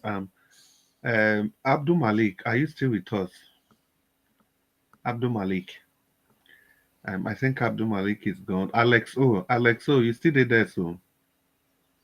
I did listen to everybody. Okay, Alex, I did that. your ears, hope is better. Maybe talk to us. You get 4 minutes. Okay, I'll do that. Most of these things that we are talking about here, sometimes it's like, no, let me not say we have short memories. We don't have that. But do you know that we've been talking about these things since the election? If you can recall, after the abracadabra that INEC and the judiciary did after the 2023 election, everybody became an expert. Even those things that I didn't know that has to do with the law, I was so much inquisitive.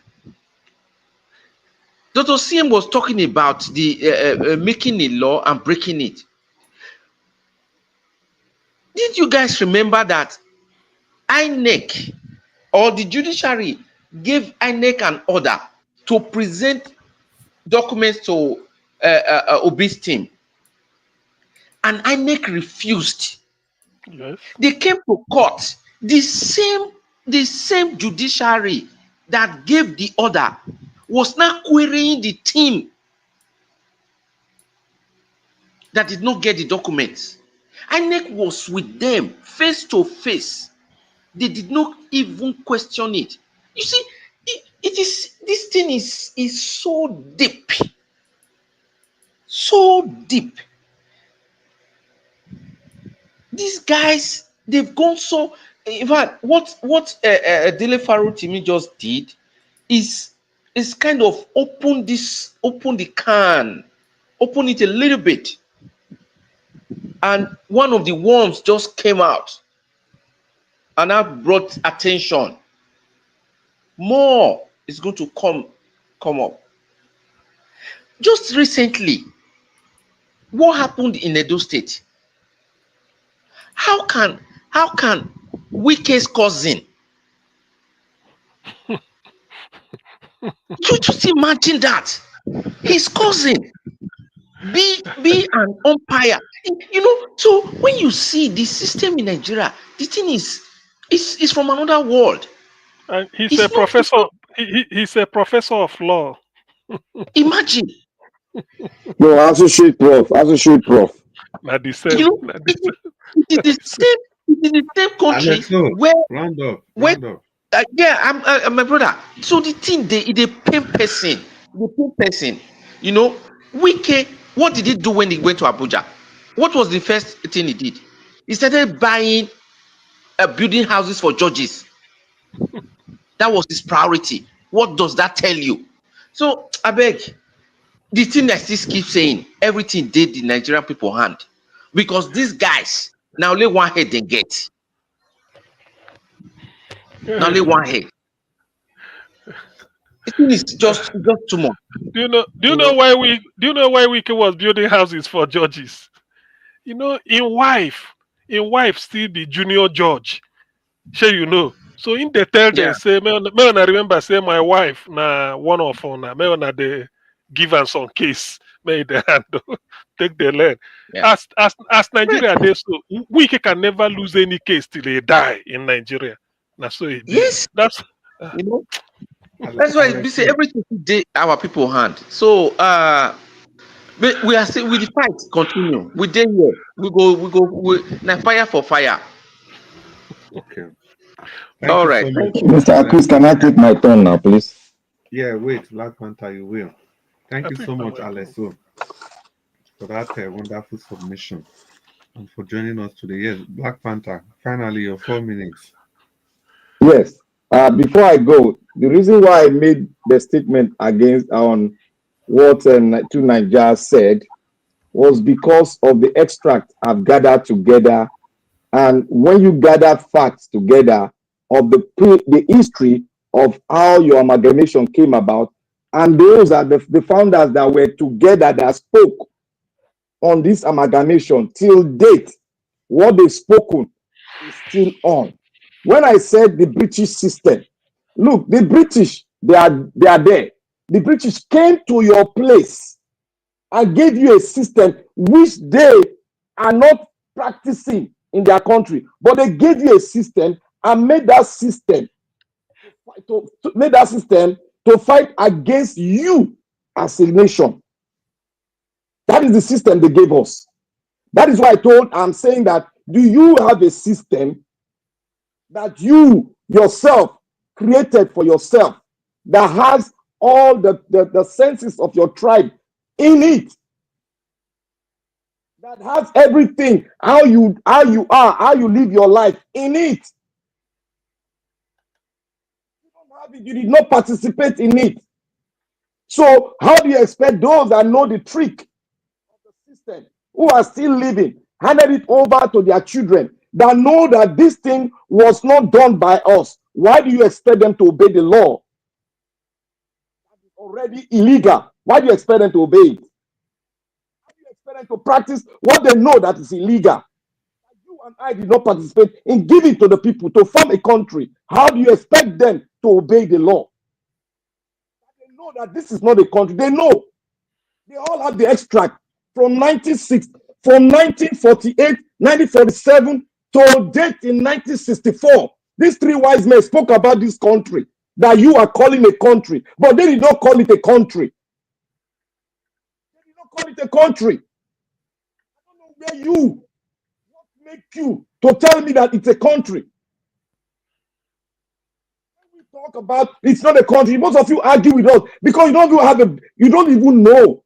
That's why I said the battle we are into today, we don't even know the battle. If you are bringing people to a battleground, what about the schematics of the battle? Have you told them? Do they have it? You just want them to go and die for nothing they don't know anything about. That is what I'm talking about. Most of the Nigerians you see today don't know anything about their history because they refuse to know. They refuse to know. It's all out there, but they refuse to know. I read this extract from yesterday. Nnamdi Ezekwe coupled 1947 and 1948 together because he himself did not understand what they meant by those words they wrote. But look at what Nnamdi Ezekwe said. He said this. He said it is better for us and many admirers abroad that we should disintegrate in peace and not in pieces. Should the politician fail to heed the warning, then I will venture the predictions that the experience of the Democratic Republic of Congo will be a child's play. If it ever come to play such a tragic role, that is Dr. Nnamdi Ezekwe. After reading the extract of 1947 and 1948, and you, the generation that is supposed to build a nation, don't even know about this. Don't even ask the question that the spirit behind this wisdom, we don't even know. We have not asked these leaders that are ruling us. What question are you going to ask them that you don't even know if you don't read? You need to ask them this question. Let them define it. You know what? Whether we are in a country or whether we are supposed to make a country to begin our own fight for the future. We don't have anything. We don't know the fight we are fighting. We think it's just like that. How can a man sit in a Ekiti state, a state that looks like a farmland, and dictate what is happening in Abuja? It is appalling. Then I will end with this. I will end with this. The reason why I said to Nigeria, please, I beg you, I want to read this extract from that book, The Purchase of the Judgment. I just want to read 10 lines there so that you understand what I'm saying. This man said, the battle to quash the warrant opened my eyes to extent of the rot in the court system. I came to the knowledge of sickening realities of the systematic putrefactions. The Supreme Court judgment was doctored by the Confederation of Lawyers in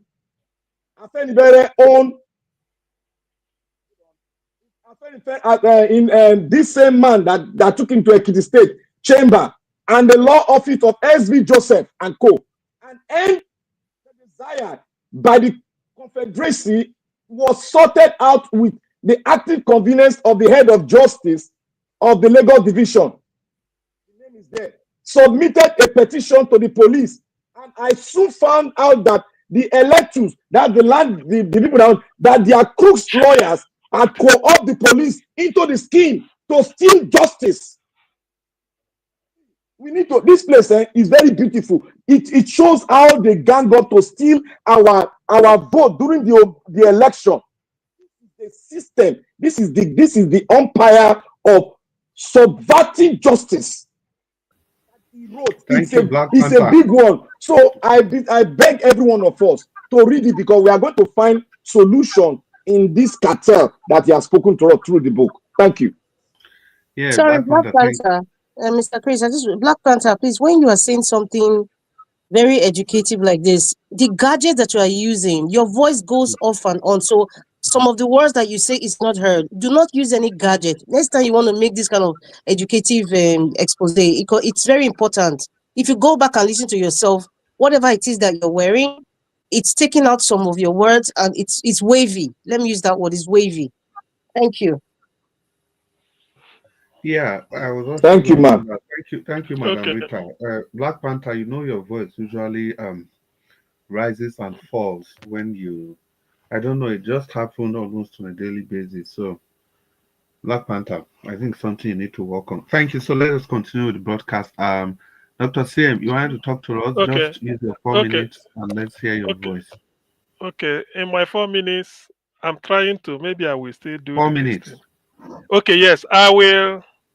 I prefer armed robbers in Nigeria to judges. The reason being that an armed robber is afraid. Though he's robbing you, but he's afraid something may cut up with him because of comeuppance. And why doing it? He's doing it in the dead of the night. Even himself, he go cover him face. They rob you, knowing that knowing that he may be caught in the next minute. And again, an armed robber robs. Not really because it's a delicate job. Imagine being awake in the night, being that courageous to stop a car at the middle of the night. In those days, maybe you are moving from Lagos to Onisha, they stop you somewhere around or after or anywhere in the middle of nowhere.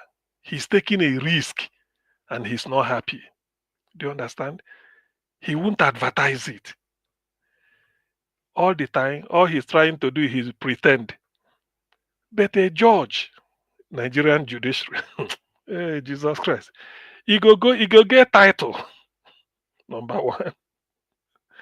And then still they tell you, say, now them be the last, now them be your last hope. When they know really that they are the people that made Nigeria the mess Nigeria is now. In fact, I feel that this Dele's book, if people reading it, it shouldn't be in a hurry. Sentence by, that is line by line, because it contains a lot. It's not so verbose.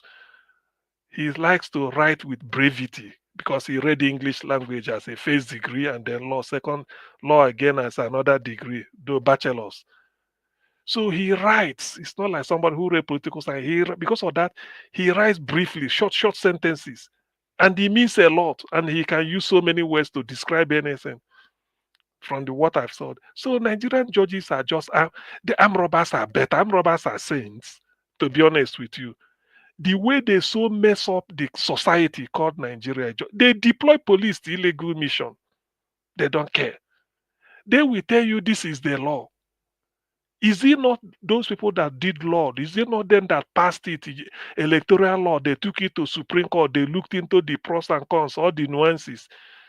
And they said, if you have, can you imagine when you forge a certificate to get a job anywhere in the world?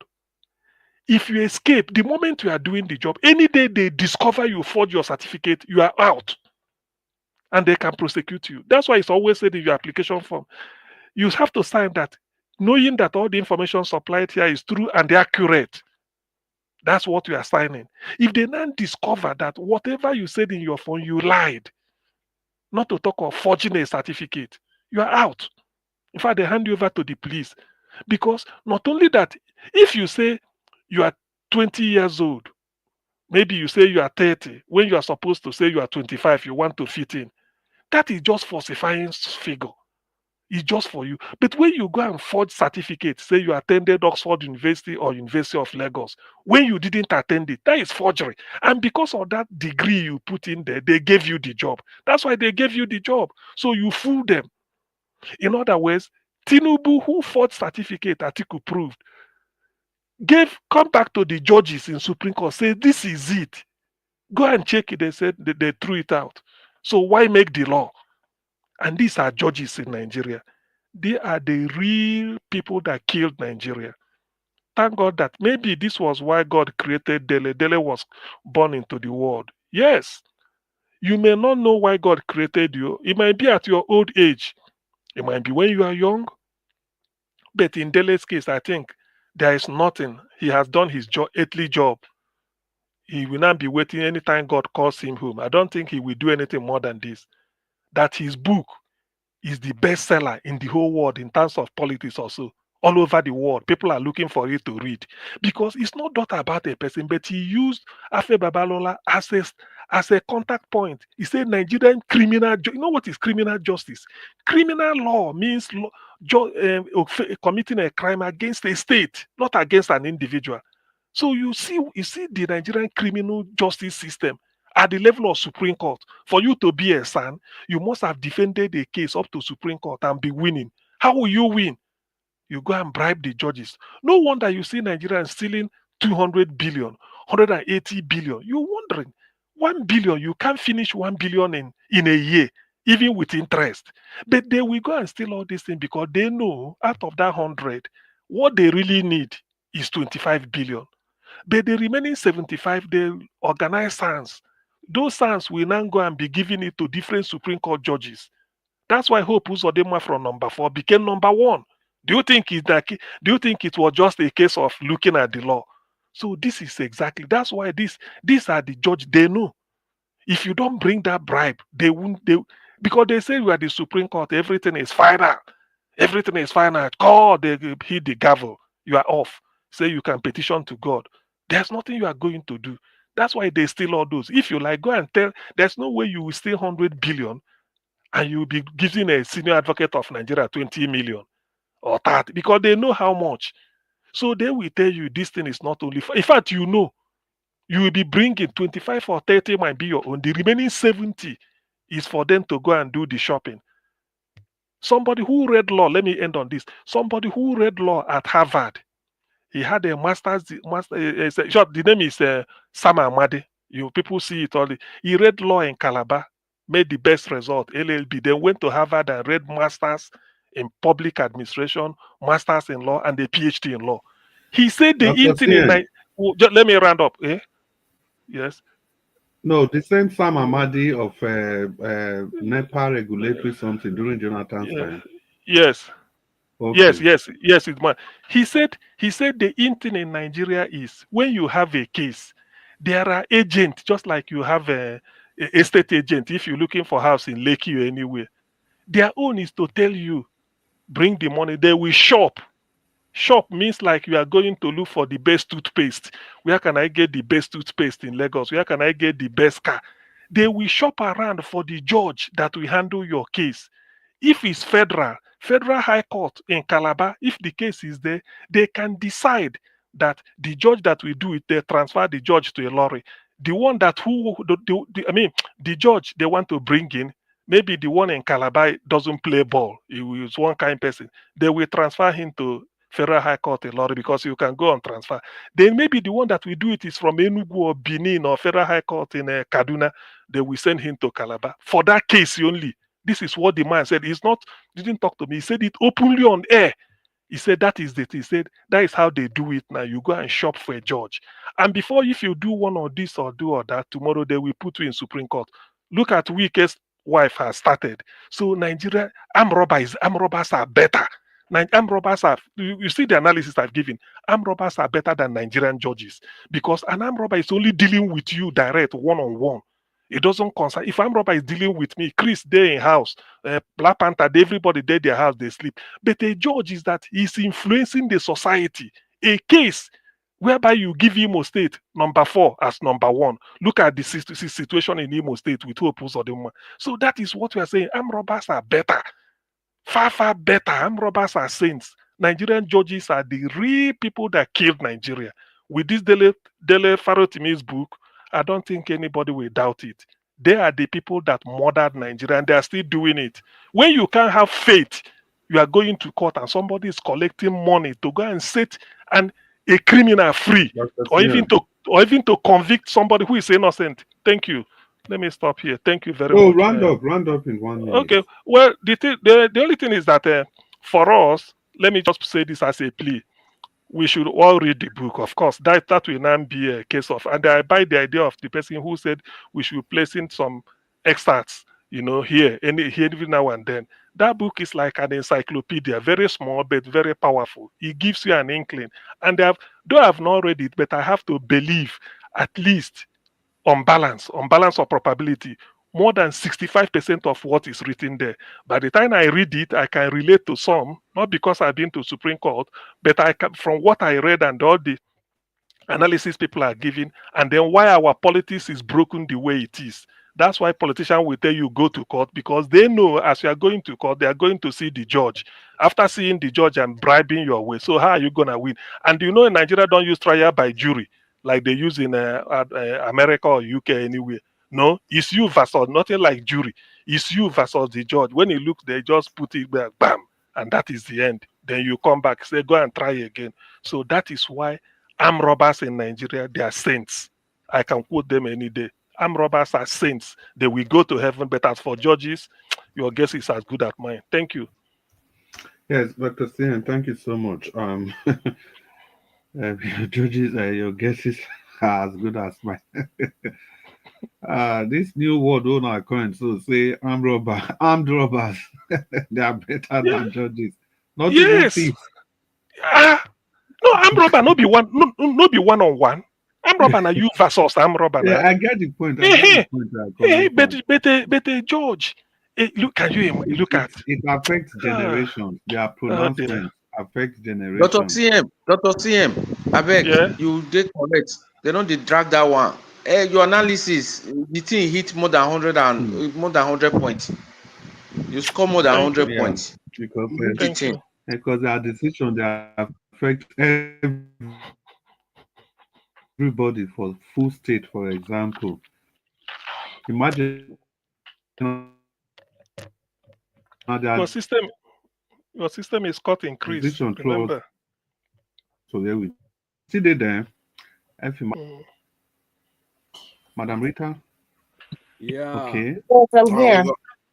Okay, Madam Rita. Okay. Please talk to us 4 minutes.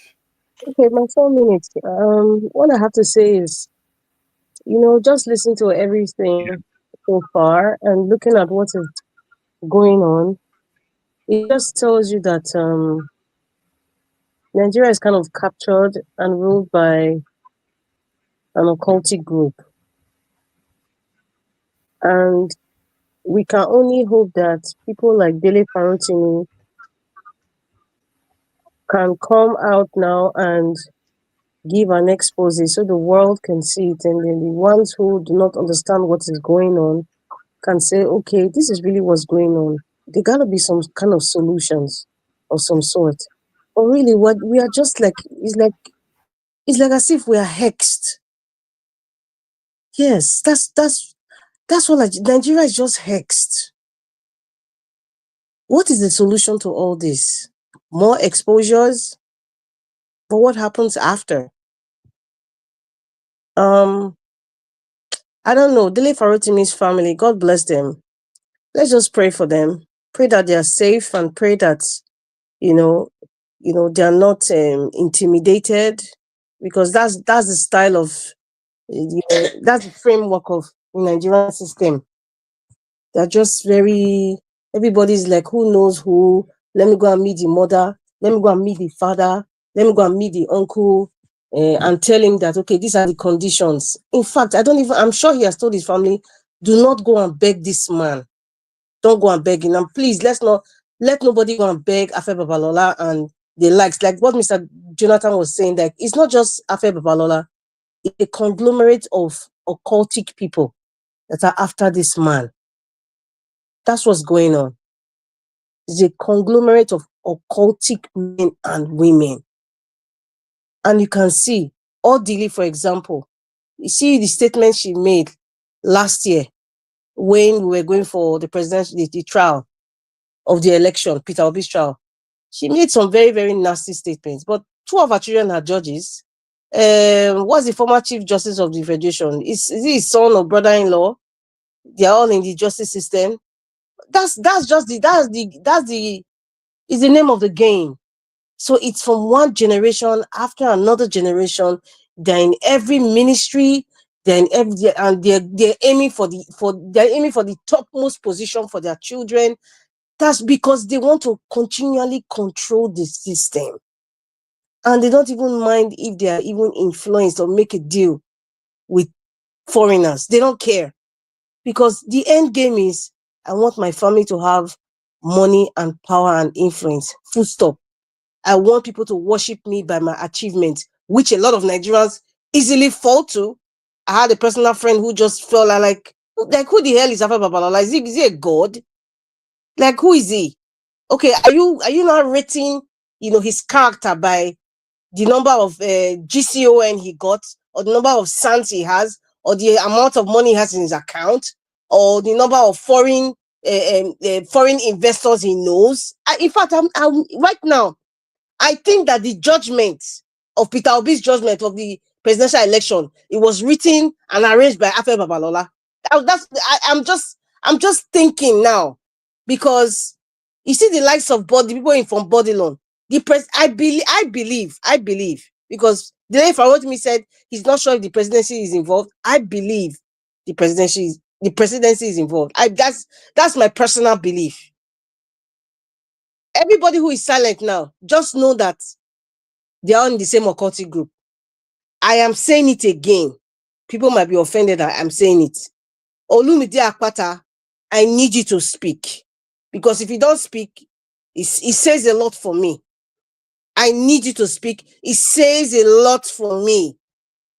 And another thing too, when you have an entity like Afe Babalola and the other ones that we don't know yet, many lawyers, even some judges, they're afraid to talk because either their career will be in jeopardy, automatic retirement, or they'll just go and put them in one village, one court village. So everybody is working on needles and pins because of entities like Afe Babalola.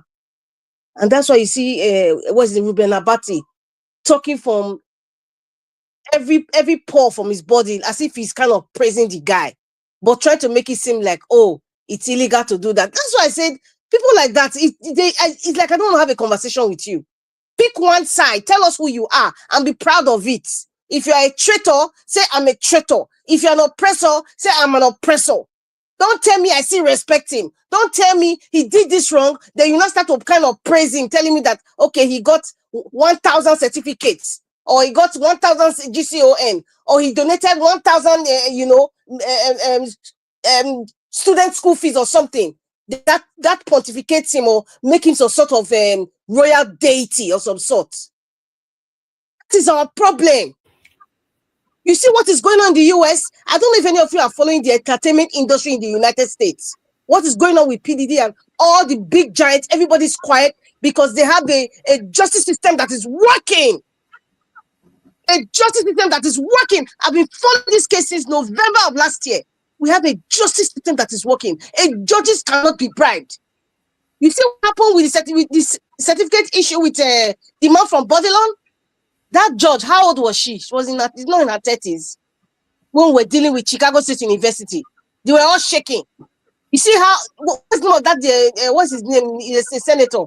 The one with the broad nostrils. What's his name? Dele. They all looked, Mr. Elvis, I have to use the word because that's what it is. They all look stupid. Running helter skelter.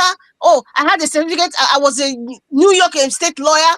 They could not do nothing because that judge is straightforward. The system is working. The system is working. That's just that's certificate issue. They were all running helter skelter like ants. Listen, these people, they are all weaklings. What is giving them power, sort of, is gullible Nigerians like Ruben Abati and the rest of them who are sitting on the fence, praising them, talking about their achievements, talking about the PDD with all his achievements, is a so-called icon.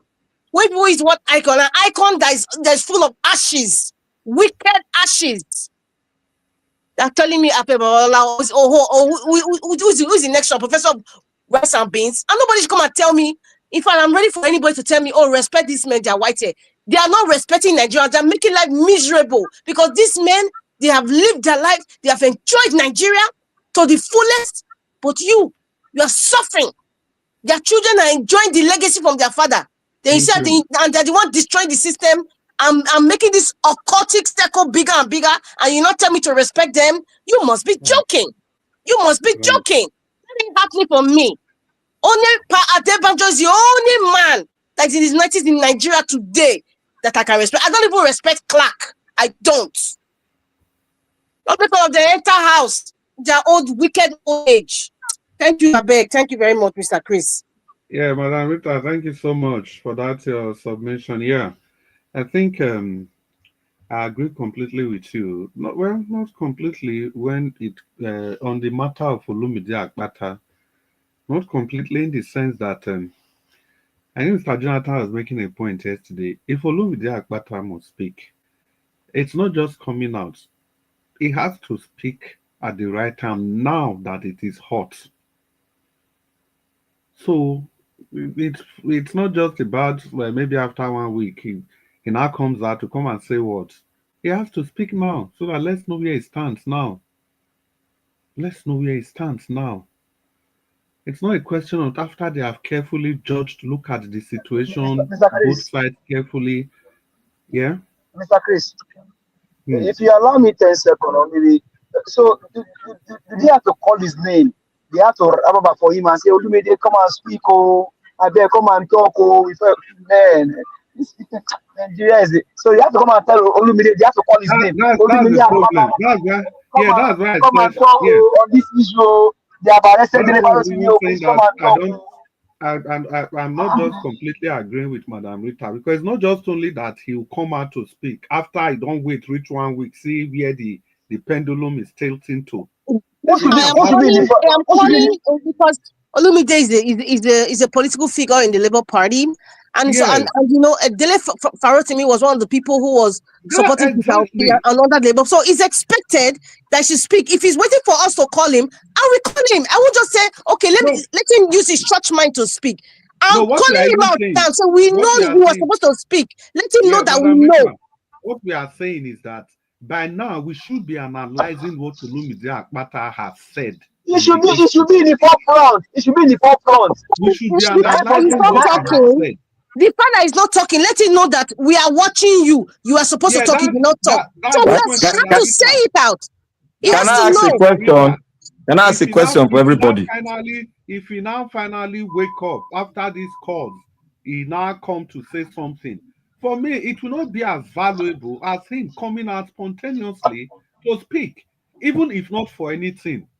If not for anything, he's a chieftain of the Labour Party. This same person was out there for the Labour Party when he had the opportunity of working freely, considering the fact that he was seconded by Afenifere to go and join this man to rescue Nigeria. Imagine if he had offered his service to Tinubu. Just imagine his credibility if he had taken that to Tinubu's camp. So it's not just about him coming out. He Yeah, has but to speak. who was the immediate former president of MBA? And another thing, please, oh, Mr. Elvis, I know you are there. With all due respect, I know Michael Zekome, I expect him to also speak as well. We also have to call. I'm just calling out the people that I respect. And if they're not coming out now to really speak about this impunity, because what is going on now is totally disgraceful, ridiculous, and embarrassing for Nigeria.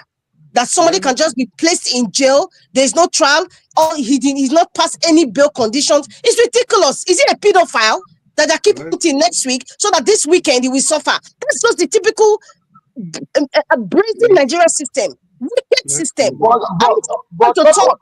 Where is not Femi only that, Falana? Where is Femi Falana? Anyway, Femi Falana that is not in regard to me. That one is just Give on one us side. give us a mandate. Please give us your final submission. Artist me you're supposed to call now. Oga, hold on now. They call you, you don't answer. They don't come in and you want to come again. Wait. Let's do it like this, please. F. Emmanuel, wait. F. Emmanuel, wait. We've called you before. Just be patient. In 4 minutes, give us a mandate to be. Give us a mandate. Please talk to us. And It's my respected elder brother. I can let you know if you want to go. Tunaija, for some reason, you are going to give the final submission today. And I would like you to have 2 minutes extra. And I want you to talk about that price falling due to Dangote's refinery coming into the petroleum sector in Nigeria, energy sector. So add that to whatever you are going to say. You give the final conclusion. So give us a mandate. Talk to us quickly, 4 minutes. F. Emmanuel is my respected elder brother, I can let Why, him go if he wants why to is have it it. that when it's my turn, you always give us a mandate? Eh? My brother, you can have your thing, you can take your day. Oh, You come are on, his tell you, my respected brother. elder brother. Oh, yeah, talk, Oh, talk. come on, talk, you, my brother. You can go, sir. If they You can want cheat, go. they'll say, "Now my elder brother." You don't turn to another thing. Give us a mandate. Your time is clicking. It's ticking Now away. that time they'll come they see my don't they respect elders. If they want to do No, wayo, let us they'll come talk they to talk of abeg. Give us old a age. mandate. Thank you very much. Well, I think, Madam Rita, your call for prayer for Dele Farotimi is very, very vital, knowing fully well that we war not against the flesh and against the blood. Our fight is against principalities and power. I'll just admonish Mr. Jonathan, if you're still here, if you can lead us in prayer as we close tonight, I would deeply appreciate it. I would truly appreciate it. Our fight is not a fight against flesh and blood. We war not against flesh and blood, but against principalities, against power, against spiritual wickedness in high places. Every spiritual wickedness against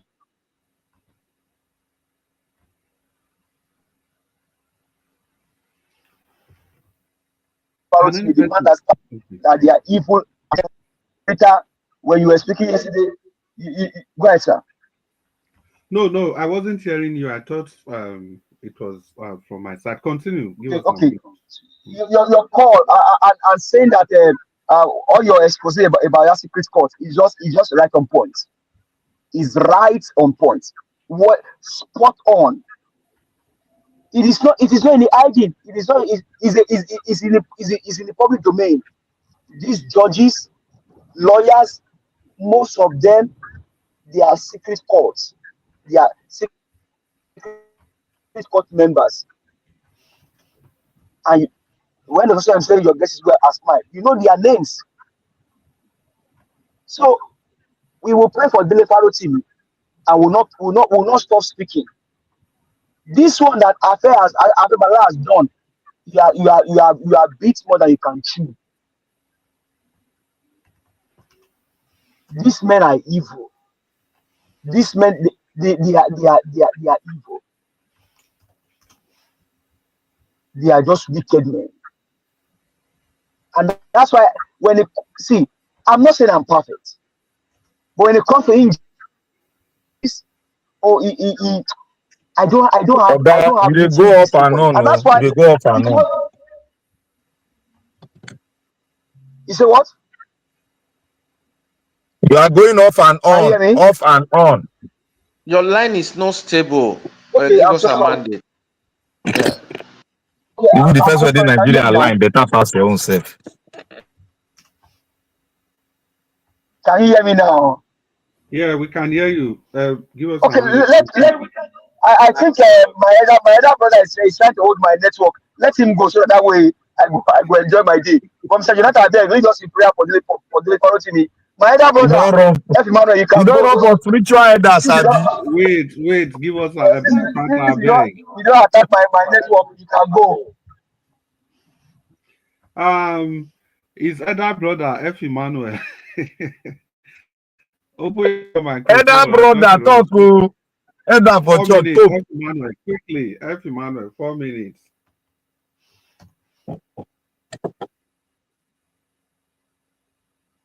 F. Emmanuel. Oh, I think he was there just this minute. F. Emmanuel, are you there? Oh, wow. The elder brother don't sleep. He don't drink 1960 drink. F. Emmanuel, you can't disappear. Oh, yeah, F. Emmanuel, talk. Your time don't they run since. Oh, sorry. No, Yeah, it's fine. Talk to us. in fact, what else am I going to add? The only thing I can say here is if you can look back, what happened to Ekweremadu?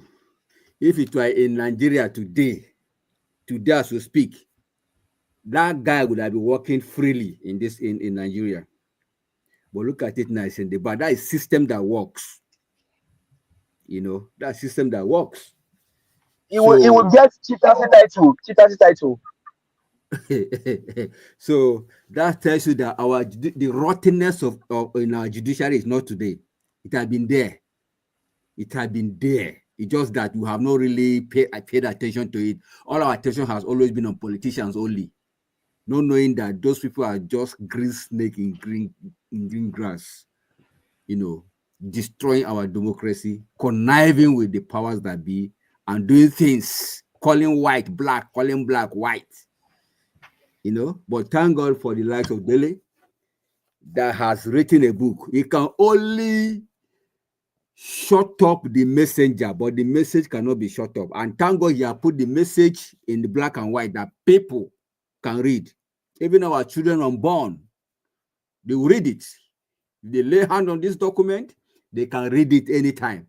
Even though we are not going to hear his voice, I know we are still going to hear his voice. If today Dele become maybe 100 years and maybe pass on, his message is taken in black and white. It cannot end. So it's a good thing we can lay hand on this material and see the truth in black and white. And I thank God that Nigerians, within and without, are now laying hand on the material to read, to know the truth. At this point in time, everybody in Nigeria has become a lawyer. Politicians have made everybody to become a legal luminary, self-imposed legal luminary. Even the things they don't even know about law, everybody knew a bit of law somehow in Nigeria now. So it's an eye-opener for each and every one of us. I just pray that he finds some sort of, how will I call it? Because I heard that they are not even allowing him access to anything at all in that jail or prison, wherever they kept him. So that's just unfortunate. So he's praying for him is very necessary, in as much as we are shouting, screaming to the powers that be. In our own closet, we should also put him in prayer so that at least at the end we'll be able to get bail, then see how the fight will end. All right. I think Chris Domo, thank you for the opportunity. Once again, I want to say to you, Chris Dublin, Domosa, and to our beautiful queen here, the only lady that has the voice to speak to power, Demoma, Madam Rita. I think she has left. Anyway, then Black Panther, the bishop in the house. I think your church, sermon today. Your church will go places. We'll get bring in the tithe. Bring in the tithe. Don't worry, I will pay you tithe. I will even add offering on it, no problem. So we need to build 4,000 capacity. We need to build it. Thank you. So, we will donate. Hello. Okay, good. F. Emmanuel, thank you so much for that your presentation. Black Panther, you say you wanted 10 seconds or what? The thing where I want to you know, allow me to talk now. I don't forget them. You know when discussion they go on. Somebody bring points. Somebody want to elaborate on the points. You cut me off now. I forget. Later today you go talk so finally we come to Mr. Chris. Yeah. Please don't forget. Let's have a prayer for Dele Farotimi. If we can, if we can ask Mr. Jonathan to please lead us, let's just pray for this man and his family, because it's very, very important we do that before we leave here tonight. Thank you very much. Yeah, it's okay. Mr. Jonathan, if you're at the background, please be ready for that as soon as give us 2Naija finishes his submission. Oga 2Naija, it's your turn. You'll be rounding up the discussion today, so wrap up everything and get 2 minutes extra talk about the Nigeria gas, oil and gas sector. Thank you. How it will impact our economy, because I believe that's the bane of our underdevelopment. 2Naija, fire on. Thank you. I appreciate that. Yes, it is self-evident that Nigeria is a nation. When people keep saying that Nigeria is not a nation, I do understand why they say it, because they are frustrated with the dysfunctionality of the country. But nonetheless, it's a nation just as much as a mentally challenged person and a poor or destitute person is a human being nonetheless. So those that go on to start causing it, when you are a subset of that nation, no matter what part of Nigeria you come from, you are a subset of Nigeria. You can't curse women and say your mother is exempted or your sister is exempted, because you are cursing women, because the subset includes other groups. So I think it's always good we try to talk from that kind of perspective, understanding the structure of things. Regarding that of the refineries coming on stream, has been a big shift in the Nigerian space, and most people may not pick up on it. In the last almost 30 years, Nigeria has been in doldrums where there has not been one strategic shift that I've seen in Nigeria.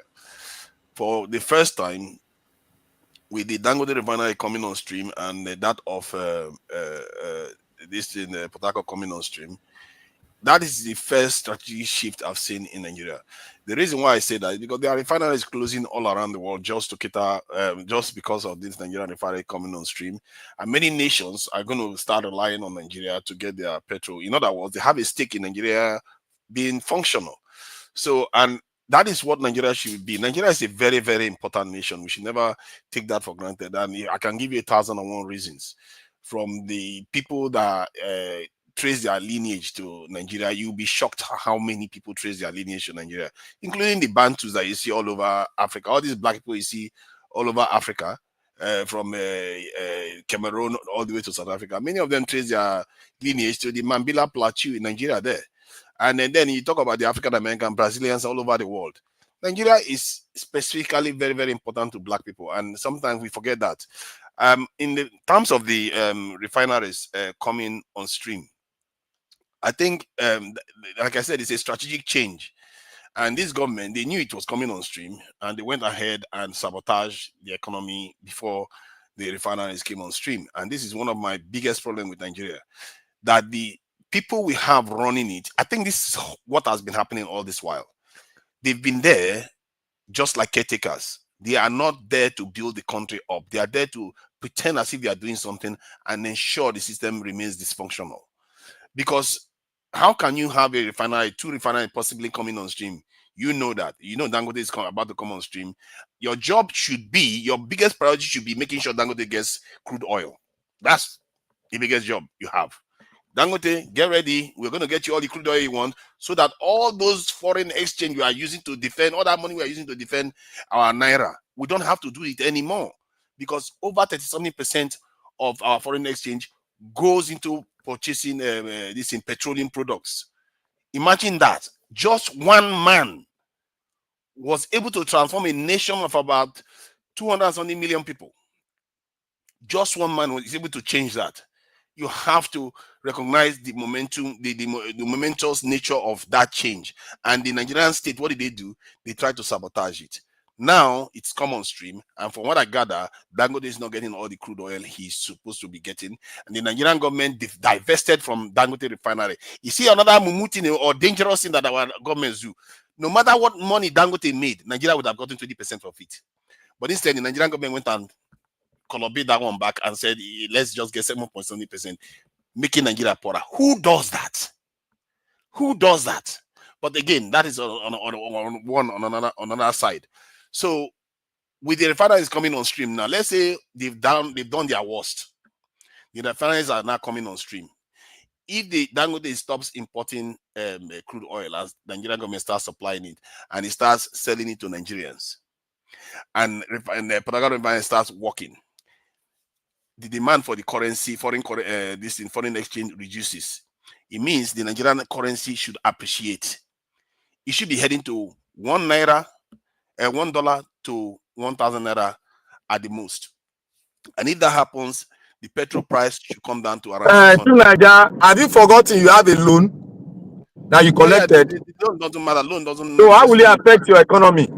It shouldn't impact foreign exchange. Your foreign exchange, what impacts is the fact that in the case of Nigeria, they were using it to defend buying petrol overseas and buying all kinds of nonsense that Nigeria doesn't need at all.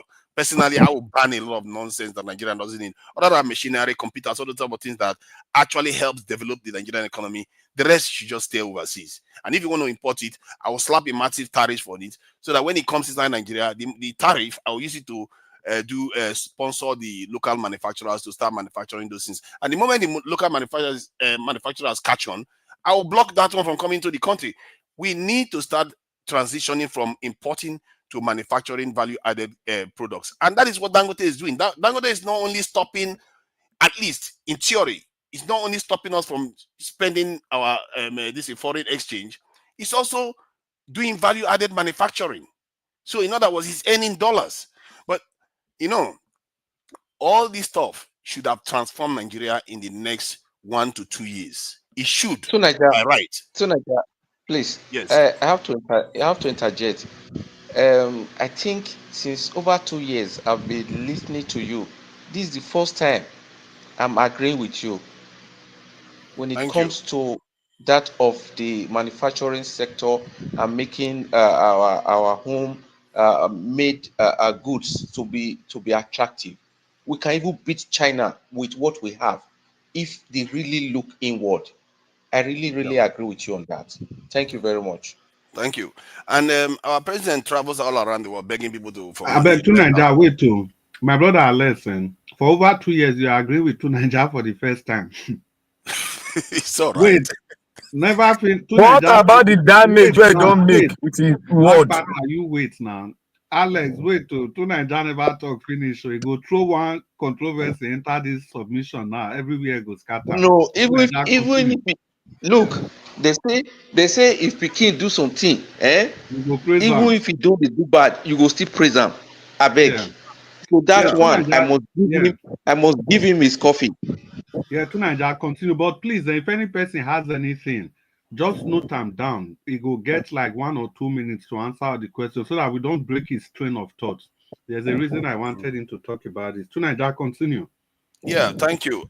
So the current state of our country, the leaders that we have, seems to be hell bent on ensuring that it doesn't rise.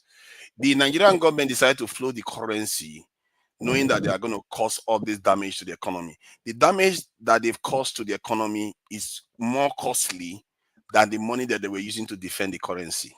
And this is after they've already lifted, removed the subsidies, which means removing the subsidies is a kind of taxing Nigerians. You just say, okay, I'm going to tax Nigerians now. And in other words, you have leeway in a financial leeway. But what did they do with it? They use it to float the currency, which meant they even have to go back to defend the pay subsidies again. Oh, I think they paid about almost $7 billion the last time NNPC released their numbers. So everything they did, they sabotage the economy. But let's say they've done their worst. Everything now that that we have right now, it means that in the next 2 years, the Nigerian currency should be appreciating. And this is why I say we need to watch them. If this currency doesn't appreciate, when we are not supposed to be importing petroleum anymore, when Dangote should be earning dollars into Nigeria, if those money is not coming to Nigeria, you know that they are there to kill us. They are not there to just know that nothing you are going to do inside this country is going to work, because everything, the leaders that you have right now, they are not ready to get this country to work. What their job is to make sure the country remains the same. And I worry the way the current president is behaving, running to France left and right, and whether every other country are driving the French away. Tunaja, can I ask you a question? You let them flow at the end of No. Let me ask a question. Not matter of flow. Let me ask a question. Go flow well. Tunaja, you said one thing now, that if they don't allow this thing to work, that means they are bent to kill us or where about what you said. Now, I want to ask you, if what you said, they did not comply with it and they're about to strangulate us, will you not agree for us to go for a constitutional conference review? If you want to go for constitutional conference, how is that going to solve it? If you finish that, no, I'm asking you, will you not agree? Black Panther, you see the way I don't believe in constitutional conference. I believe in taking action to actually change stuff on the ground. Can you come back to the original topic? Just bring it to a final conclusion. Yeah. So regarding that, like I said, if you don't see the change, that the Nigerian currency doesn't start appreciating when Dangote is getting crude oil in Naira and selling it back to us in Naira. So in other words, we are not demanding dollars anymore. So why should the when dollar has a demand for the dollar has collapsed, the Naira should be appreciating. We are talking about like dollar 1,000 Naira or less. It should be less. This floating of the currency is one of the biggest, for me, one of the biggest crimes I've seen committed in Nigeria. There was no need for it. An important economy doesn't float currency. So, but then you take into account the way our president is behaving, running all over the world, asking for money, begging everybody money. We want 10 billion here, 2 billion here, left and right. When in the hands of black people around the world, if you do the estimate, in the hands of black people, we have a spending power of more than $5 trillion around the world. You don't even need to run to all these Oyibo's country. In Africa alone, you have 2.something trillion. In the diaspora, another 2.something trillion. But none of them are tapping into it at all to try to change the narrative on the continent. You can see signs that maybe they are trying, because they see that the West is a little bit distracted. In other words, the geopolitical weather is changing. They are trying to, try to see what room. That's why you see the Dangote refinery working. Dangote refinery would never have worked. The Nigerian refinery would never have worked if not for the geopolitical environment that you are seeing right now. And this is why our people need to understand geopolitics. Because if you understand, you will see why these things are working. I predicted it that Nigeria is going to improve. And my worry is that Nigeria is going to improve. If Nigeria improves for the 1, 2, or 3 years in terms of strategically, Nigerians will think our problem is over. No, our problem is not over until we are able to defend whatever we've got. If you are not able to defend it, then when those people become stronger again and they get more organized, they are not quarreling among themselves like the Americans and the Chinese and everybody is not quarreling among themselves. When they settle it, they'll come for us again. And they will take whatever any gains we've made, they will take it again, just like they took it before. And we have to understand that. And this is why I keep hacking on about secure the country. You have to secure the country. A lot of our men are without jobs out there. We are losing $50 billion. I can't even imagine I'm saying that word. $50 billion in GDP every year because of insecurity. And our young men are on the street. Our young ladies are on the street. Some of them doing hustling at night. The young men are doing all kinds of stuff. And yet we can't give them jobs to fix the country. And when you give them jobs, guess what happens? They also pay tax. Jesus Christ. Nigeria's problem is easy. It's just that our leaders are a burden right now. Our elites are a burden. They refuse to change for the better. And they just prefer to serve other people. Thank you. Yeah, Tunaja, thank you very much. I think I have one question which also comes in line with what Black Panther already asked. Okay. The most how do I put the most far-reaching conclusion that you made from this submission is this. Okay, after Dangote starts to operate and after all this, then in 2 years, if we cannot still see anything appreciable in terms of the value of our currency, our economy, and the quality of life of every Nigerian, then it means our leaders are not serious. And those were the things you said. I just paraphrase. So if it comes to that, what will be the next step? Will something like that constitutional conference become a viable option? That is one. And number two, what give you the impetus to have so much faith in this government that whatever they are doing the right thing, vis-a-vis trying to stabilize the economy, as in they are putting Nigeria ahead of everything they are doing other than their personal business. Don't forget the fact that Oando, which was worth almost nothing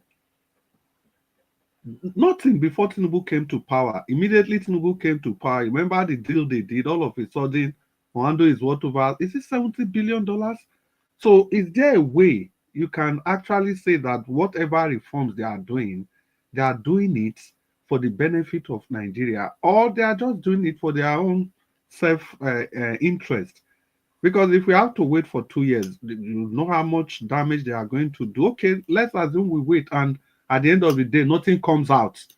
We are in where we are before, or we are not even in a worse situation. So what would be your recommendation at that point as a nation? Because, like you said, people are calling Nigeria names and you acknowledge the reason why, but at the end of the day, you also make a case why everybody should believe in the nation. Now it has gotten to that 2 years and things have become worse. What is your solution at that point? I think the solution is action, not talking, because I think Nigeria is one of the most, in terms of the way the constitution behaves, tries to cater to every little nick and cranny everywhere. We don't notice it, but it's just the truth. I think because things are not working, we don't notice that Nigeria, in terms of the way the constitution applies, it tries to take everybody into account. So in terms of even making sure that everybody from every state become a minister, America doesn't care about that. They just throw it. Trump is appointing whoever he likes.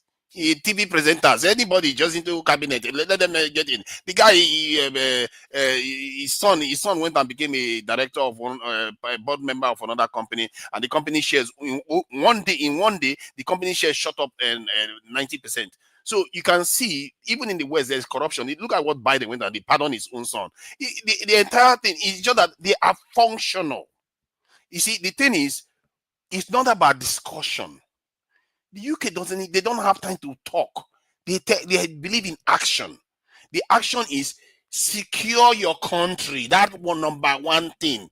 Get electricity functioning. Educate your people. Create this in technology. That one is essential. Technological revolution is an essential ingredient that our people need, because we have to leapfrog where the rest of the world is. We are so far behind that it's now an existential threat to us. Because when you are so far behind in technology, guess what will happen eventually? Other people will come and take advantage of you.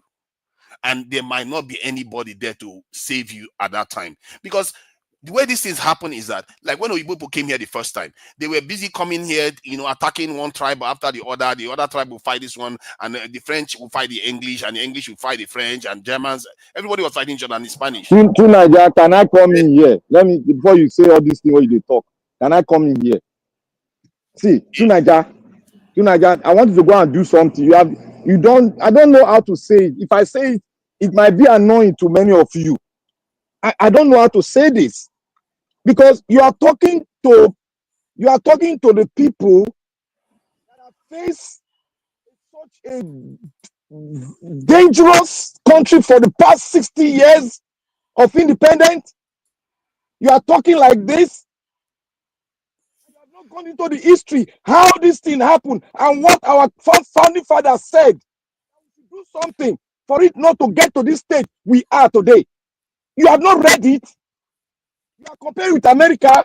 America, they have a system that can throw up their president anytime, that can coerce their president and box the president to do it right.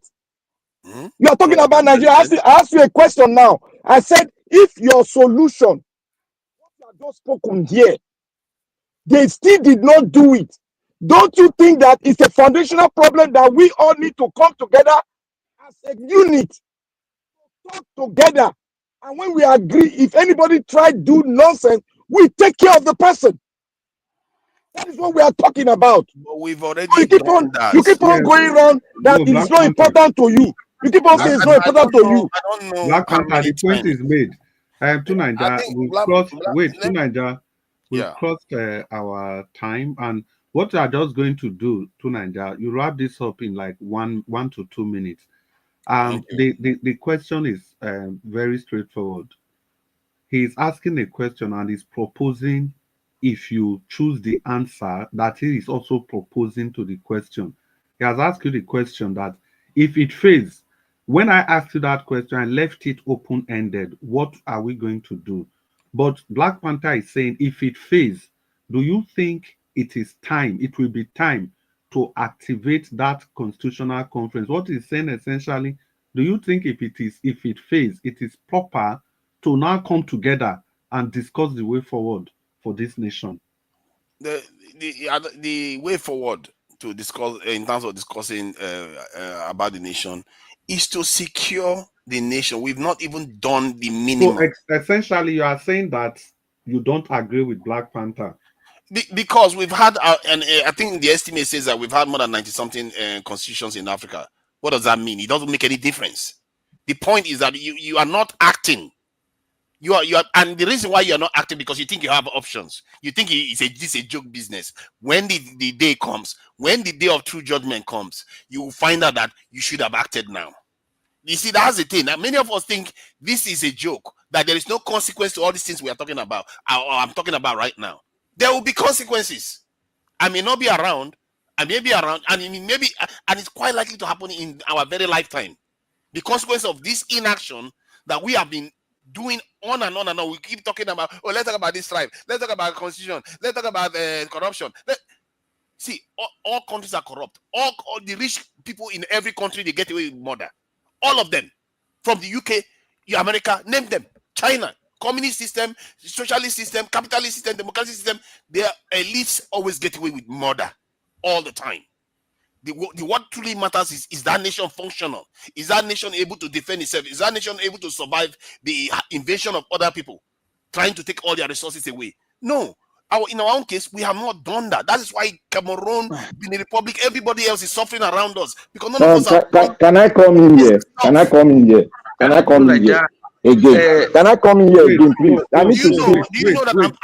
Let Tunaja stop talking. I need to speak. Let Tunaja stop talking. You need to stop. This is not a child's play again. Wait. There is an woman that is out there saying that you are lying to talk. You don't even ask questions. Tunaja, 1 minute.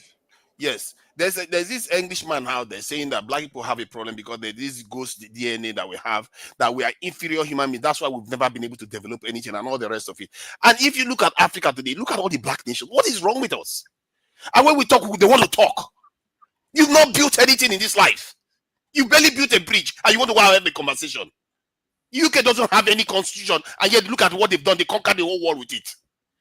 What does that tell you? That should tell you that this is not Mr. Chris. Hold on. Mr. Chris. Hold on. I'm not already done. I'm not already done at all. It's okay, Mr. Chris. It's not going anywhere with this one. He's speaking to people. Why is it that men are talking Black Panther? If you are doing this, you they reset it 1 minute again. Reset anything, Mr. Chris. You know they moderate very well. Naija round up. Black Panther, you go cry today. Who they listen to this crap where they talk? Stop talking about talking. To Naija, just round up. Talking. To Naija, what are you talking? You know Nigeria more than me. Black Panther, I beg. To Naija, please round up. 30 seconds. He won't let me now. People get angry here. You be saying something that is not tenable. Black Panther. Calm down. You have a chance to respond, Black Panther. I assure you. So all the countries around us, there's a reason why they are all not doing very well. If you just leave Black Africa, the rest of the countries are doing better than us. Why? Because we've not done one thing. Look at all the countries, how it's like we are just laid back, lazy people that cannot even defend their own people. Look at Ukraine, small Ukraine. You know how many thousands of men they've lost? They're fighting a nuclear power. Our men, they will not waste time. All these men that are arresting innocent people that are writing books, they will not waste time to surrender. They will turn their ass, open it and say, hey, please come and take whatever you want quickly. This is our problem. And what we are doing is that we are endangering the future of our children. And I cannot sit here and not say anything about it. Thank you. Thank you, Tunaja. Can I talk here? You go talk now, Black Panther. You go talk. Tunaja. Chris. You see I just only want to comment on your final thoughts. You know, I think sometime last week I was questioning is intelligence linked to the color, to melanin? Is it linked to skin color? It is high time a research is done on that. If you don't even go far, don't go anywhere. Look at Africa. Tell me the most developed part of Africa. Is it not a shame that South Africa, that was fighting apartheid for how many years, when other African countries already had independence in the 60s, go see what the people use that country turn to? I beg, Black Panther, talk with you and talk 1 minute. I beg. You see, not the 1 minute too. You see, Mr. Tunaja is just a stiff-necked person. It's like the judicial system. Wait. Okay, I retrieve that back. It's just an example of the judicial system we have. You are an African, a black man. You are sitting here today. You are telling us that a black man does this, something's wrong with our melanin or whatever. There's nothing wrong with African. The problem we have is that we refuse to look inward and organize ourselves. That is what is called organization. You are talking about United Kingdom, all over European countries. Do you know how many years they've been existing and they reorganize themselves more than 1,000 times? You are yet talking. You think they got what they have within the space of time? Is that not reorganization? Is that not looking inward to look at the rules and modus operandi that will guide them? You think they fall from the moon? That is a biased kind of analysis you have given. I ask you a question. If all those things you are talking about fall to the ground, like the election fall to the ground, you don't have solution. We should continue like this. This is what Arewa is telling us, that we cannot reorganize ourselves as a nation to call ourselves one Nigeria. We cannot sit down and talk to ourselves. We are still divided. We don't know how to put ourselves together so that we can talk. Nigeria is not organized. The reason why it's not organized is that this one is calling himself the North, this one is calling himself the South. Okay, how do you break that barrier? We need to come together in unity and talk. If my father does this thing that is illegal, take him to jail. If my bronco does this thing, take him to jail. I will not subvert the constitution. I swore not to subvert it. And I'll make example of people that you think I cannot make example. That is the law we need to make, and you don't have it. I have not sat down for anything. We have always been borrowing laws to govern ourselves. Go and look at it. From 1948 down to 1960, we have not done anything about the law that will guide us, that is commensurate with the culture we have on ground.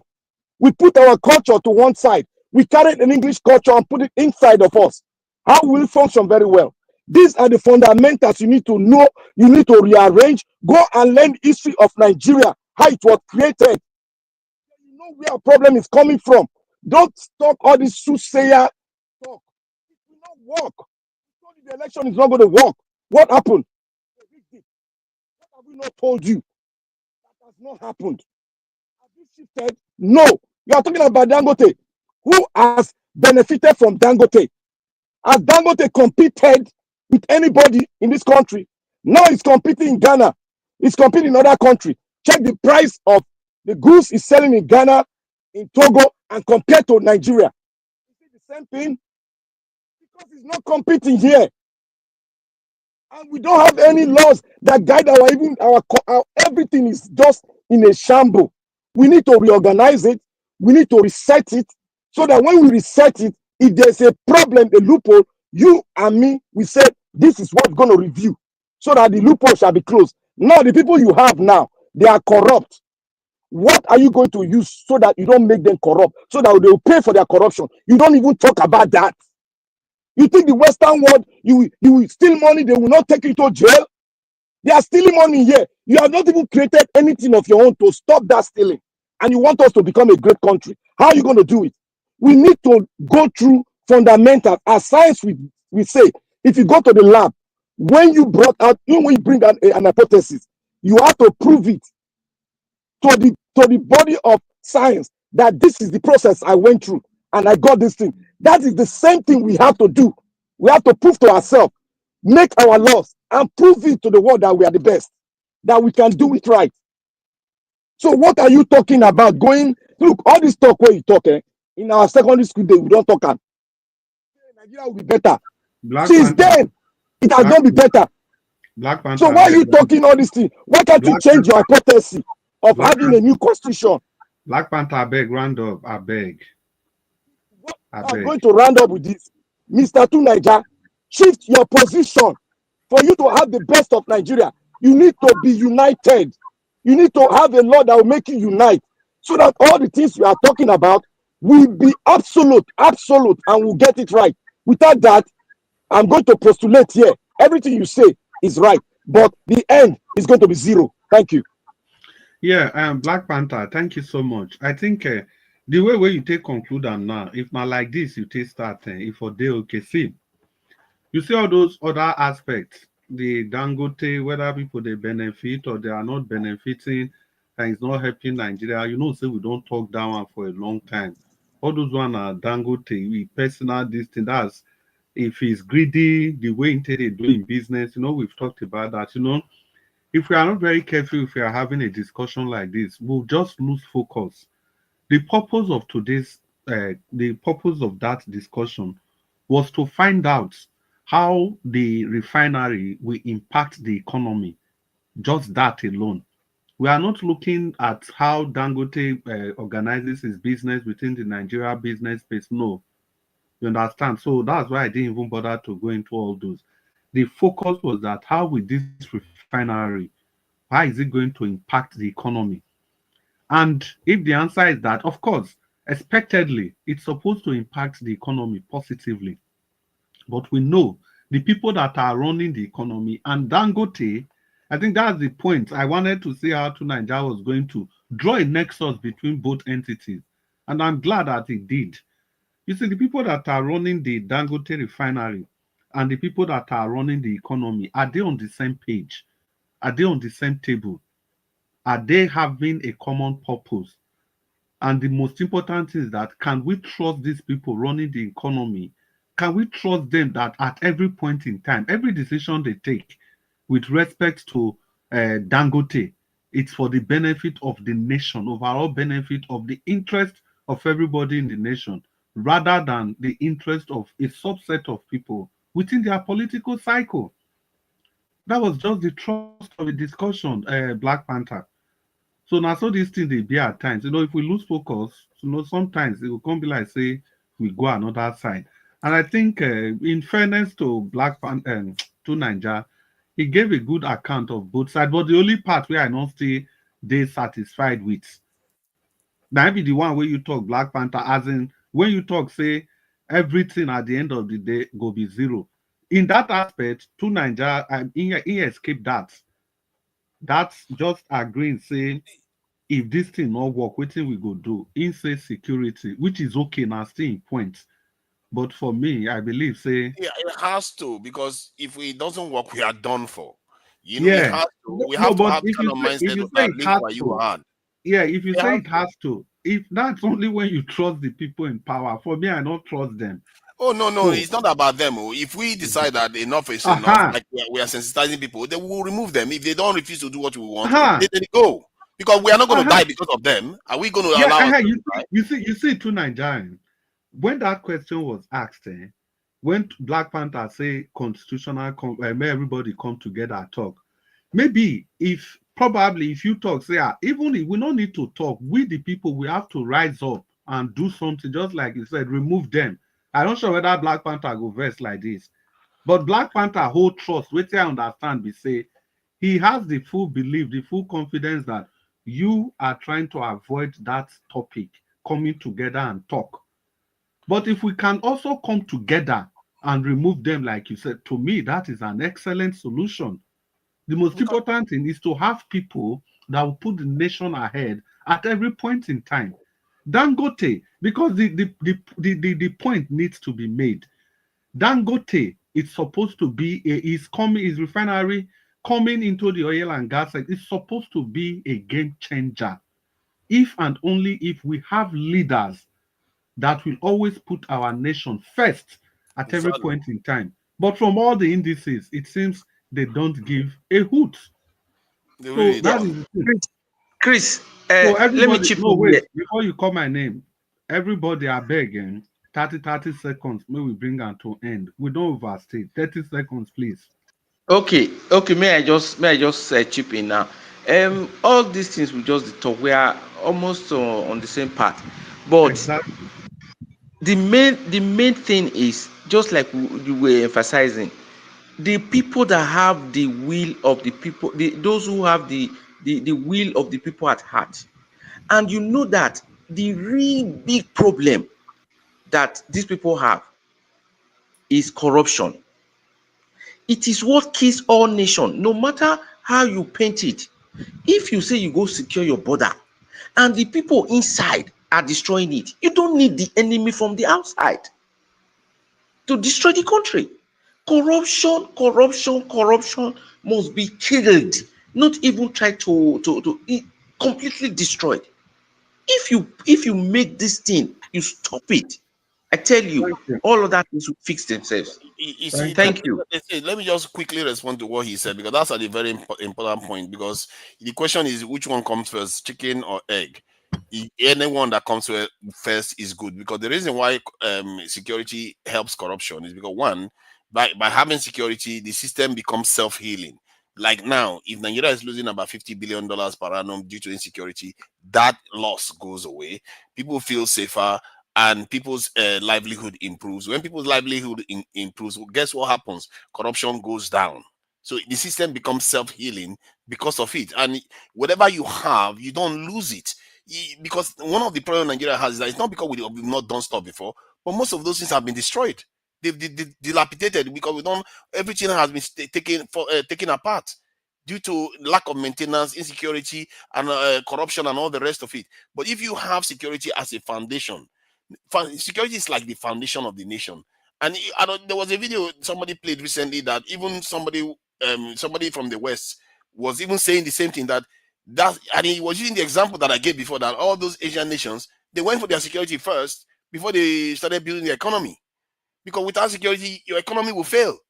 You know that's why that's the power of an armed robber, like CM was talking about armed robber. What's the power of an armed robber? Because he has gun. He will take whatever you've got. That's how the world works. Okay, thank you, Tunanja. Thank you. Black Panther, your 30 seconds. 30. See, I don't want to even listen to anything he talks about security, because Nigeria is not all about security. Nigeria will be secured if the foundation is secured. So if your foundation is not secured by the people, then you talking about security in this dispensation where the security peripherals have been infiltrated with Boko Haram rubbish, you try that, they sneak in, they get to power, you are done. You have to have a country, and you have to know who is a Nigerian and who is not a Nigerian. Then you can purge, before you go do that, you can purge your security peripheral now, but don't add to it. Let's have a conference where we talk on how to set up our security peripheral so that we can get it right. With this one, you are not set up the foundation, you want to go for security, my brother, you are done for. Thank you.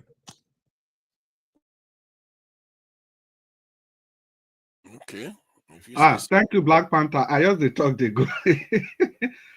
I also say I don't open my microphone. Well, on this platform, it's so difficult sometimes when it comes to issues like this for all of us to argue. But most important is just for we to bear our opinions and support our opinions with facts, figures, maybe conjectures. I don't know. Anything you have, you just use it to support your position, and people will react. That's it. That's why it's called a panel. So, now do well, people. We have finally come to the end of this broadcast. We overshot our time today. Well. And let's not forget, we'll be coming back later today. And later today will be Friday. We'll be coming back again to come and continue the discussion. But before we leave, let me just, everybody on the comment section, I beg, I greet all of you now well. You people, you are the most valuable player for this discussion. Thank you all for staying to this time of the day, and thank you for your contributions. The people in the comment section, one are not very say I don't feel calling our name today, but we get the way the things be. But anyhow, I see who did there, blessed lady. I see you, Madam Ijedima. I see you, Madam Peggy Mode. I know say you didn't want to place the Lucas. You never talk. Who did there again? Well, all of you now, I greet all of you now. Well. Blessed lady, God will bless all of you now. Madam Ame Bright, it's so good to have all of you again today. Please, let's not forget that later today we'll be gathering here again as the eagles that we are to continue the discussion, the things that will move our nation forward. We discuss all of them here. Please endeavor to join us. And if you don't use the like button, the share button, the dollar sign, please seize the opportunity to do that. And then let me use the opportunity to greet everybody on the panel, all of you now. I greet all of you from the depth of my heart. Thank you for making it a day with us today. Thank you so much. Oif Emmanuel, Oga Jonathan, and give us our mandate, Black Panther, Alexo, Tunanja, Dr. CM, and some people that have been here. I think Madam Rita was there, people that have come and they've gone, And thank you all for being a part of this wonderful broadcast today. We hope to see all of you tomorrow. And Mr. Nanjawaj, thank you so much for giving us this platform to have this discussion. And we are sorry we stayed too much. We spent too much more than the time that was given to us. I thought we were supposed to round up around the 1:45 or thereabouts. But be that as it may, everybody, yeah, Mr. Anjawash, thank you so much. And Agio Deborah, I hope you are good and you are okay. Probably you'll be sleeping by now. Mr. Anjawash, once again, thank you, and thank you for the wonderful intervention. You stepped up into Agio Deborah's life, and I think everybody should emulate that. We should find a way to emulate that. And having said all those, Mommy Diaspora, we want to use this opportunity to say thank you, Mommy, for all you do. We've come to the end of this broadcast, Mommy, and I hope you'll be joining us today. Even if I don't hope, you always do it because you believe in the nation, you believe in the emancipation of our country. Thank you so much, our one and only Mommy Diaspora. At this juncture, I would like to call on Mr. Nanjawash to officially end the broadcast, but if he's not available immediately like we usually do, we want to say good night to everybody, and you can log out. We expect to see all of you tomorrow. Thank you, and God bless you all. Mr. Nanjawach. Okay, I think Mr. Nanjawach is not available. So everybody, good night and bye. Now, bye-bye.